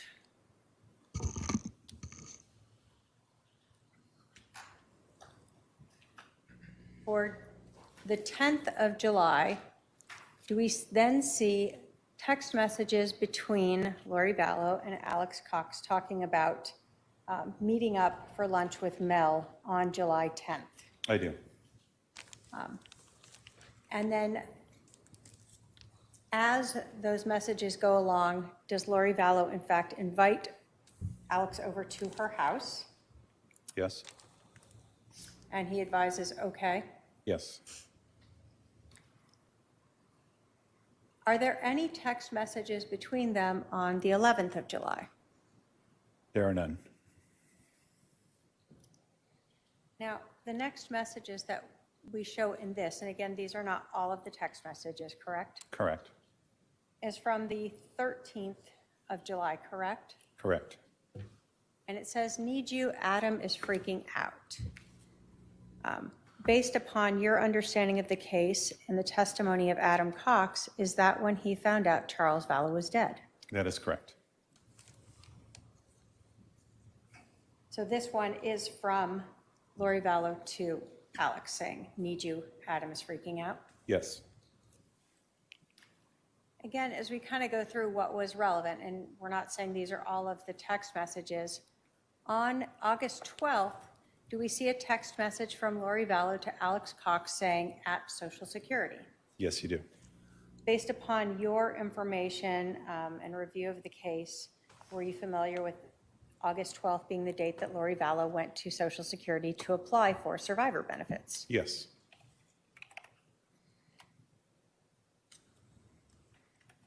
You told us that when you were looking through these messages, we had originally looked at some of the messages from the Lori for Style account, and you had looked for messages involving Ned, correct?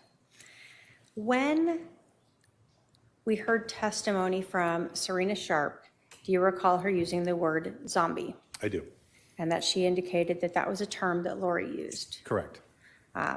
And it referred to something to do with the possession. Yes. As you were looking through these messages, did you ever see Lori referring to people as Z's I or did. Z? Just the single letter Z. Single letter Z.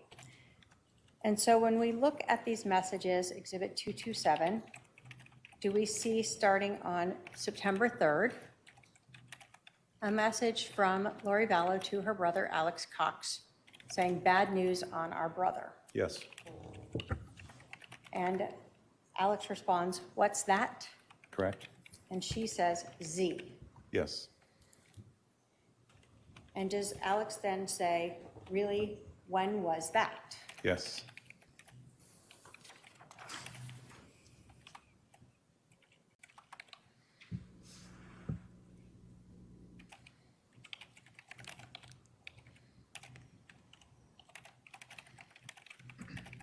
As that conversation continued on that September 3rd, does Lori tell Alex as of early January? Yes.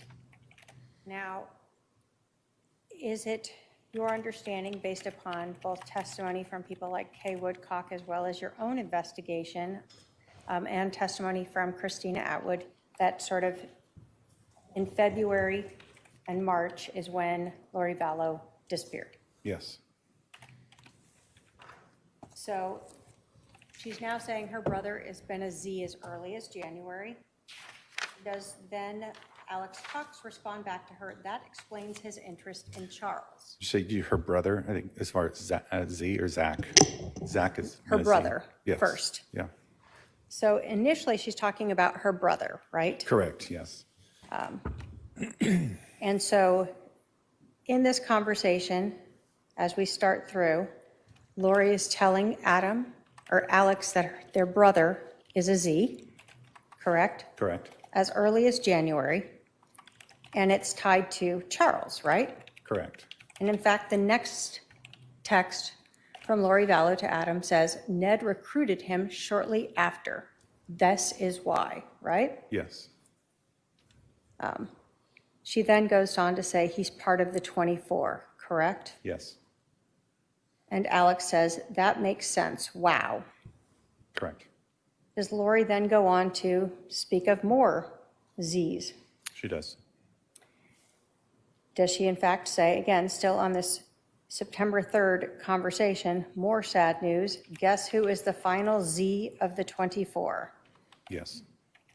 And Alex questions if it's Pops or Brandon. Correct. And then Alex also says, Zach. Oops, may not be showing yet, sorry.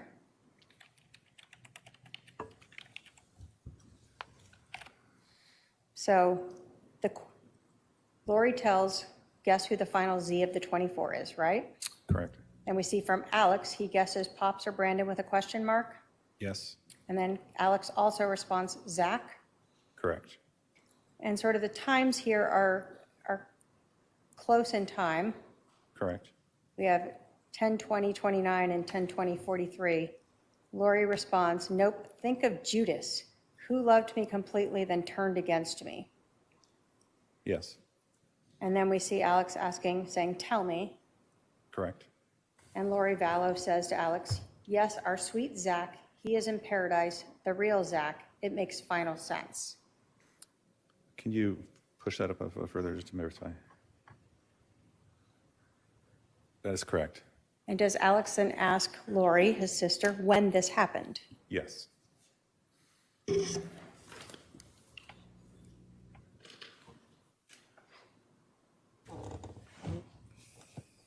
So we're still on this same date. And does Lori then tell Alex about the time he turned, makes sense, he being dedicated to Brandon and Ned? Yes. So again, we're still seeing this reference of Ned being Charles. Correct. And so now they're tying Adam, Zach, and Brandon with Charles. Correct. And so do we see again, so from Alex to Lori, so February. Yes. And again, is this around that time period where Lori Vallow disappeared, Correct. left JJ with Charles? Yes. And we had heard in the interview that the defendant gave with Detective Ann Clan that she told her about her just leaving and disappearing. Yes.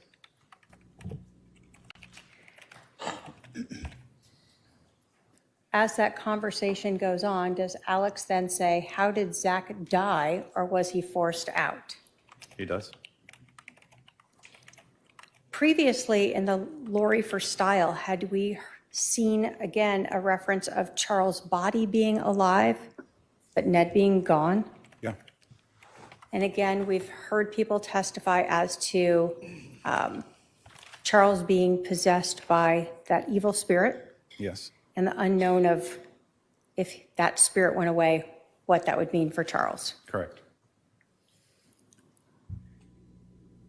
So this conversation then, after Alex asked Lori, how did Zach die, or was he forced out?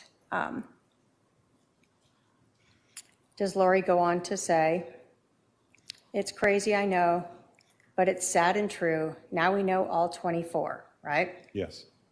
And then she also tells Alex, forced out, I think. Correct. And did Alex then say, with his anxiety, he wasn't strong enough to fight back? Yes. And Lori, and he said,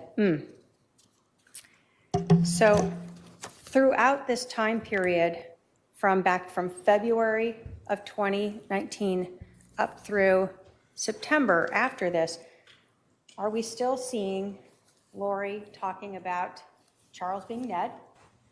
Yes. This concept of Z or zombies? Correct. And others that seem to have helped Charles were equally dark. Yes. On the day, or the day leading up to, as well as on the 11th of July, so July 10th and 11th, did you, in looking at the reports for the Lolly Time iCloud account, see messages between Lori Vallow and her sister Summer? I did.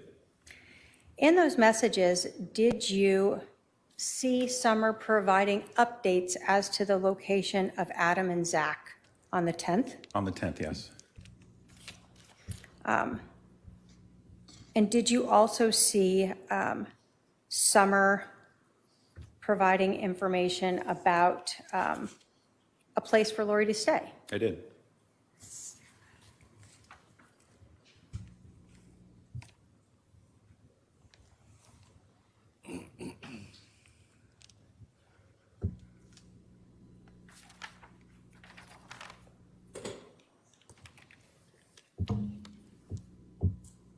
If I can have my paralegal approach with 287.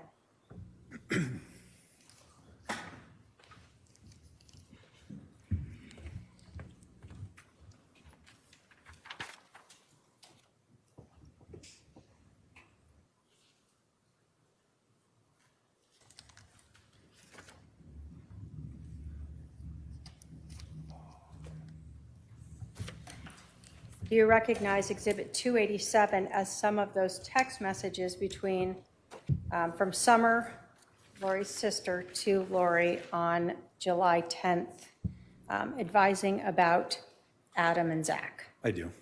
State will move to admit 287 into evidence. Any objection? No objection. 287 is admitted. Now, just so we understand again, how is Zach related to Adam? Zach is Adam's son. And so we heard Adam say that when he came down here, Zach was staying with his parents. Yes. And Zach ended up actually flying home with him. Yes. So on the 10th of July, we see, again, this is instant messages now. Is that another type of data that could be saved in the iCloud account? Yeah, yes, it can. So in these instant messages, we can see who it's from as a contact of Sum, right? Correct. And Adam had told us that Summer was sometimes called Sum. Yes. And then again, contact the 480 with the last number is 9562. Is that Lori Vallow's? Yes, it is. So instant messages between Lori Vallow and Summer. Yes. So on July 10th at 2:04, Summer's asking if Lori can talk. Yes. And then about 34 minutes later, does she advise that Mom is in the car with Adam and Zach on the way home from Sky Harbor? Correct. And so we knew that Adam came in early afternoon on the 10th, right? Yes. And then Summer tells her sister, Lori Vallow, she wanted to know if she could confront him as a preemptive strike. I told her no, just to collect info. Yes. So we know from the 9th, in that conversation or that text message by Lori Vallow to her brother Alex, that she's aware there's an intervention about to happen. Correct. And she is rallying the troops around her. Correct. And her mom is asking if she can help by doing a preemptive strike. Yes. Then do we see an instant message also on the 10th at 2:43 from Mimi. Adam thinks Melanie left for Utah today because that's the last he knew. I just left it that way. Yes. Again, going back to that July 9th message, did Lori tell Alex that Mel had to stay and she couldn't go to Utah? Yes.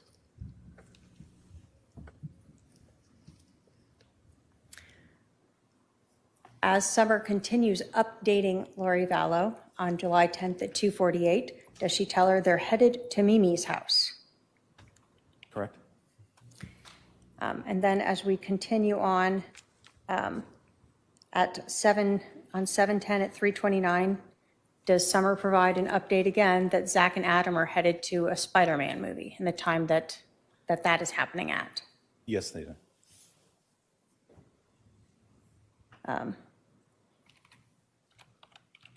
Then on 7/10 at 4:56, we see again a message from Summer. I think so, just me and the kids here, right? Correct. Or M.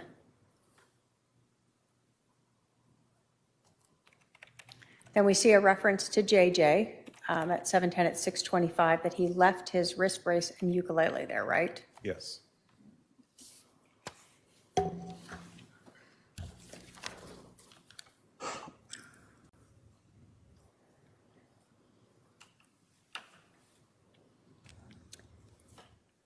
At 6:26 p.m. on July 10th, does Summer then offer Lori that she could stay at her house? She does. She tells her, would you rather stay here this week while we are gone? That way no one would know you were here. We can tell Zach we are putting Zeus in a kennel. Correct. So she's willing to lie to Zach so her sister can stay at her house and have no one know where she is. Apparently. Then she continues to update Lori that at 8:10 p.m. on the 10th that Zach and Adam are still here playing Phase 10 and eating, right? Yes. And as the night goes on, Summer then advises that, again, keeping her updated where Adam and Zach are. Correct. Did this message say, again, that Adam was waiting for Al to text him back? Yes. So again, we knew Adam was thinking he was staying with Al, right? Correct.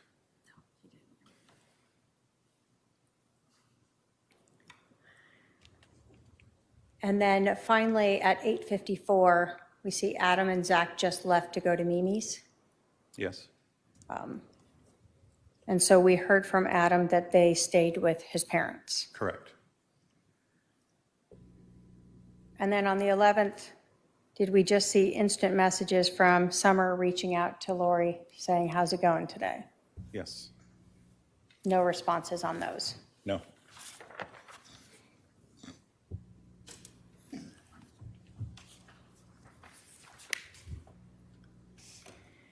Now, we've seen a lot of this mention of Melanie, or Mel, and when Adam testified, he told us that his sister's daughter was Melanie Boudreau at the time, correct? Correct. In the lollytime at iCloud.com account, was there a contact name for a Mel B, or Melanie B? Yes, there was. And did you learn who Melanie B was in this contact list? That was Melanie Boudreau. So we see a mention of a Mel in that July 9th Nephi text to Alex, right? Correct. And we see other mentions of Mel throughout these other text messages that we've had, Yes. including the need for Melanie or Mel not to go to Utah, correct? Correct. Show defense 228.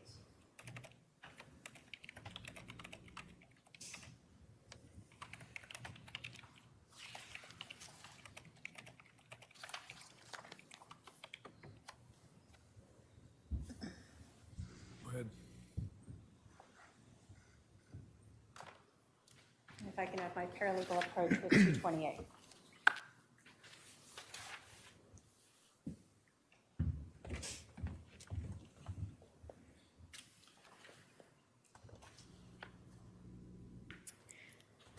Looking at 228, are those some of the text messages from the 9th and 10th between Lori Vallow and Melanie B on the lollytime? Yes, they are. And do those, again, involve sort of Melanie staying here in Phoenix instead of going to Utah, Yes.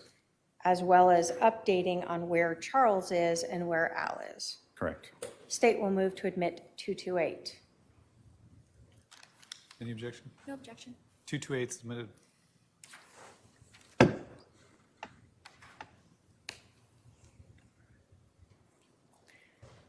So we had talked about earlier that there are a lot of times where we see sort of the call me things sent. When you first look at this 228, the messages between Lori Vallow and Melanie B. on July 9th at about 7:21 p.m., do we start with a message from Lori to Melanie, need to talk to you ASAP? Yes. Now, when you were talking about the Alex message, let me grab that one.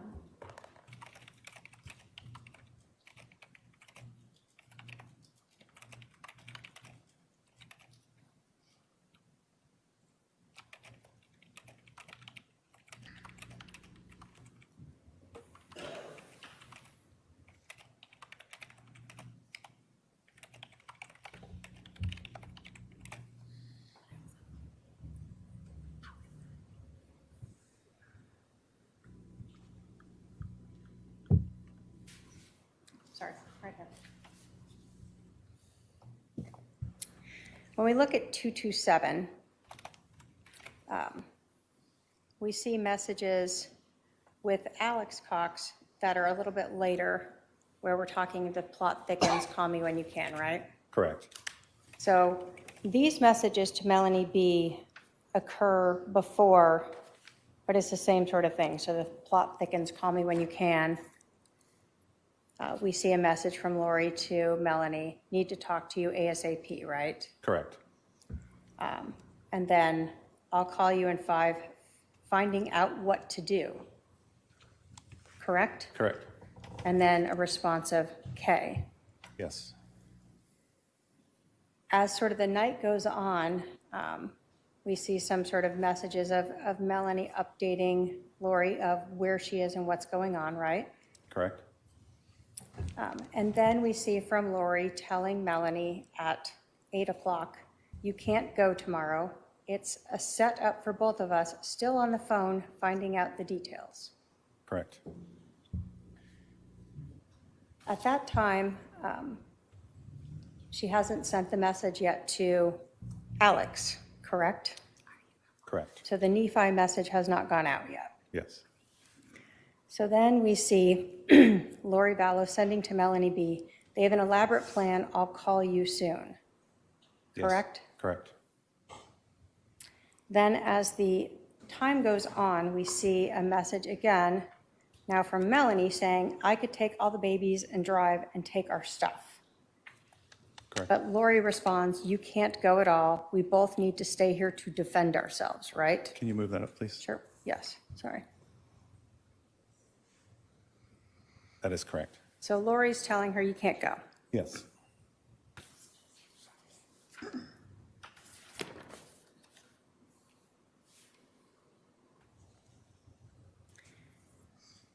And this is where then we see a message from Lori Vallow to Melanie B. It's coming to a head. This week will change everything.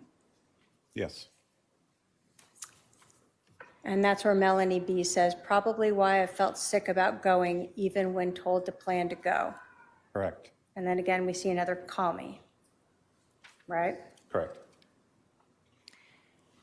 Now, when we look at timing, we know again, when we go to 227, that the plot thickens to Alex is at 9:03, right? Yes. And so now we also have the plot thickens also sent here where they're talking. That's to Alex. Sorry, that's Alex, yes. Right. So as the night goes on, 9:28, this is sort of in between those messages to Alex as well as before the Nephi one. Right. And do we see here that Melanie says, I can lay at my house if I need somewhere to go. And then she goes on to say, I think I'll tell him I don't want to get the kids sick, so I'll go lay down at Mimi's, then gym, temple, and lunch. Yes. So she's going to pretend to be sick, but she's going to go to the gym, temple, and lunch. Correct. Then she continues to sort of advise what's going on the 10th and tell Lori, is it better for me to stay here or leave, do you think? So she's getting her direction from Lori. Correct. And then from Melanie, she advises Lori, Adam and Charles don't come until tomorrow, right? Or she asks her. And then she says, Brandon said it's okay, we can get in a flight tomorrow or whenever you're better. Yes. So on the 10th, Melanie asked if Charles and Adam are coming in, right? Yes. And Lori tells them they both come tonight. Correct? Yes. So she already knows that Adam is coming and that Charles is coming. Yes. Does it go on? Okay. This is from Melanie. So today doesn't really matter, but I'm here. I have the kids tomorrow, and that could make it easier for them. So I should probably be sick again tomorrow, question mark? Correct. Correct.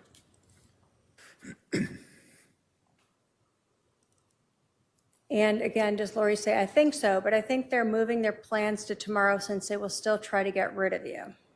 Yes. Then there's a discussion from Melanie about wanting to go to this wedding. Correct. And Lori saying, I know, baby, I'm so sorry. This is important to your mission, even though I know it's hard to just sit there. Correct. So she's given her a mission to pretend to be sick. She has a mission, yes. Then we see from Melanie, I just got to the gym, but do you want to do lunch after? What's your day look like? Are you going to Glendale? Correct. So we can see a plan going here where she's pretending to be sick for Lori, but they're meeting up. Yes. Lori says, yes, let's do lunch. I'm not going today. Correct. Then they discuss sort of meeting up. And as we go on in the 10th, is Melanie advising her that Brandon's been here the whole time. He's been on the phone and texting the whole time. I told him I'm trying to get on a flight tomorrow, but he thought the wedding was tomorrow, so he was surprised it's Friday. Correct. And Lori tells her maybe she can go tomorrow night. So on the 11th, Lori Vallow already knows by the night of on the 10th, Lori Vallow was already knowing, but by the night of the 11th, Mel need not stick around. Correct. So she needs to be there in the morning, but maybe you can go tomorrow night on the 11th. Correct. And then we see, again, Melanie, maybe I'll tell him I'm not going at all, and then I just end up going Thursday night, but his plans are canceled. And again, so July 11th is Thursday, right? Yes.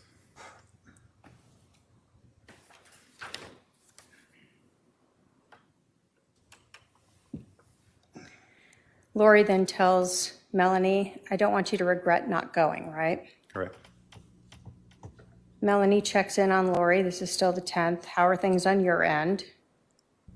And also, I don't want to regret not going. Meanwhile, I'm over here dreading packing and playing sick, right? Correct. So she confirms that she's doing this for Lori to distract Brandon. She's not really sick, yes. Then we see Melanie saying, packing for the move, that is, and then asked to be, will you clear me? Correct. So still on the 10th, as we get to 6:47, we have Lori telling Melanie, sure, I'll work on you now. Do you want to come over for a blessing? Correct. And this is where we then see Melanie ask, sure, I can, but is Charles coming? Is Al there? Right? And so Lori lets her know that Al is here at 7:18 p.m. on July 10th, right? Correct. And Charles says he will come over in the morning. Yes. So at 7:18, everyone sort of knows Al is over at Lori's, Charles isn't there, he'll be over the next morning. Correct. And then we see Melanie say, I'll head over, right? Correct. This next message is from the 11th, correct? Yes. And we see her tell Lori again, Zach is here, right? Correct. And again, now it's closer to 8. He just acted like he was coming over to get his mail. He told Brandon, oh, hey, Adam's in town. And Brandon acted like he didn't know. I asked if he was moving in with Adam Cannon, and he said he doesn't know yet. And then do they confirm after that, I can fly out at 9 p.m. tonight and be back Saturday afternoon? Correct. And those 2 prior messages, you can see the time frame of 7:48. Obviously, the event has taken place, and they're not read until 1:38 in the afternoon. Okay. So yes, so this is at the 7:53 a.m. when this is sent. That is after Lori Vallow has left the house with Charles's phone in his car. Correct. And it's read at 1:28 after Lori Vallow has been interviewed and released back in Charles Vallow's SUV. Yes. And they go over to Alex's house. Correct.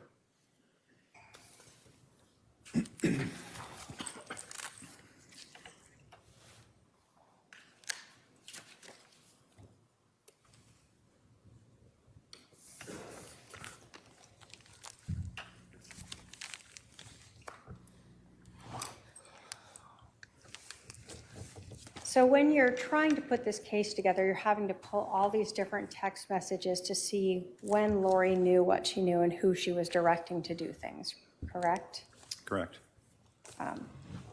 As you were looking through these messages, were you also having to figure out who some of these people were? Yes, I was.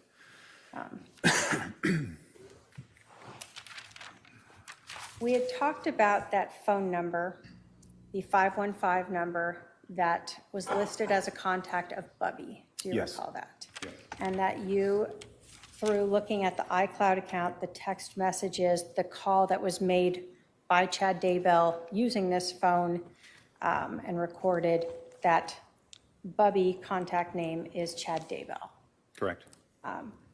When you were reviewing those iCloud accounts, does every text message always save in them? They do not, no. So did you also have to look at phone records to see if those matched up or if there were missing records? I did. And we talked about, obviously, phone calls are not saved in the iCloud account, right? Correct. So when you were looking at those Chad Daybell phone records, did you look to see on the morning of July 11th of 2019 if there were any text messages or phone calls made between Chad Daybell's Bubby phone and Lori Vallow? I did. Do those records show a text message from Chad Daybell's phone to Lori Vallow's phone on July 11th of 2019 at 6:06 a.m.? Yes. And those are all in the records that we previously admitted. Correct.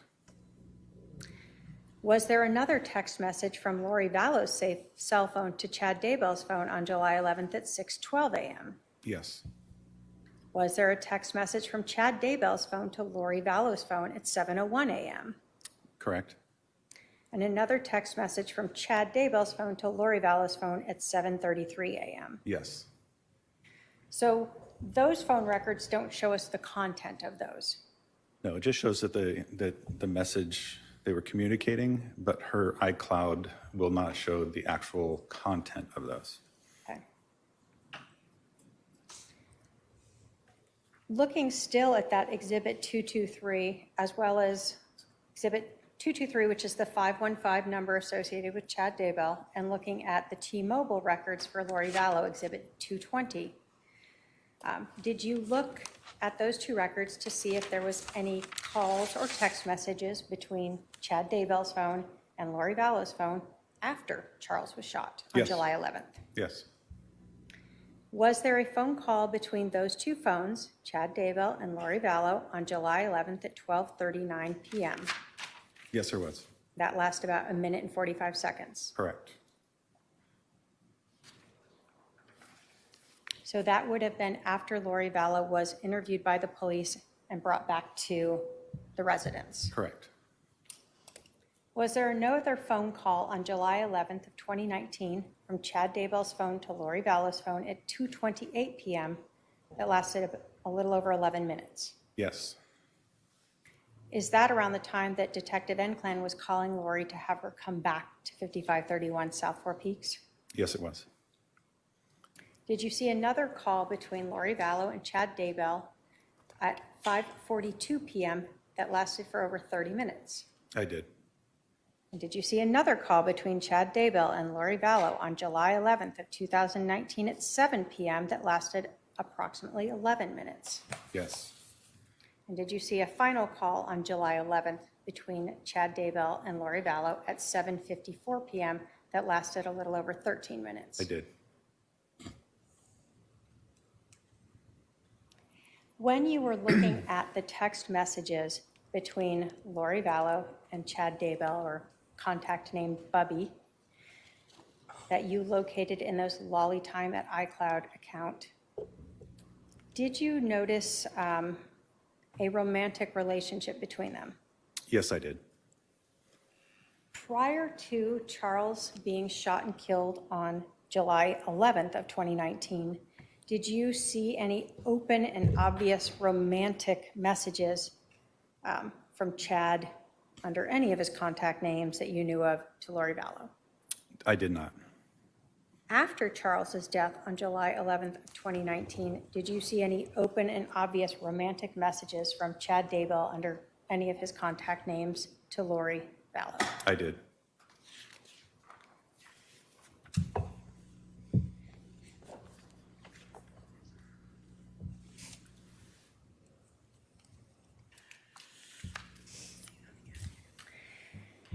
Now, were there many messages and between Lori Vallow and contact name Bubby or Chad Daybell? Yes, there were. And again, those are all part of that, recovered as part of the search warrant on the Lolly Time at iCloud account. Yes.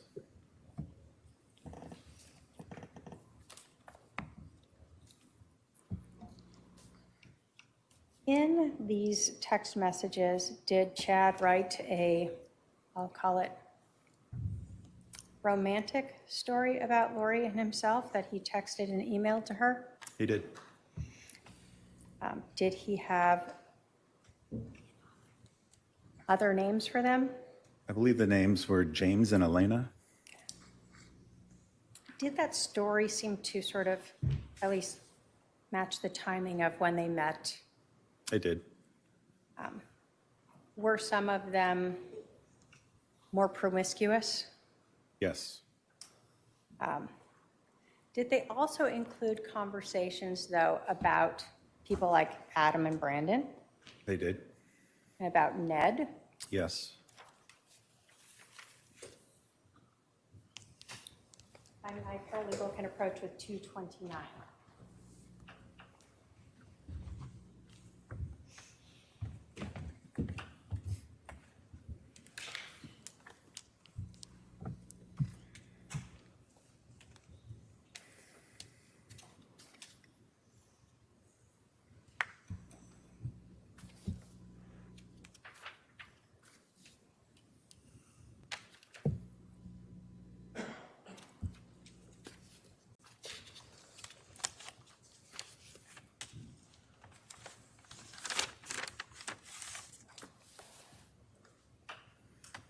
Honor, may the state will move to admit Exhibit 229. Any objection? Just relevance to the conspiracy, Your Honor. All right, the proper foundations been made. I will admit 229. 229. 229 is admitted.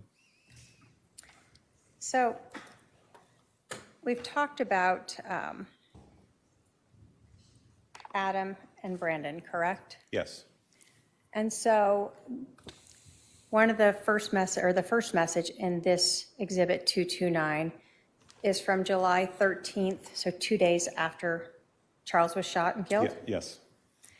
And do we see, at this point, Chad is asking Lori, how did Adam and Brandon find out? Correct. And again, on the 13th at 9:51, we see Lori telling Chad, my mom, because she was so mad, she went off on Adam. Correct. And again, when we go back to Adam's testimony, did he indicate he learned Charles had died on the 13th Correct. and that he got in a fight with his mom? Yes. At that point, do we see then a message from Chad asking, did he have much to say in his defense? Correct. And Lori responds, he was very defensive and tried to justify everything, but my mom kicked him out and said she would never talk to him again. She's dramatic. Yes.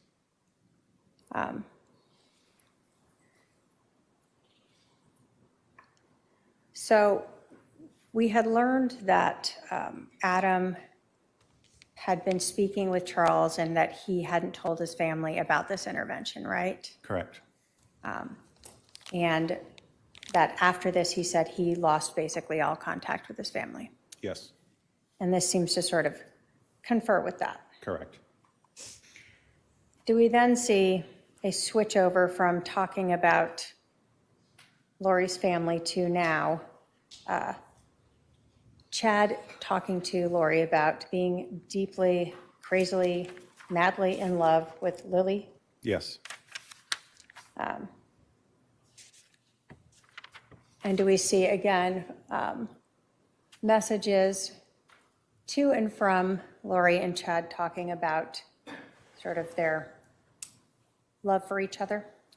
Correct. So prior to this, you really had not seen this open, obvious discussions about their relationship. I had not.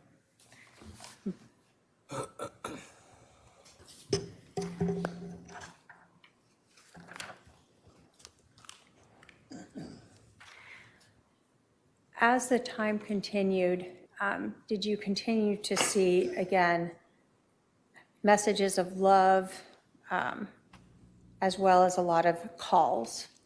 I did. Although we won't read through everything here, is this sort of part of that story you're talking about of James and Elena starting in November? Correct.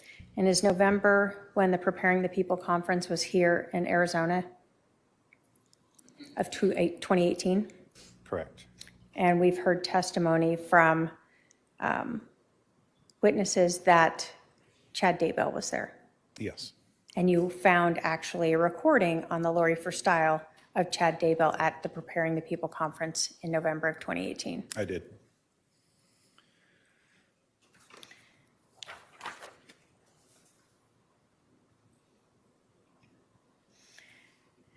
As we get to July 14th, do we see Chad then talking about cleansing the Houston house? Clearing the Houston. Clearing. Yeah. Clearing the Houston house, sorry, to remove the darkness he caused. Correct. So who was living in Houston? Charles. And had you seen and heard people testify that Charles was considered dark by Lori Vallow? Yes.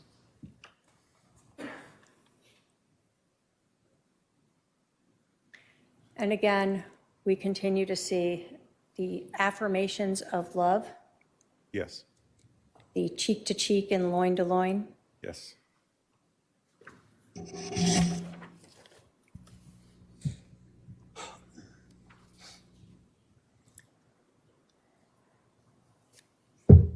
Again, more conversations both of love in text messages as well as phone calls. Correct.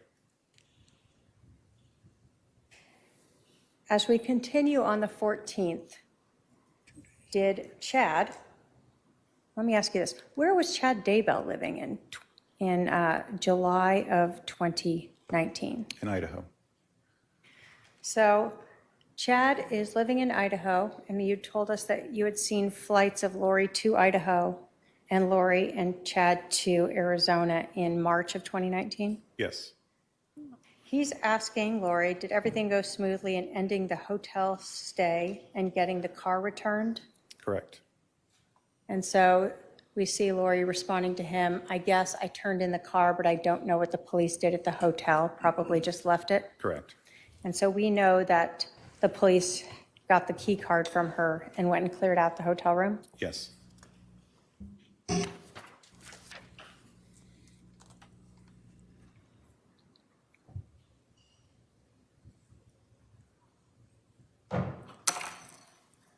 Do we see, again, a continuation of that story that Chad was writing to Lori Vallow? You do. And that continues through most of this till apparently Chad needed a shower. Correct.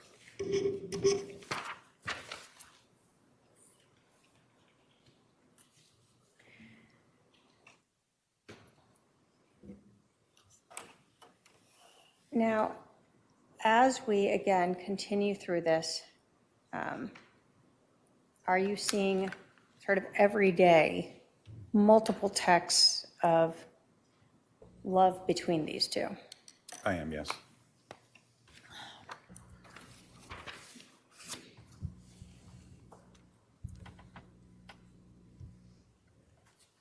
And again, going through the 17th, 16th, 17th, again, more affirmations of love, correct? Yes.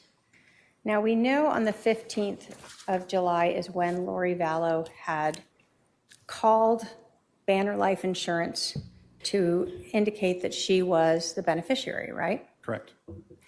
And on the 18th is when she learned that she was not. Correct.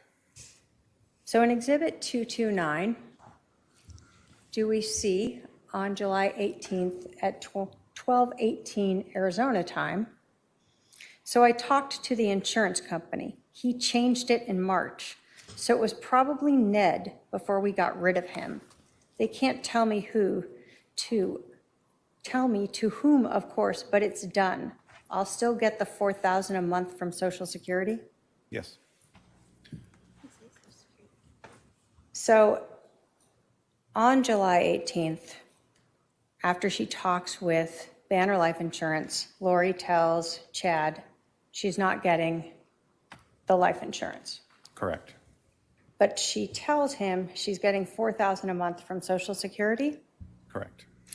Now, we know from Lori Vallow's text to Alex that she went to Social Security on August 12th, correct? Yes. And we also had testimony from Social Security about that. Correct.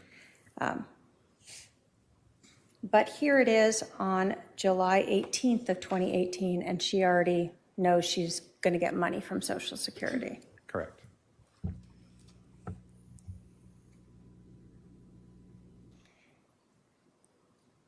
Again, do you see a lot of additional continuing everyday multiple affirmations of their relationship? I do.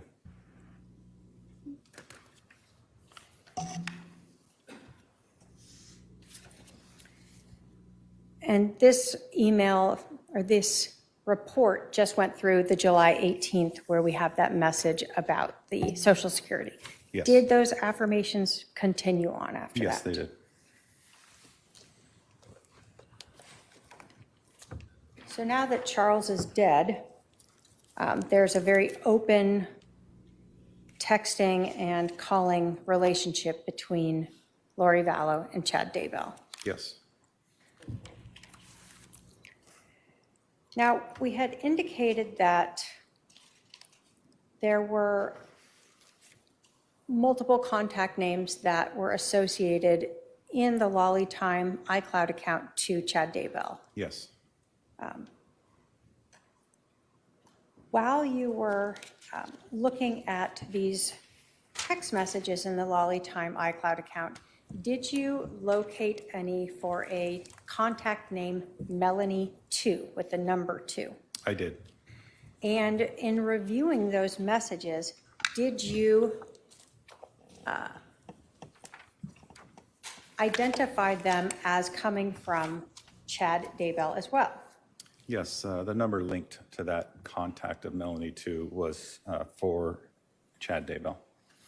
Did you even see a message from Melanie 2 with an attached photo showing Chad Daybell? Correct.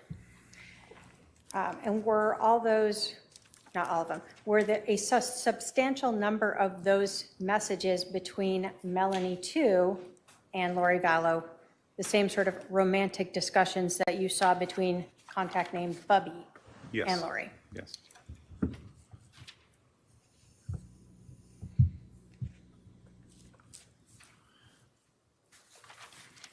When you were looking at the conversation between Chad Daybell as the Bubby contact, we saw a discussion about life insurance, correct? Correct. Did you also see a conversation between Lori and Melanie 2, AKA Chad, about life insurance? I did. If I can have my paralegal approach with 288 and 230.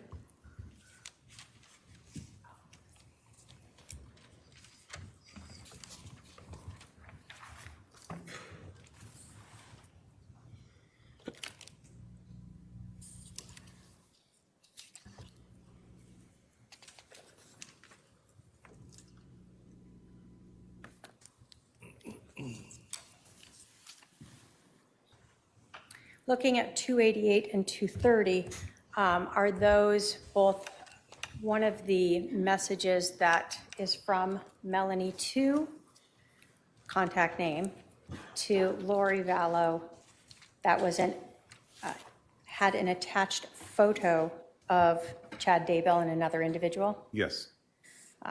Was that some of the information used to verify that this Melanie 2 was in fact Chad Daybell? It was. And then in 230, is that some of the SMS messages showing both that same romantic relationship as well as that conversation about the life insurance? Correct. State will move to admit 288 and 230. Any objection? Just the relevance, Your Honor. 288 and 230 are admitted. So starting with 288, was this, again, a message, an MMS, so meaning there's an attached photo with it, right? Correct. That occurred on July 17th of 2019 from Melanie 2 contact name. And it said, I took a photo with Alan Osmond for Mark. Correct.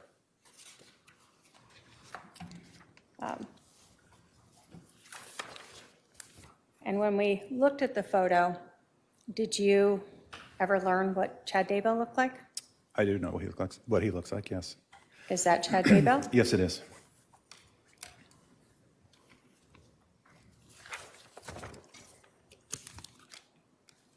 So this is the person that she has been texting all the romantic love affirmations with right after Charles died. Yes. 230, again, we see the same sort of romantic contact between them. Correct.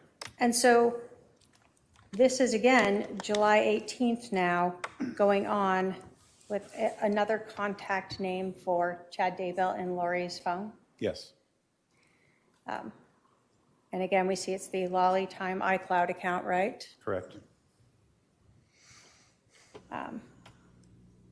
When we get to July 18th, this one, though, is an earlier.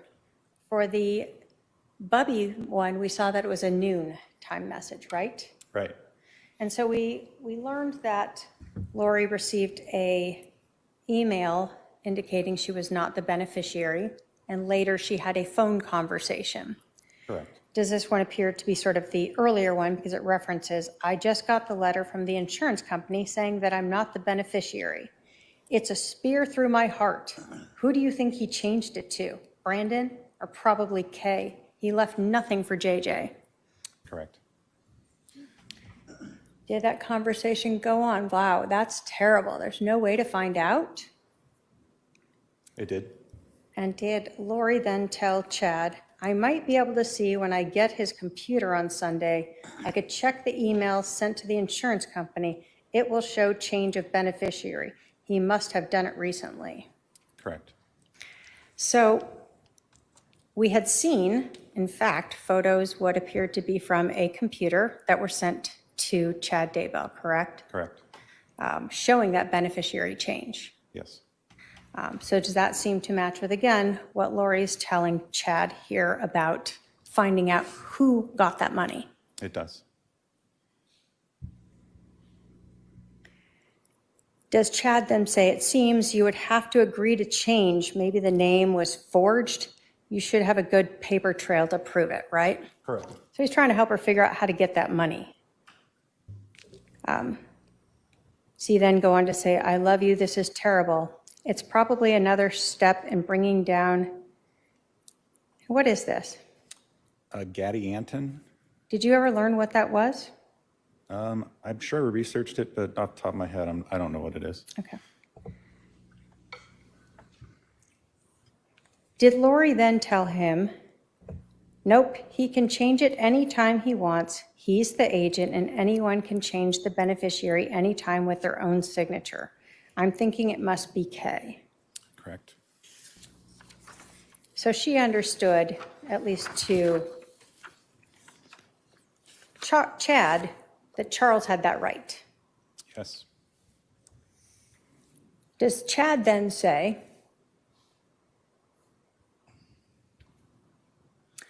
it will be interesting if he if it got changed after he had 2 bullets in his chest. Correct. And she goes on to respond, I don't think it could have. You can't change it after the death date. They would review that. Correct. And then she goes on to say again, I'm thinking Kay as well. Or he says, I'm thinking Kay as well. She probably freaking out that you got those computers. I'm going to shower and give you a blessing. I'm eager to get home so we can talk. It will be okay, my love. You are wonderful. Correct.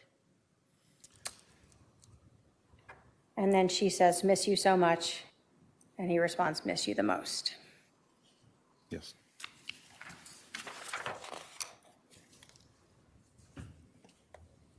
So during this conversation, we see Chad and Lori discussing who this likely would have gone to and when it could have been changed, right? Yes. And that all occurred before the second conversation we see, also on the 18th, but closer to, I think, 12:30, 12:34, where she knows now it was changed in March. Correct.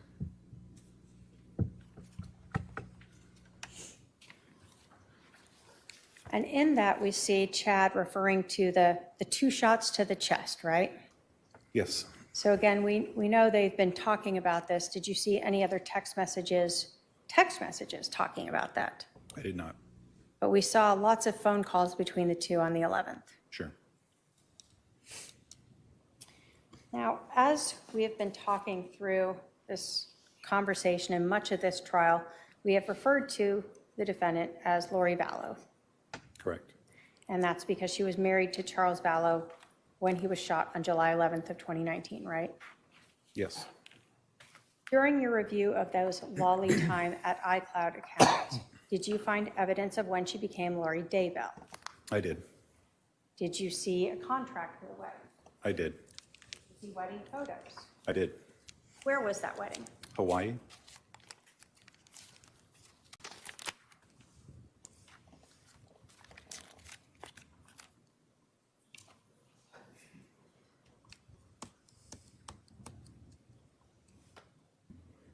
I can have my paralegal approach with 233.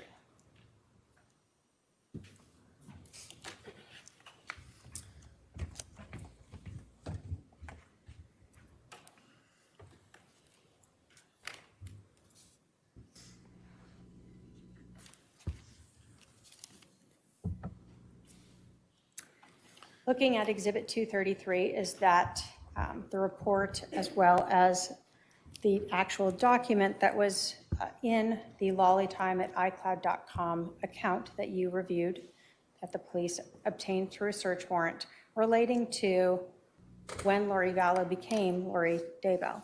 Correct. State will move to admit 233. Any objection? Relevance. 233 is admitted. So the first part of this, we see that,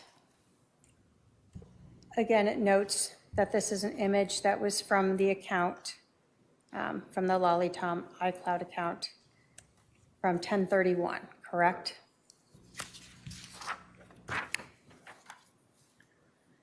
And then this is the actual photograph that was uploaded into the iCloud account, correct? Correct.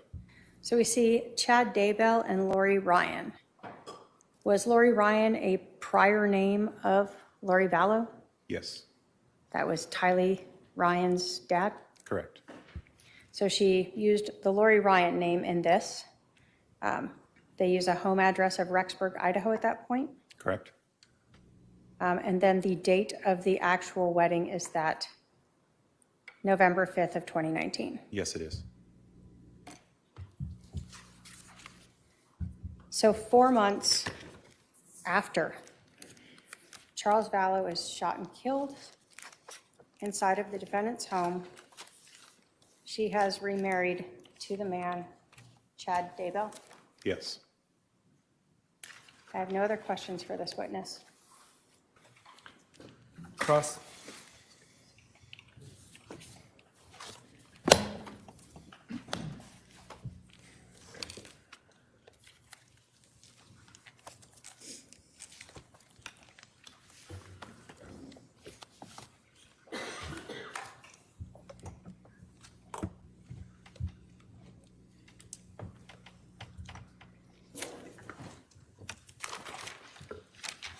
Detective Duncan, when did you become the case agent? I believe it was June of 2020. Okay. And prior to you being the case agent, it was Detective Moffett? Moffett, yes. Is that correct? And was it because he got promoted that they made you the case agent over this case? or- Yes. Okay. And he's now a lieutenant, is that correct? Yes, he is. Okay. And so he was the case, was there anyone in between? Was he the case agent the whole time until 2020 when you took over? Correct. Okay.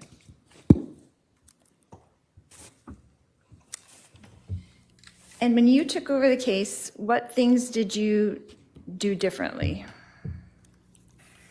I wouldn't say differently. I continued what I was doing. I was looking at records for him. The records in this case, as you're aware, there's volumes of records.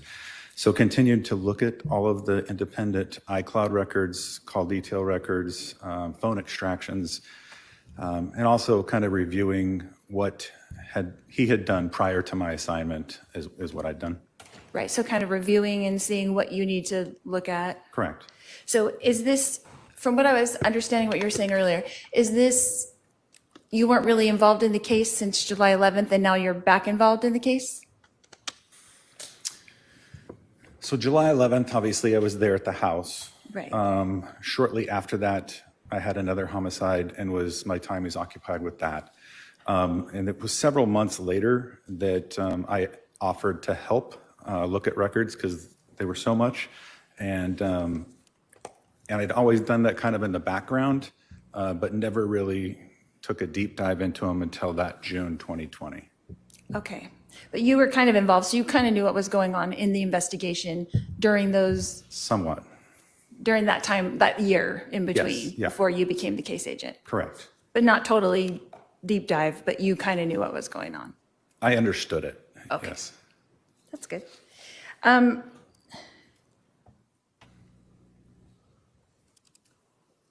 So let's go over that day again real quick. When you were there, what time were you there at the scene, from when to when? I believe I arrived shortly after 9:15. Okay. And I would have left probably 4:30. Okay. Were you at the house that whole time? Yes. So Well, you didn't. Let me back up. Oh, I'm sorry, go I ahead. did leave for a short period of time to obtain a saw that we would need to cut that piece of flooring out and the baseboard. Okay. But then it came back, yes. So you were at the scene that whole time, besides the time you went to get the saw? Correct. You didn't go to the Chandler Police Department? No. So you weren't there during our interviews? No. Okay. So, and you had mentioned something about you couldn't go in. I was confused. You couldn't go in until after the search warrant, but you were in before that, right? No. So obviously your first responders, your police officers, the firefighters, they're going in to preserve life and treat the victim in this case. Then they back out. At that point, we will not let anybody in, given the circumstances of this case, until the search warrant is actually signed and executed. So we will wait outside the threshold of the house until that search warrant is signed, and then we will begin our investigation. So I'm still confused. So you didn't go into the house until after the search warrant, or you did get to go in beforehand? No, I didn't go in before. I waited until after the search warrant. Okay. So you had testified, I'm still confused, sorry. And I'm going to object again to the defendant testifying. Just ask the question. You had also indicated that you had gone in and that Charles was on the floor. Is that correct? I think the question was asked of me is, what did I see when I went in? And so that, and I would say after the search warrant we went in, that's what I saw. But he was already gone in the ambulance at that point? He never went in an ambulance. Charles didn't go in the ambulance? No, he went with the medical examiner's office. So what time did he leave? I can't give you a specific time on that. I have to look at the medical examiner's office information for that. But it was after you entered at 11:50? Yes, it was way after that. Okay.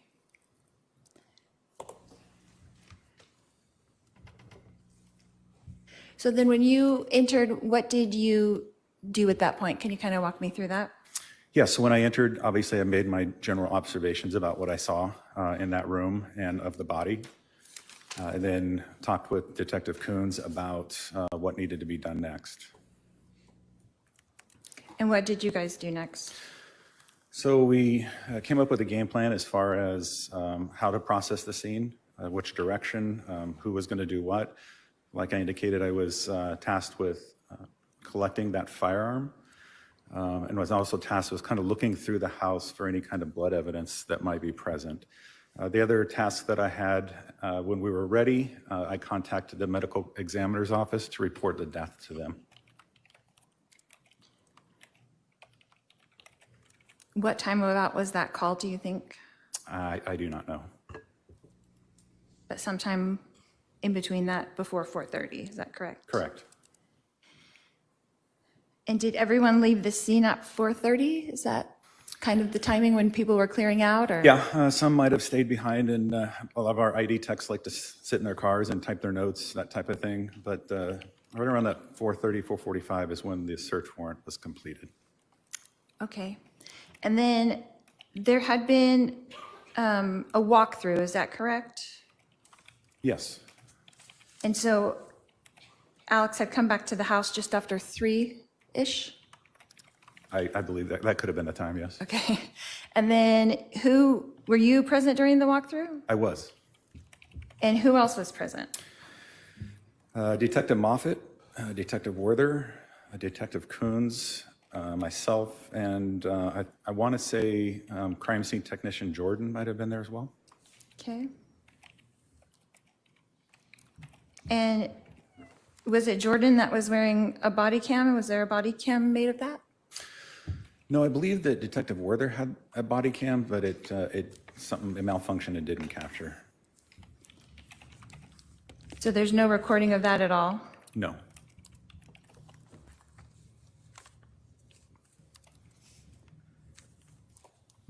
And Detective Moffitt was the case agent at that point, right? Because he had been assigned that already? Yes. Okay. And so did each of you write reports on that walkthrough then, since there was no recording of it? That would have all been included in our report, Joe not a specific Schmo. walkthrough report, but in our original narrative, yes. Everyone would talk about it, mention it, their perspective? Not everybody has to, as long as somebody or one or two people wrote about it to know that it happened. Right. So since there's no recording of it, though, someone is assigned, like, because Moffat is the case agent, or who would do that? Be assigned to include it in the report, for sure. It's different. I'll give you the example. If you look at probably my report compared to Detective Kuhn's report, you might notice, similarities in there. You might notice stuff that I went into more detail on, or he went into more detail. But it depends on whether they write it or not. They could just put something as simple, I was present during a walkthrough. Okay. So since you became the case agent, have you read all the reports? At one time or another, yes, I have.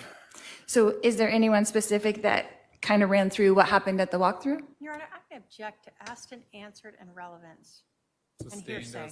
Sustained as to asked and answered. Did you write about it in your report? I'm going to object again to relevance, hearsay, asked and answered. Sustained as to asked and answered. He already answered that. You mentioned that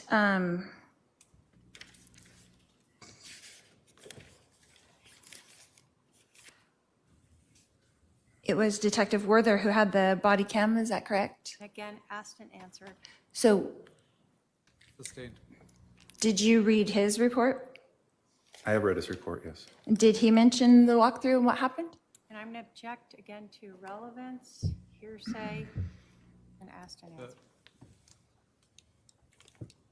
To the extent that it would call for a hearsay answer, I'll sustain the objection.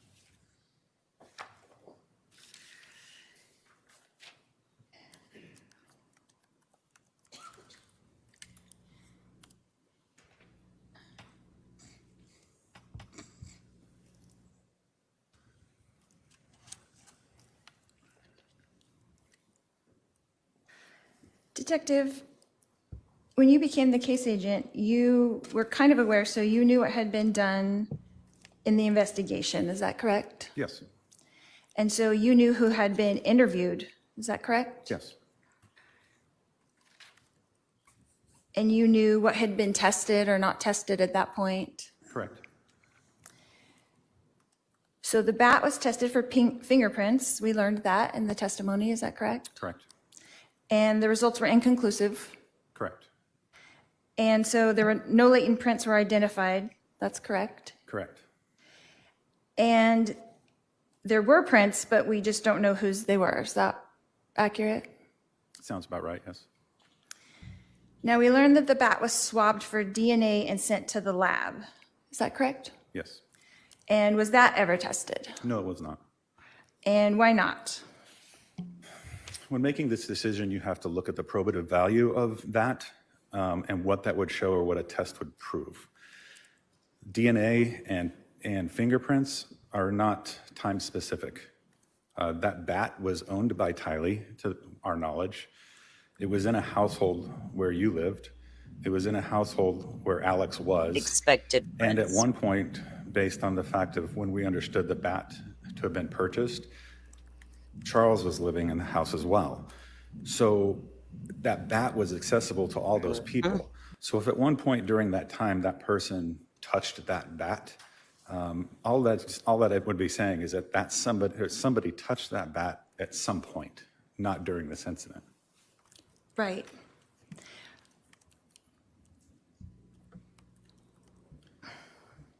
But there was no blood found on the bat, is that correct? Correct. But would that be able to be told from DNA? There was nothing that was visible that could see, like if blood dries or anything like that. There was nothing that would indicate that here's a spot we need to test for that particular, for blood. Right, but would DNA tell if there was blood? Could they find out if there was blood on the bat from the DNA test? Once again, blood is, you would see if it dries and crusts, then you would see that particular blood.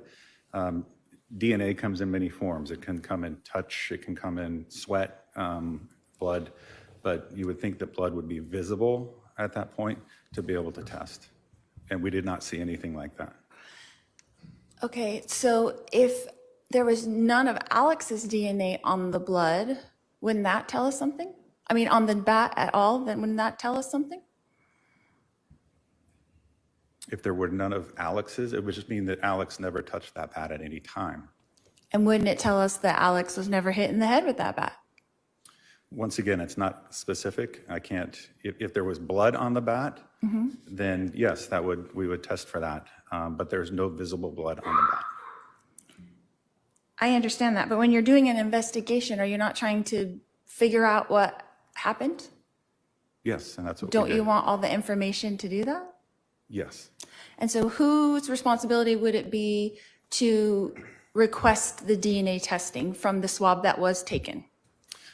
Once again, that would just show, it's not showing that it's blood. There's no blood on the bat. It was just showing that a DNA swab was taken of that particular area to be able to test later on. But there's no discoloration that would show any kind of blood.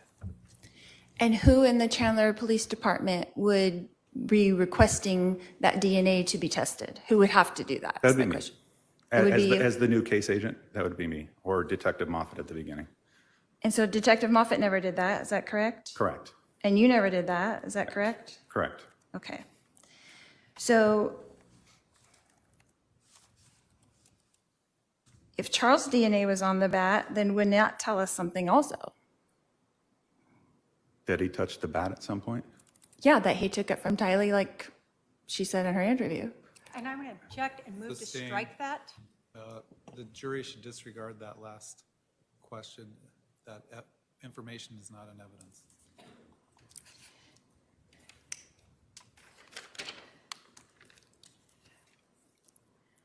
Detective, wouldn't that have answered some questions for us in your investigation? I don't think it would have, no. Okay.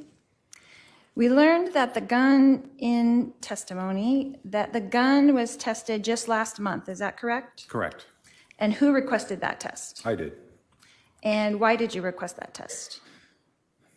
So on firearms, immediately after we have a firearm case, we have the ability to utilize a system called NIBIN. NIBIN is run through the ATF, and what NIBIN will do is we can fire a particular firearm that we have control over and obtain casings from those. We can then take the casings from the scene casings and then compare those together. We already knew that that gun fired those casings very early in the investigation, as a NIBIN report provided.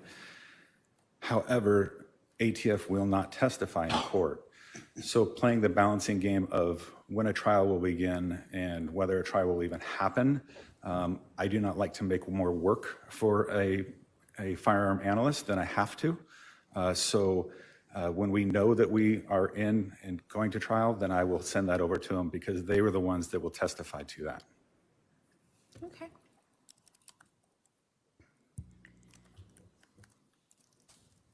So it wasn't after my investigator suggested that none of the guns had been tested No, that you no. ordered that test? I never spoke to your investigator about that either.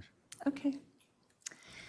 So, Detective, when did the Chandler Police Department take possession of the gun? On July 11th? And then it was tested in March, is that correct? Correct.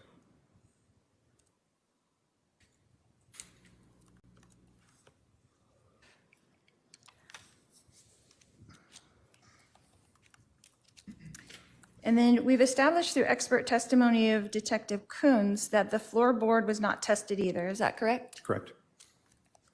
And he also established that the projectile was not tested either, is that correct? Correct.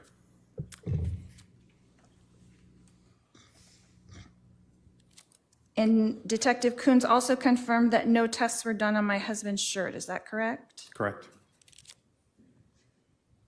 And then when you became the case agent on this case, why didn't you request any of these tests? Because I was confident that based on the medical examiner's report of an entry wound to the lower left quadrant, an exit wound to the upper left rear shoulder, and a corresponding defect, or what I would refer to as a bullet strike in the floor, if you take those 3 points and match them up, then there's no other explanation other than Charles was laying on the ground at that time.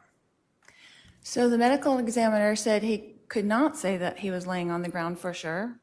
But you're saying that in your detective opinion, you know that for sure? I believe so, yes. And so were you there to witness it with your eyes? No.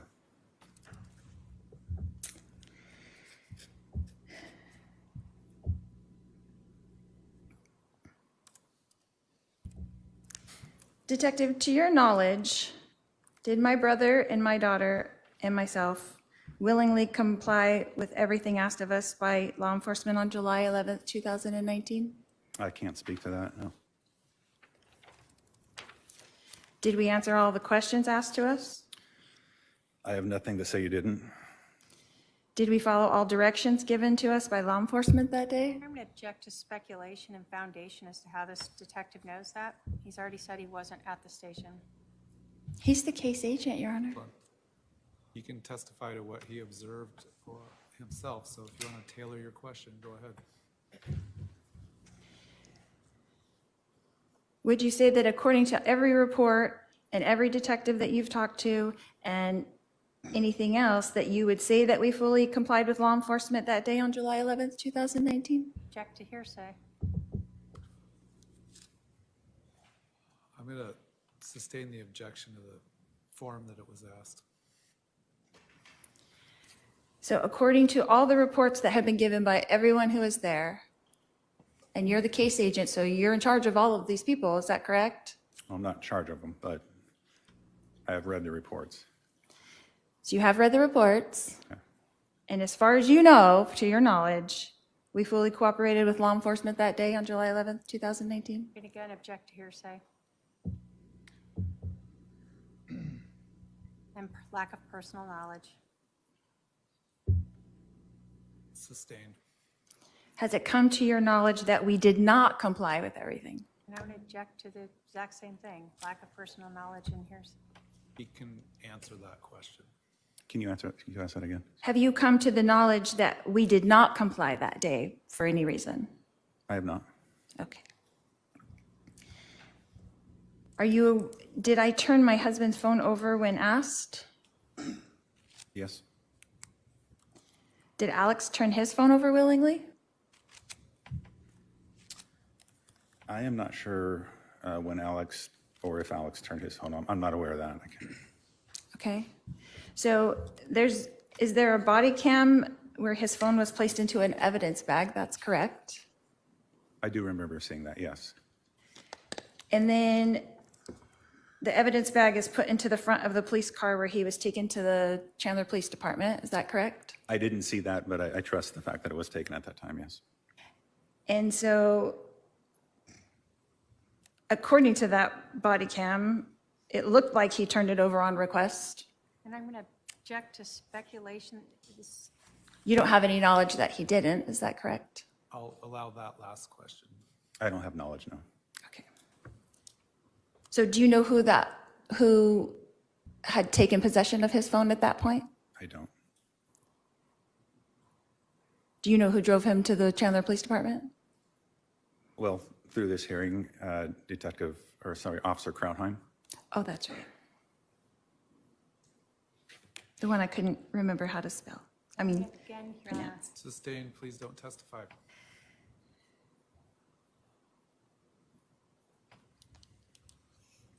Was a copy of Alex's phone made by the Chandler Police Department? I don't know. You don't know?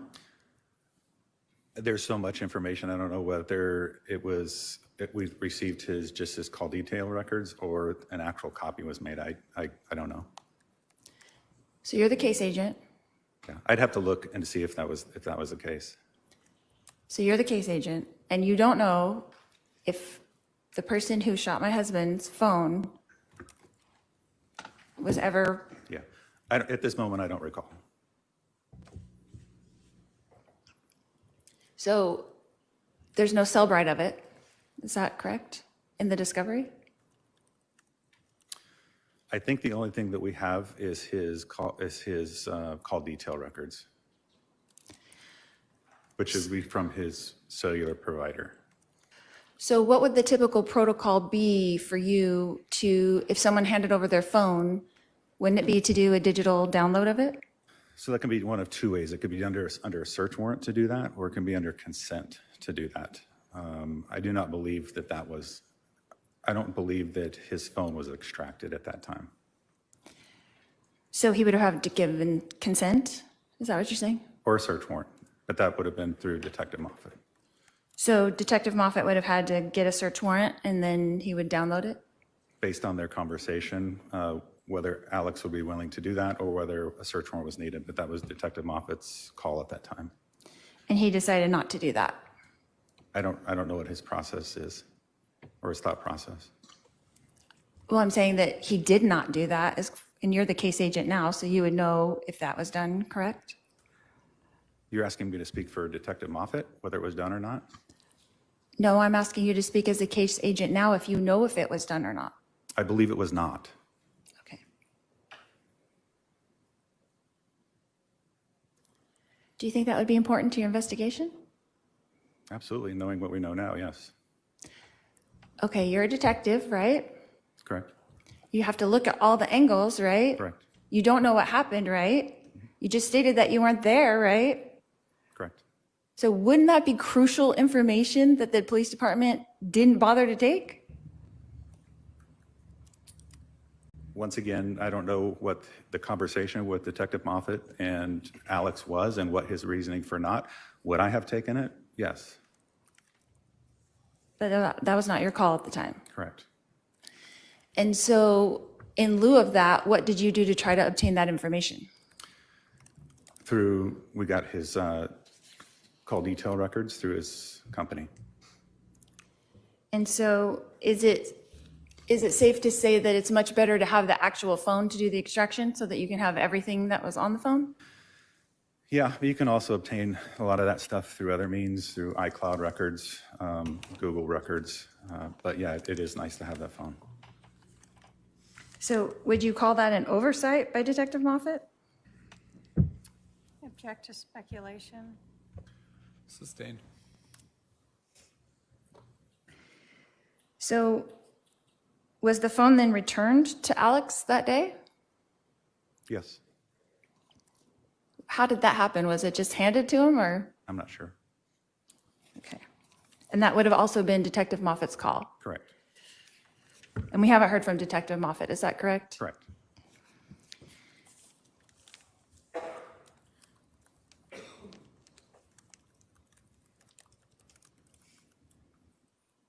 So according to your knowledge, that when Alex was called by Chandler Police to return to the scene for the walkthrough by detectives, he did so, is that correct? Yes, he did. You saw him there? Yes. And did he answer everyone's questions while you were there, what you observed? Yes, he did. There was very little questioning. It was just more of a positional type thing. It was, where were you? It was more, I'm sorry, I missed that last part. Where was he? Where was he standing during the time? Oh. And so he kind of walked it through with you, and all four of you were there, right? Yes. 5. And no one was asking him any questions? Your Honor, I'm going to, again, we've already gone through this before, asked and answered, as well as verging on hearsay. I'm going to sustain the objection. How much do you have left on your cross, you would think? I don't know, Your Honor, a lot. In other words, more than a couple minutes. Should we take our afternoon break? Oh, yes, we should right. take a break. Let's take our afternoon break for staff. Afternoon break? It'll be about 15 minutes. Please remember the admonition. Lordy, they're trying to keep us here all night today, people. Joe must have slid in on the break, y'all. Because he slid right back out, didn't he? Oh my goodness. Let me get this down. Okay. Wowza. So she's coming at the detective there with her no blood on the bat. Interesting, right? And if you think about it from the way, if you saw the body cam video and you see the back of Alex's head where it's near the base but right above the neck. So Butterfly, I saw your comment about him hitting himself with the angle, with the way that wound looked in the grainy body cam.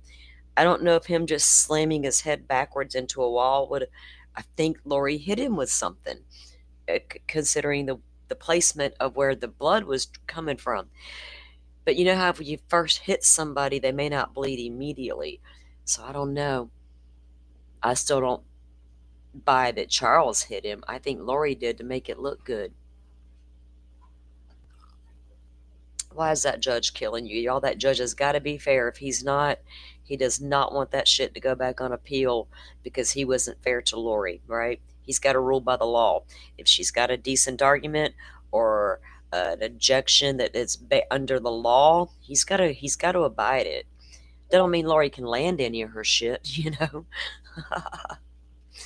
Don't mean she's gonna get anywhere with it, but he has to rule accordingly, or else he'll be looked at as biased and unfair. All the things that we accuse Gull and Canone over there of being. Oh, I just saw that you did. Let me check it. Da, da, da, da, da, da. Hang on, I gotta mute in case when I play this in case it's bad.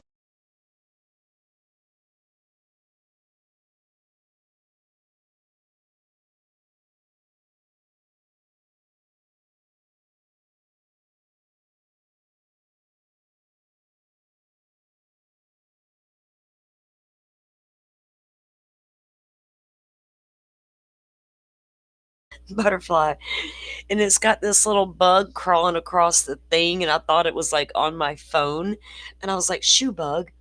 She sent me a little voice clip of some little mumbling stuff. Reminds her of Lori. This shit was funny. Yeah, I think we've all concluded that together, right? Now that we've heard everything and no blood on the bat. And of course, everybody's handprints were possibly on that bat. Like the officer said, they would expect them to be there because it was within the home, right? All of their handprints could have been on it that morning and it still wouldn't have mattered. Tally claims she touched it. They claim Charles touched it, so it wouldn't have been a shocker to find his DNA on the bat. That wouldn't have proved that he went after Alex. It wouldn't have proved that he hit him just because his prints were there. Well, what the problem is no blood on the bat. Because you'd think if Charles, being the big strong man and a ball player, he cracks him one good time, there might be some immediate blood going down, wouldn't you think? There'd be at least a little bit on the bat.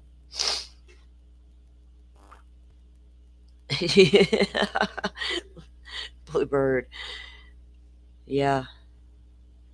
So the jury has got to hear a little more of the loin fire fiasco. God, I got so sick of that in Idaho. I know that there were people that in discords meeting up at night reading that book. Like, I could never. I didn't want no part of that shit. You keep your loin fire away from me, Chad and Lori. I'm not down with it. Until we're sitting. Who, ladies, I don't mean to be ugly because I'm not that person, but who the hell does Chad turn on? Did Lori honestly look at that man and go, oh, hey, baby?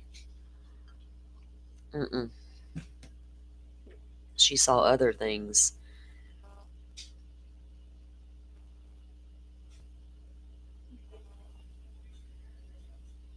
Yeah, concussion, cracked skull. It would have been a lot of things if Charles had actually been the one to hit him. It feels like that was like a superficial wound. Lori probably didn't want to hurt him real bad, right? But we got to make it look like you were attacked. So they'll buy our self-defense story.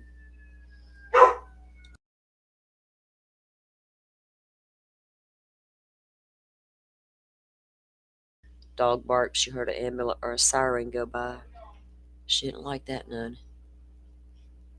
Yep, I think we all can agree with that, right? Especially, knowing he was a ball player and all the things. And you see what he looks like. Charles was a healthy man, right? As far as, being physically fit and strong and all the things.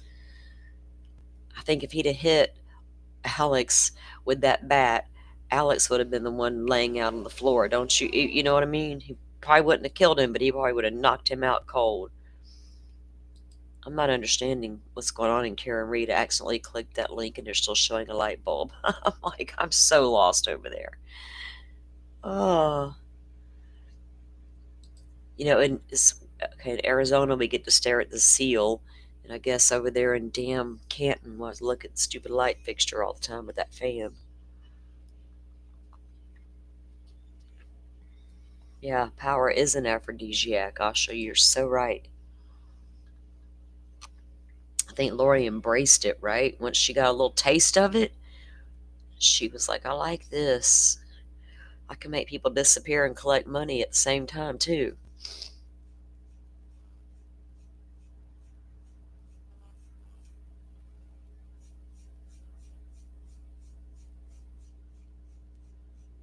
Yeah, she thought Chud was going to get her there. Get her to where? Hell, I don't. The leader of the cult, the high priestess, that Lori godlike figure she so longed to be, and want everybody to see her as. Lady, you can't get past your children being disappeared and not telling anybody where they are, and then wanting the world to believe, hey, it's okay because they were just zombies, y'all. Understand that. Stupid ass. Stupid is as stupid does. Isn't that what Forrest's mama always says? I love that lady. Oh, okay. The feed is not back up yet, guys. I'm monitoring it, and I was just trolling around for some. Let's go troll the Twitter. Or the X, or whatever you want to call it these days.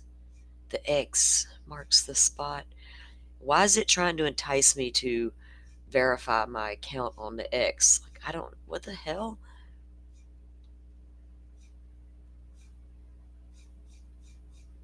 Oh my god. I'm not even. Okay, here we go. Let me pull up Gigi's. She just happened to be right there. I don't know what's going on in this first thing that popped up there. I'm scared to even look at whatever this is. I'm not doing it. Okay. Um,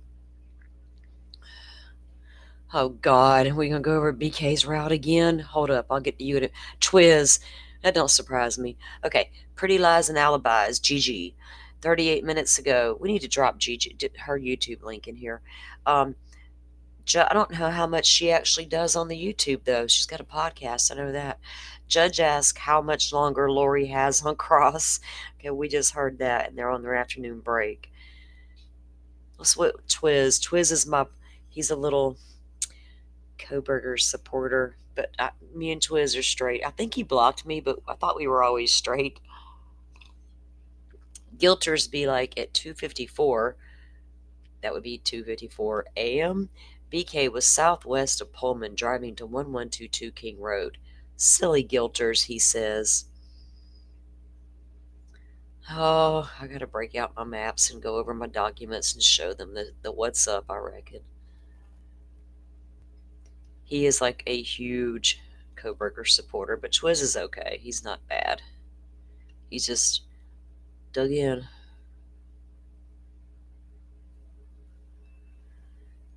What is this? How is this a civilized society? How can anyone think this is normal? Lock him up and throw away the key because he said he was on the trails. Oh, that's Delphi stuff. There's that Brad Weber guy. Oh, crazy lady, what you got going on? Idaho 4, if they exclude this boy's family from any part of this fucking trial, I promise you they will piss me the fuck off. Oh, well, my God. Let's not have that. Let's not say your name, because according to you, you make a dime every time your name is spoken. So I don't understand that either, but whatever. Brian Koberger, why treat his family like they did some shit? No one said they did. I hope we wrap this one up ASAP. They are on my girl. Who you for? You don't never make no sense.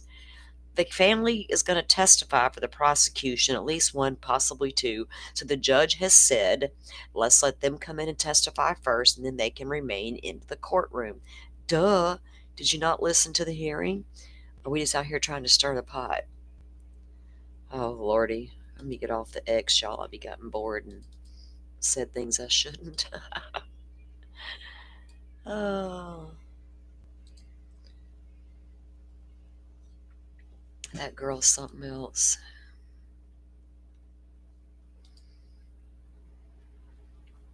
Of course, his family has the right to be in the courtroom, just like Charles' family had the right, just like the attorneys for the Gonzalez family in Idaho 4.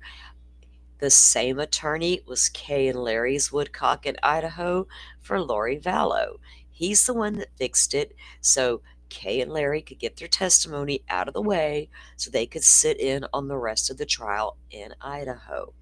That's the way they do it in Idaho, people. So let's not start controversy when there's not any.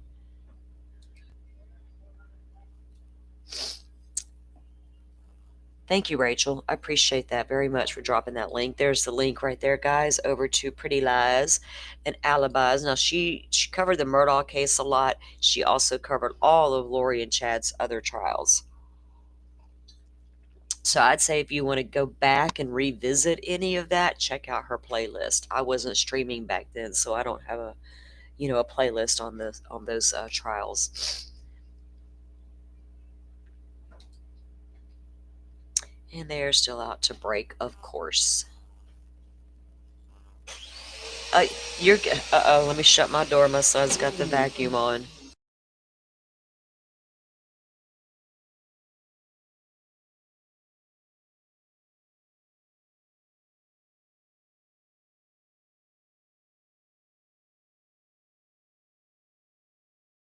Okay, he's tidying up the grandson's room.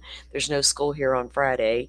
So tomorrow morning when they leave the house, they aren't coming back for the whole weekend. I'm like, what?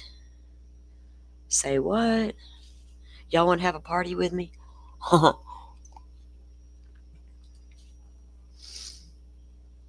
So Rachel figured it out, y'all, because Rachel is now a part of the mod team. Welcome in.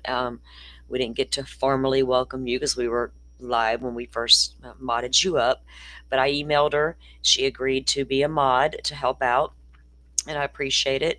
And like dropping those links, that's what you guys know. I have no super rules. If I need y'all to do something, I'll stop and tell you. If there's specifics that come up in the future that I want my team to know, I'll email them and let them know. But y'all know how it is. We flow here and have a good conversation. I think we got a pretty good crowd that comes in. We don't usually have to take care of trolls, Like I said, I'm usually good at addressing that myself. She learned fast, didn't she, Butterfly? See, at times like this, when Forrest is busy, I haven't seen Pokemon today. She must be tied up as well when we have you guys in chat. So that way we have some backups and it's not all left to one person. And when Butterfly is having to drive and do things, I got somebody that can help out.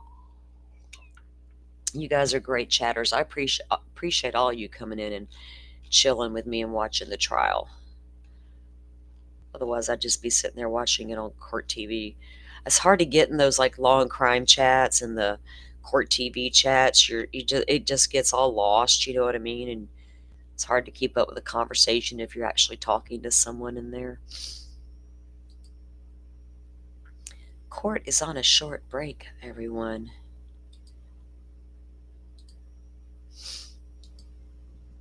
Uh-oh. I think I hear noise. I'm going to advise the defendant that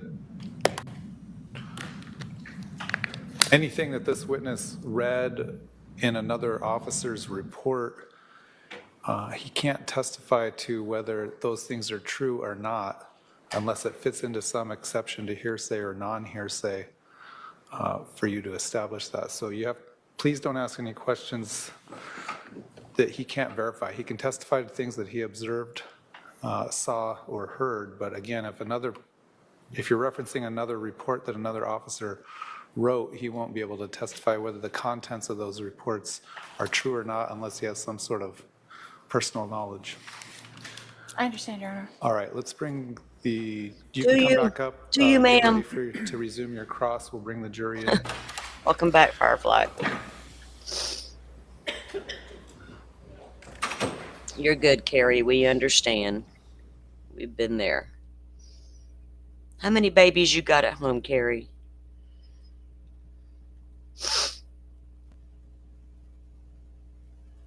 Yes, don't apologize. You will get used to it.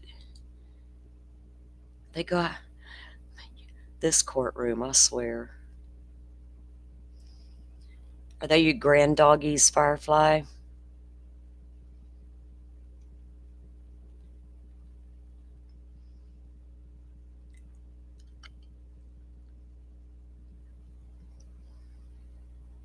I'm gonna have me an easy day tomorrow. I'm not cooking.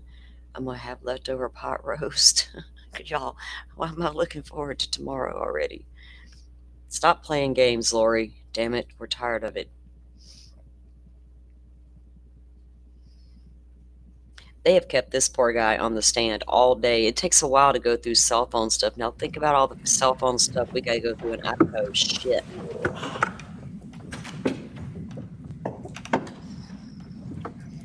We just All right, thank you. The jury is now present. You may be seated. okay. Here we You can go. continue with your cross-examination of this witness.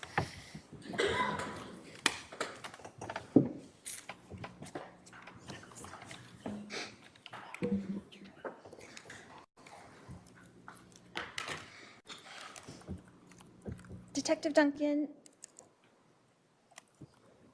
in all those text messages, we saw a lot of people. Did you interview our mother, Janice Cox? I did not. Did you read or watch her interview? I have not. Did you interview our sister, Summer Shiflett? I did not. Did you read or watch her interview? No. Did you interview our father, Barry Cox? No. Did you read or watch his interview? No. So the only source that you have for this investigation of the shooter in your case is through our brother Adam? Is that correct? And all of the contacts mentioned through your iClouds. Yeah, but you didn't ask anybody who was mentioned in there or who was speaking in there what they meant by any of those text messages? Well, none of the people that you mentioned were present during this incident. So you're asking about the actual day of July 11th, if I asked them about that day, or about the text messages? About the text messages themselves. Like, did you ask my mother what she meant in that text message when she wrote it? No. Did you ask my sister what she meant in those text messages? No. Did you ask Melanie, my niece, what she meant in those text messages? No. Did you ask me what I meant in those text messages? I couldn't. Okay.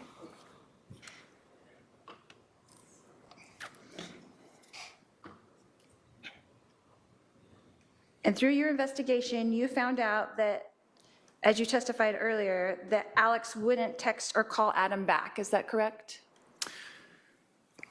I'm not interpreting as far as he wouldn't do it. What I'm saying is I don't see it. So if there's a message there and there's a text, there's no indication that there was a call back or a text back. So it looked like that he wasn't calling him or texting him back, even though he was getting calls and texts. Is that correct? And then Adam also testified that he did not receive a call or a text back, which would be consistent with the records. So the only person in our family, in our whole family, that you got information from was the estranged brother from our family who didn't know what was going on with everybody else. I object to the form of the question. Argumentative. Well, it's also compound. I'll sustain the objection.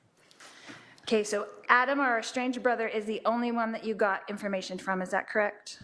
I object to the form of the question. Sustained. So is this your normal protocol to just talk to one witness and not all the others? No. Why didn't you speak to any other member of my family? A lot of members of the family have been spoken to. But you were not privy to any of that information as the case agent? Well, I was privy to the interviews that were conducted by other detectives. And you just testified to me that you didn't read or watch any of those interviews. Is that correct? I have been present during an interview or a phone call with Summer, and been present during a phone call in this process, but I have never interviewed them.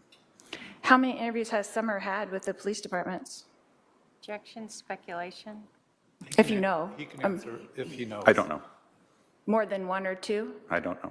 Okay, but you knew of at least one? That Summer has had? Correct. Yes. But you didn't ask her any of these questions or any of the questions about the text messages that you just talked about that were on the screen with Summer? I said no. Okay.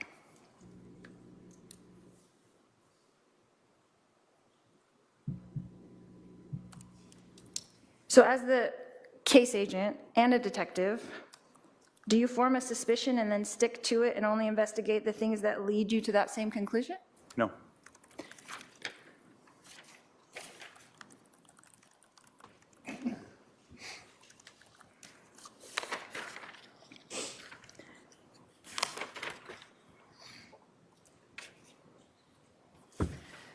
You had testified earlier about the story of Nephi, is that correct? Yes. And you said that you researched it, is that did. correct? What research did you do? Well, the very basic research. I Googled who is Nephi, what does Nephi stand for. I've also, through this process over the last 4 or 5 years, have asked other members of the church just a simple question, tell me about Nephi. And every single person I talk to tells me that same story that was told by Adam. So are you aware that there's 15 books in the Book of Mormon? I am not. Are you aware that 4 of those books are books of Nephi? I am not. That there's Nephi 1, 1st Nephi, 2nd Nephi, 3rd Nephi, 4th Nephi? No, I'm not. Okay. That there's many stories of Nephi. Is that correct? Or you don't know? I don't know. So the very first story is the story that, And I'm going to object to testifying. It sounds like that's the way it was going, so please just ask questions. so you did not read the Book of Mormon? No. You did not read 1st Nephi? No. You just asked people, that was your research? I asked members of that particular church, and I also did an internet search, yes. So you did an internet search, and it gave you all the stories of Nephi? That's the story that came up. So how long did you do that research for? I couldn't tell you. So in your research, did you discover that there's about 25 stories of Nephi in that Book of Mormon? I didn't see that, no. And that there's 4 different prophets that are called Nephi in the Book of Mormon? I'm going to again object as to testifying, and the detective has already indicated, so asked and answered. I'll overrule the objection. He can ask if he knows that or not. What was the question, sorry? I'm sorry, I can't remember. Can the court reporter tell There's us? 4 different people referred to as Nephi. Yeah, 4 different prophets in the Book of Mormon that are Nephi. Are you aware of that? No. Okay. So isn't it true that you really have no idea what I was referring to when I referenced Nephi in my text message? I can only go off of what I see. I can't tell you what you're thinking or what you're trying to relay there, but based on my knowledge and based on talking to people about who is Nephi, that is a story that came up consistently. You relayed to the jury that it was in order to kill. You relayed to the jury. I said that the story was the same story and similar to Adam told. Okay, and you said it earlier that that was in order to kill, that I referenced Nephi. I will be like Nephi and you will be like Nephi. To the jury here today. Ask a question. That's a statement, not a question. Do you have knowledge that my text message meant that at all? No.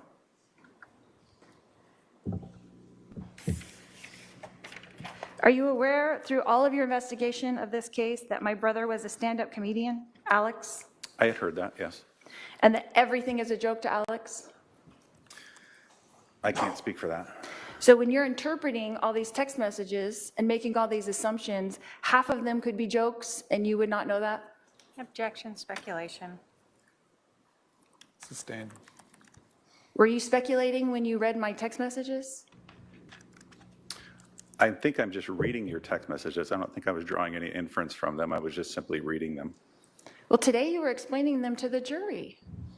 Is that true? Those were read. There was no explanation as to what it meant.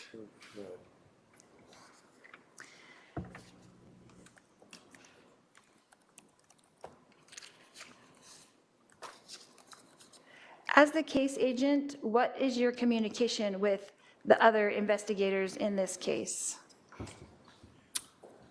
What do you mean by other investigators? So who is on your team? Who is working for you on this case right now? The only person, I'm the only person working on the case right now. Back in the, when we were investigating it, it would have been myself and Detective Coons. And then periodically we'd have Detective Werther do some work for us if we needed it. And then do you guys communicate through emails or calls or text messages, or how does that work? Well, unfortunately, we're cramped in a small little area, so we have the ability to just talk to each other. So no reports are really made of that communication, you're just talking? Correct.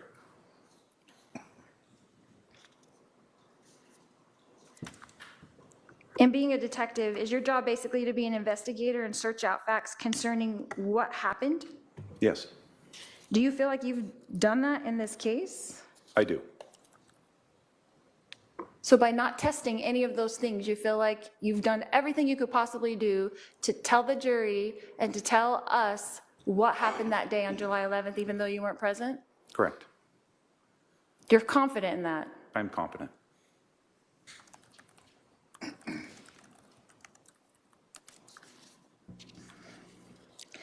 Did you have to meet with Detective Moffett to review the case when you made this transfer? No. So he didn't give you any heads up on what was happening? Well, before he left, he just dropped the case notebook on my desk and then went on his way.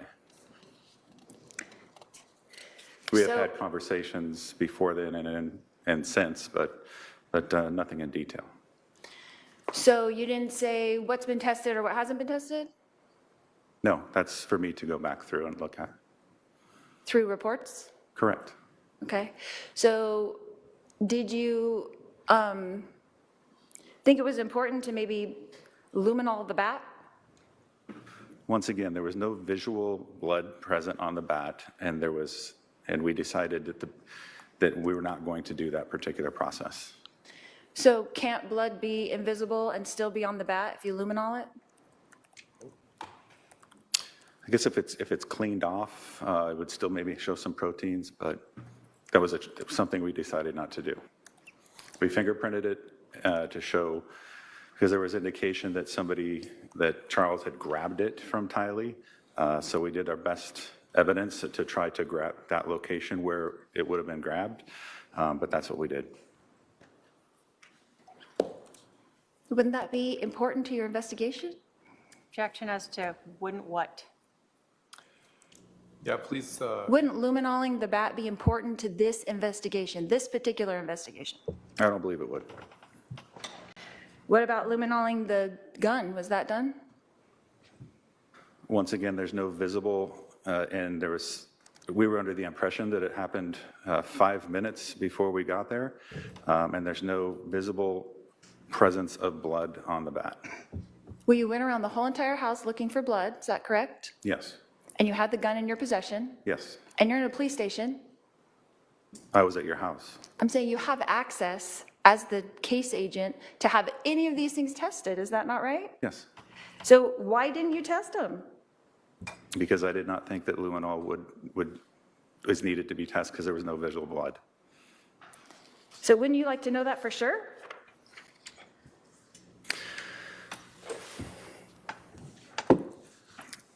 I guess we make choices and we make decisions through this process based on the facts that we have and the facts that are presented to us. And based on the facts presented to us and what we saw and what we had, I did not feel that was necessary. You have charged me with a crime, is that correct? I have not, no. You have helped them charge me with a crime, is that correct? The state of Arizona? I conducted an investigation and I sent it forward, yes. And you did not feel it was necessary to test any of these things Objection, as the case agent? question answered like 4 times. Sustained.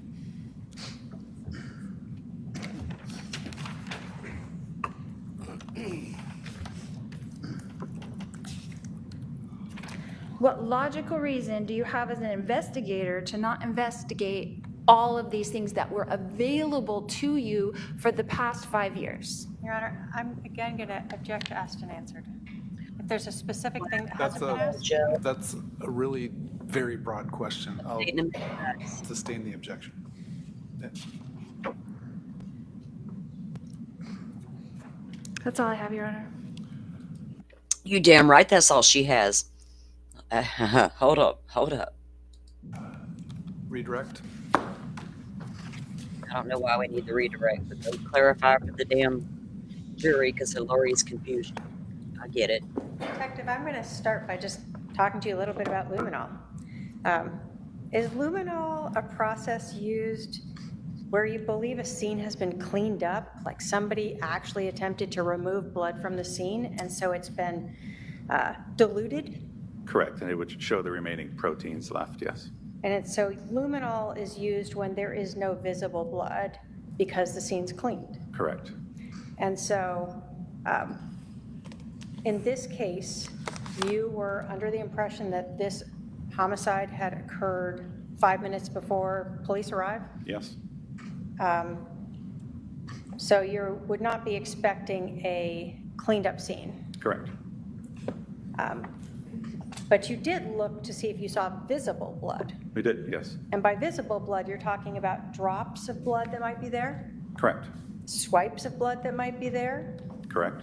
Hairs from someone's head that might be stuck in the bat? Yes.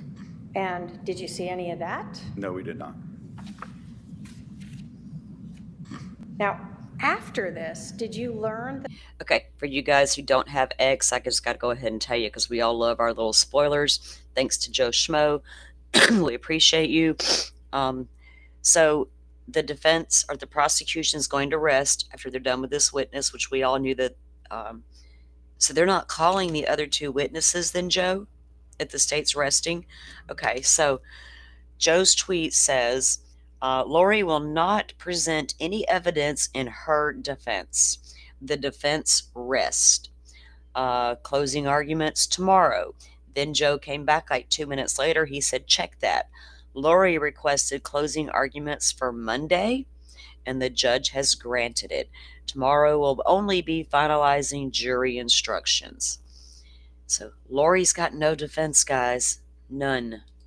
That there was actually this 47-minute process? We did. So when you're processing the scene that day, you were not aware yet of how extensive this timeline was incorrect. Correct.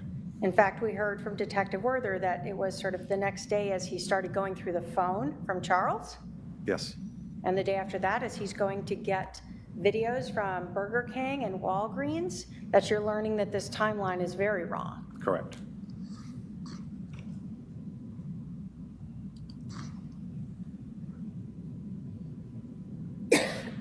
I want to talk about the data that you have reviewed in this case. When you talk about what was reviewed, whether by you, well, let's just say by you. In these iCloud accounts, are you talking terabytes of data? Yes, each iCloud account can have terabytes of data, and you have to, and it's tedious because you can only look at one at the time. We can only look at one particular iCloud at a time and go through that, make notes. Then you'd have to shut down, open up another, and look through one iCloud at a time, and then try to, with your notes, to match these together. So it was a very labor-intensive process. And as you're looking through this, are you then learning more things that then makes you have to go back to the other iCloud account to try to see what you could find in that? Absolutely. So when we come in here with just a few documents and a few things, would it be fair to say that's just a grain of what you've gone through? Absolutely.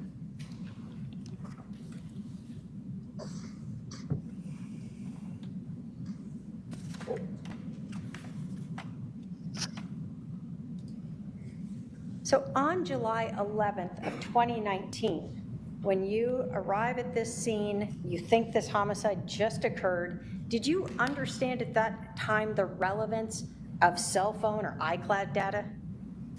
No, what's something that happened, what sounded like it was a rather quick incident. It just happened 5 minutes ago. I wouldn't think of the necessity for cell phone data, like to show planning or anything like that, or show conversations over the weeks and months. Sometimes we get cases where, oh, this person's had beef with me forever. Obviously, I am going to want to take that phone and go look through that. But in this case, we just had something reported to us that happened just 5 minutes and very limited information, as it was almost an impromptu attack.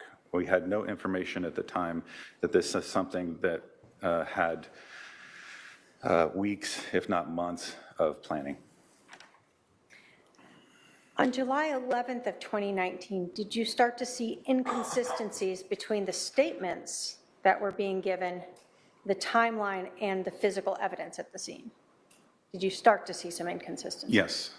For instance, you were provided with a self-defense theory. Did you see inconsistencies between that statement and what you're seeing at the scene? Yes. And that's where we're talking about the location of the bullet wounds to Charles, the bullet strike under his left shoulder, and the bullet being by his left shoulder for one of those shots. Correct. But again, you're still not aware of the background of these individuals. Correct.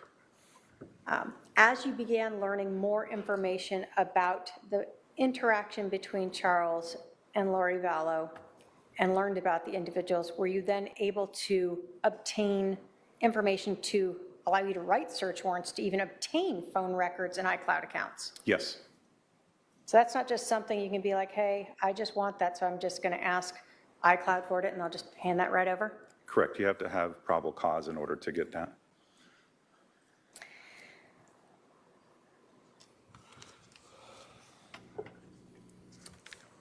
You were asked about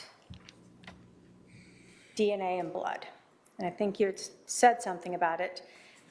Is DNA only found in blood? No.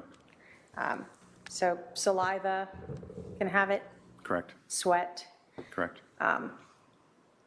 So when you're asked about blood on the bat, that isn't the only form of DNA that would be left on there potentially. Correct. So if you had information that the bat belonged to Tylee, no matter what, you would expect to find her DNA on it. I would. Not, regardless of whether she ever bled on it, right? Correct. Was blood something different you were looking for, though? It was. And was that due to the fact that there's this allegation that Alex Cox was hit in the head with the bat? Yes. And so we have the bat here. You looked at it yourself, did Yep. not see visible blood, It did not. and we have someone else who processed it and didn't see visible blood on it. Correct. Even on the edge top of it, do you see any sort of damage to that plastic around the tip of it? I do not. If you had processed that bat for DNA and you found Tylee's DNA on that, would you have told you that she put it on there on July 11th? Did they ticky mark that for you? It would not. Would just say it was on there, right? Correct. Are you able to time that in any way? No.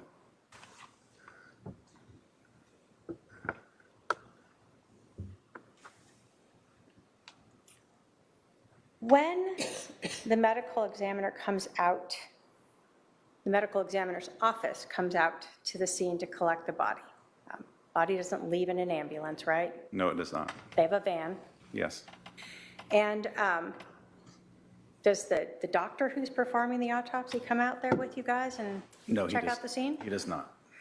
So when a medical examiner testifies as to a wound being shored, but not knowing what it was against, he's not out at the scene looking at the body, right? Correct. He's not out at the scene looking at the projectile defect or on the ground underneath Charles's left shoulder. Correct. He's just saying that wound is shored. Whatever he was against is what it was. Correct. But you were at the scene, I was. and you saw the shoulder in line with that defect on that ground or on that floor that you collected. Correct.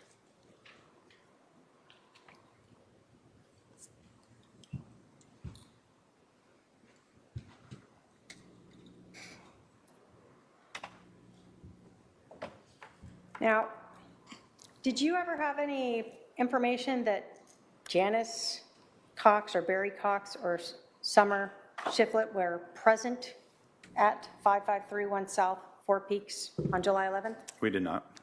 In fact, it appeared that Summer was actually going out of town, so she wasn't going to be around on the 11th? Correct.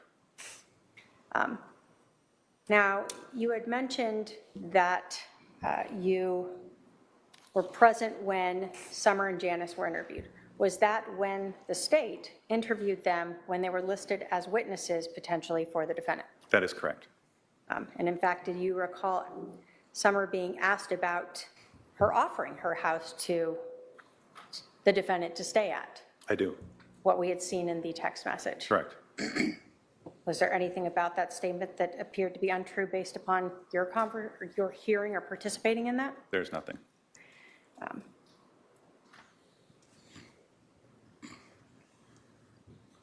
In these text messages and iCloud account records, start with Ned.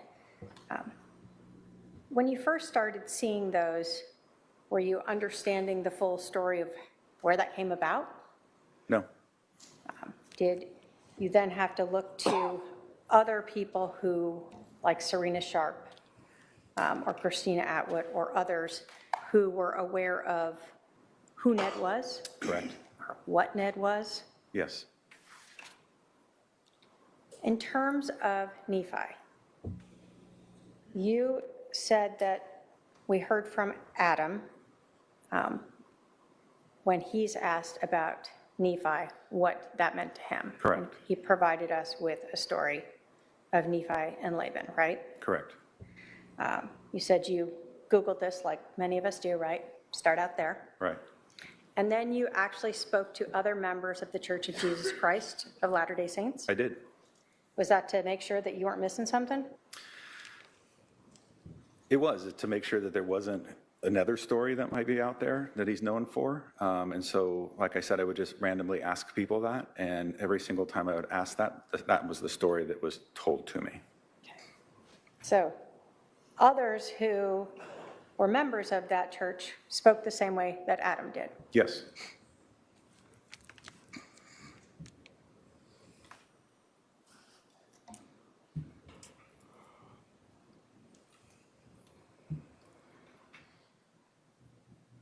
You were asked a lot about sort of processing of the scene and processing of the items of evidence. Was this case,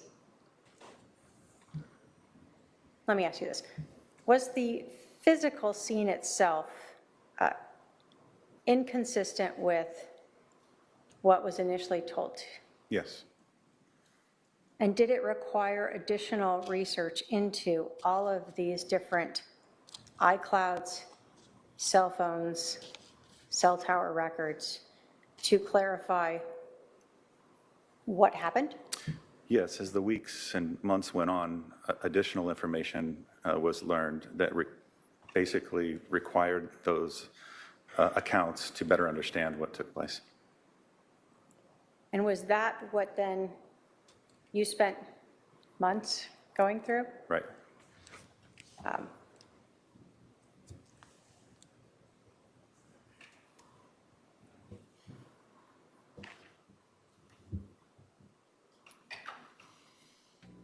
And ultimately, after all of that, is when you eventually presented that case or turned it in to be reviewed.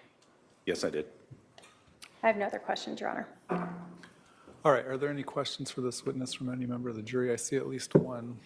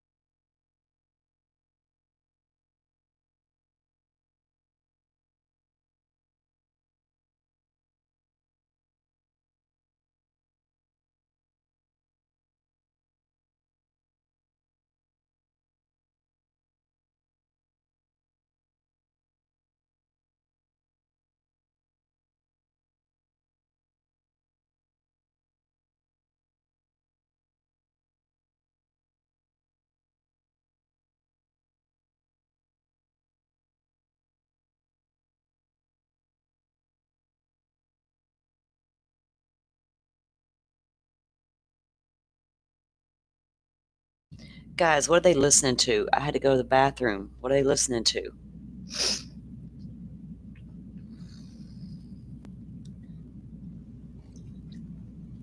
Juror questions?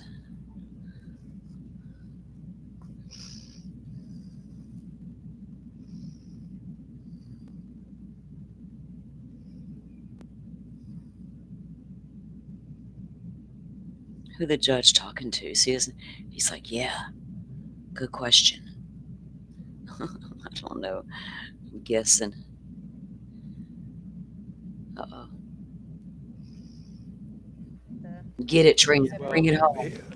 I think we're going to need that exhibit. Go ahead. We'll see if he knows, though. Regarding the pictures on Alex's phone sent to Lori, what was the time on the top left corner of the pictures? Do you recall? Wow. I don't know for certain. It was an afternoon. Would it refresh your memory to look at Yes. that photo? Yes. Oh, of What course. exhibit number is that from? This is 222. All right, so that's been admitted into evidence. The time is 2:13. Mm-hmm. And the next question is the countertop in that picture, do you recognize that as whether or not that's the same countertop at the the Four Peaks address? That is not the same as the Four Peaks address, no. Okay.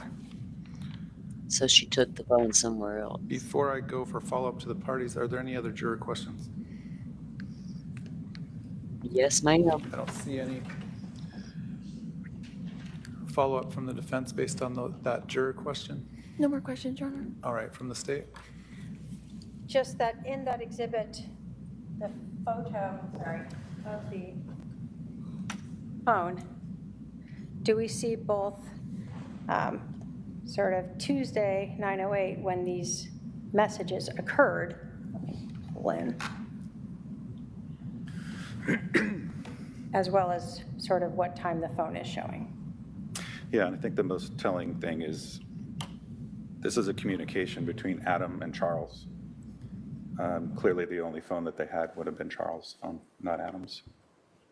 And this conversation matches what you saw extracted from Charles's phone later between he and Adam on the 9th of July. Correct. Any other questions for me, Your Honor? All right, you can step down, sir.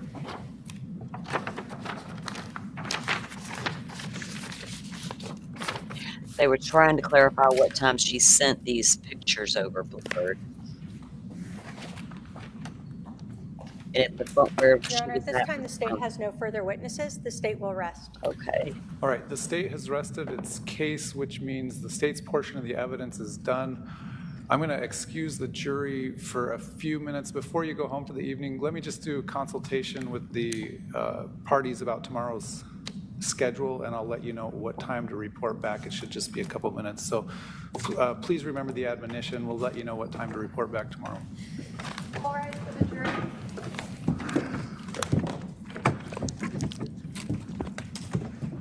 Yeah, probably so, Rachel. That was Lori's taking a picture of that phone and sending that communication over, right? Showing them what Adam and Charles were saying.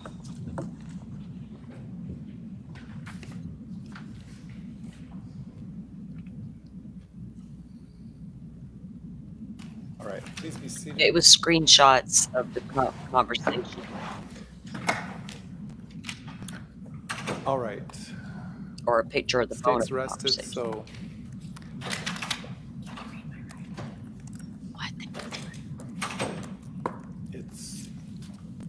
do you plan on presenting evidence?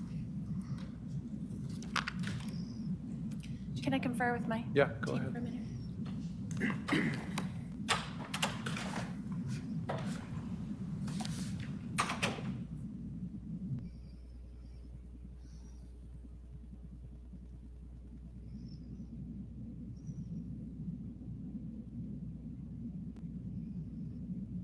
She's like, dude, do we have any evidence?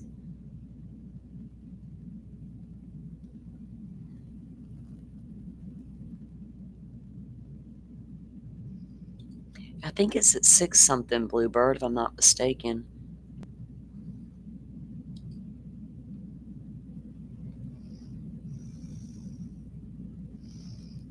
Or it's like 6:33 now, my time. So I can't remember what time it was supposed to debut.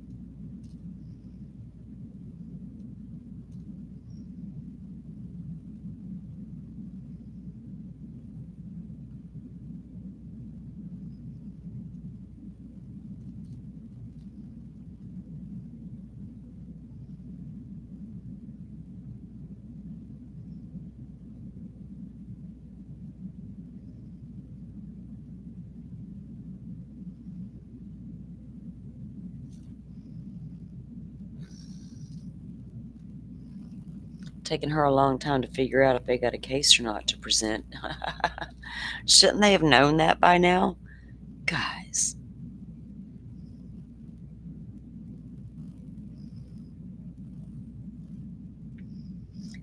That court TV thing is live now, I think, Bluebird.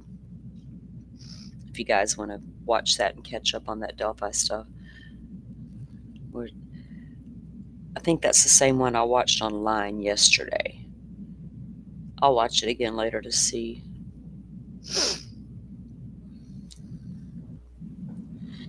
Your Honor, I'd like to address a Rule 20 motion first.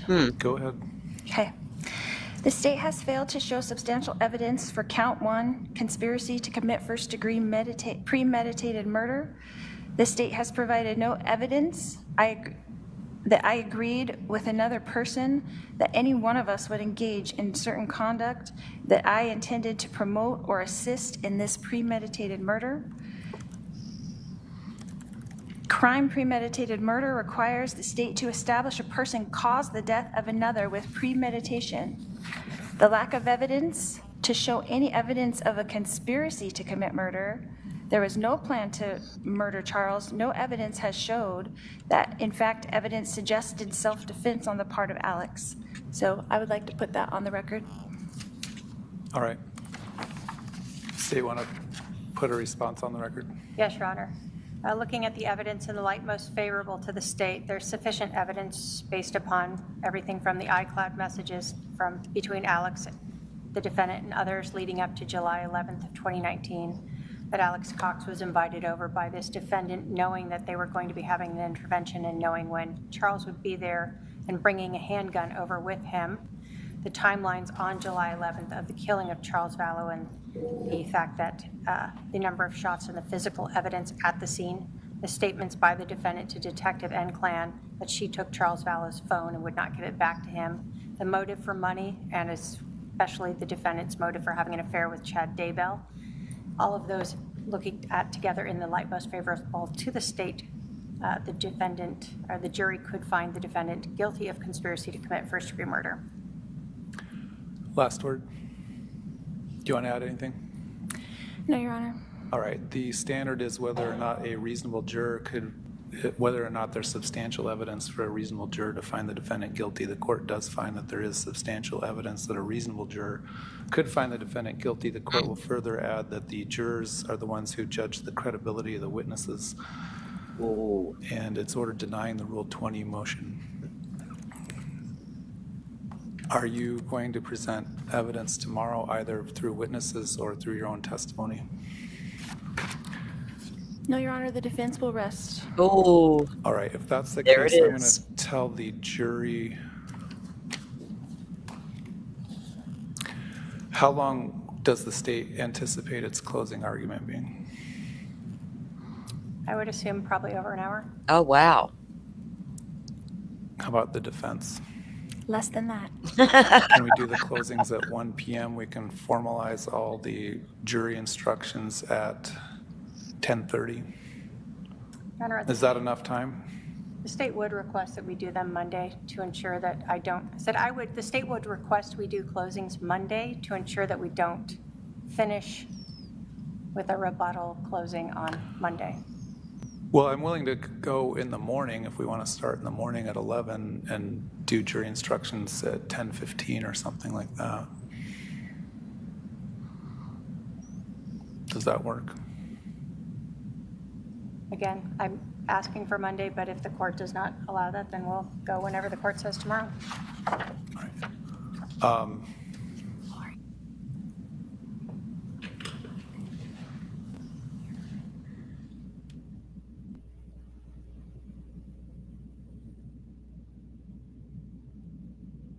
He did. Do you want to weigh in? Well, just that we haven't had time to go over the jury instructions. I don't get back to the jail until like 5:30 or 6 o'clock, so You agree then that Monday's better? I would agree. All right, we'll tell the jury to report at 10:30 a.m. on Monday. They don't have to come in tomorrow. Judge, could we have the defendant rest in front of the jury before they leave today? Are you prepared to rest today? Make it official. If you rest, that means you can't change your mind about testifying. Can we do it on Monday? We can do that on Monday, but if you change your mind, I need to know in advance because it's going to change the jury instructions and it's going to change the schedule. Absolutely, I will let you know. All right. Oh. Tell the jury they don't need to report tomorrow, that they need to report Monday at 10:30 a.m. Wow. Okay. So let's meet tomorrow, though, to finalize the jury instructions. Why don't we just do that at, what's tomorrow, Thursday? 10:30? We'll just do it at 10:30. That'll be enough time for you to read those tonight. Yeah, if I could have time to meet with my advisory council before that, that would be great. I can put If it I on the can calendar. be brought in. I can put it on the calendar for 10, and I think 11? I can put it on the calendar for 10 so you can meet with them back here, and then we'll meet at about 10:45. We'll have come in the courtroom and finalize the jury instructions. All right? If I did give a copy to your advisory councils as well, or at least one copy there. So if the advisory councils and or the state review that tonight and see something additional or correction that needs to be made, go ahead and give me a heads up so I can be prepared to talk about it tomorrow as well. So, all right, we'll see everyone in court at 10:45, but we'll put it on the calendar for 10 a.m. so that the defendant can meet with her advisory councils at 10 a.m. All right, thank you.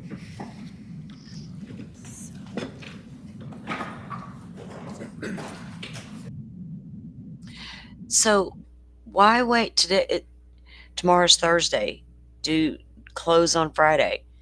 Make Lori stand up and decide if she's going to defense rest or am I going to call myself.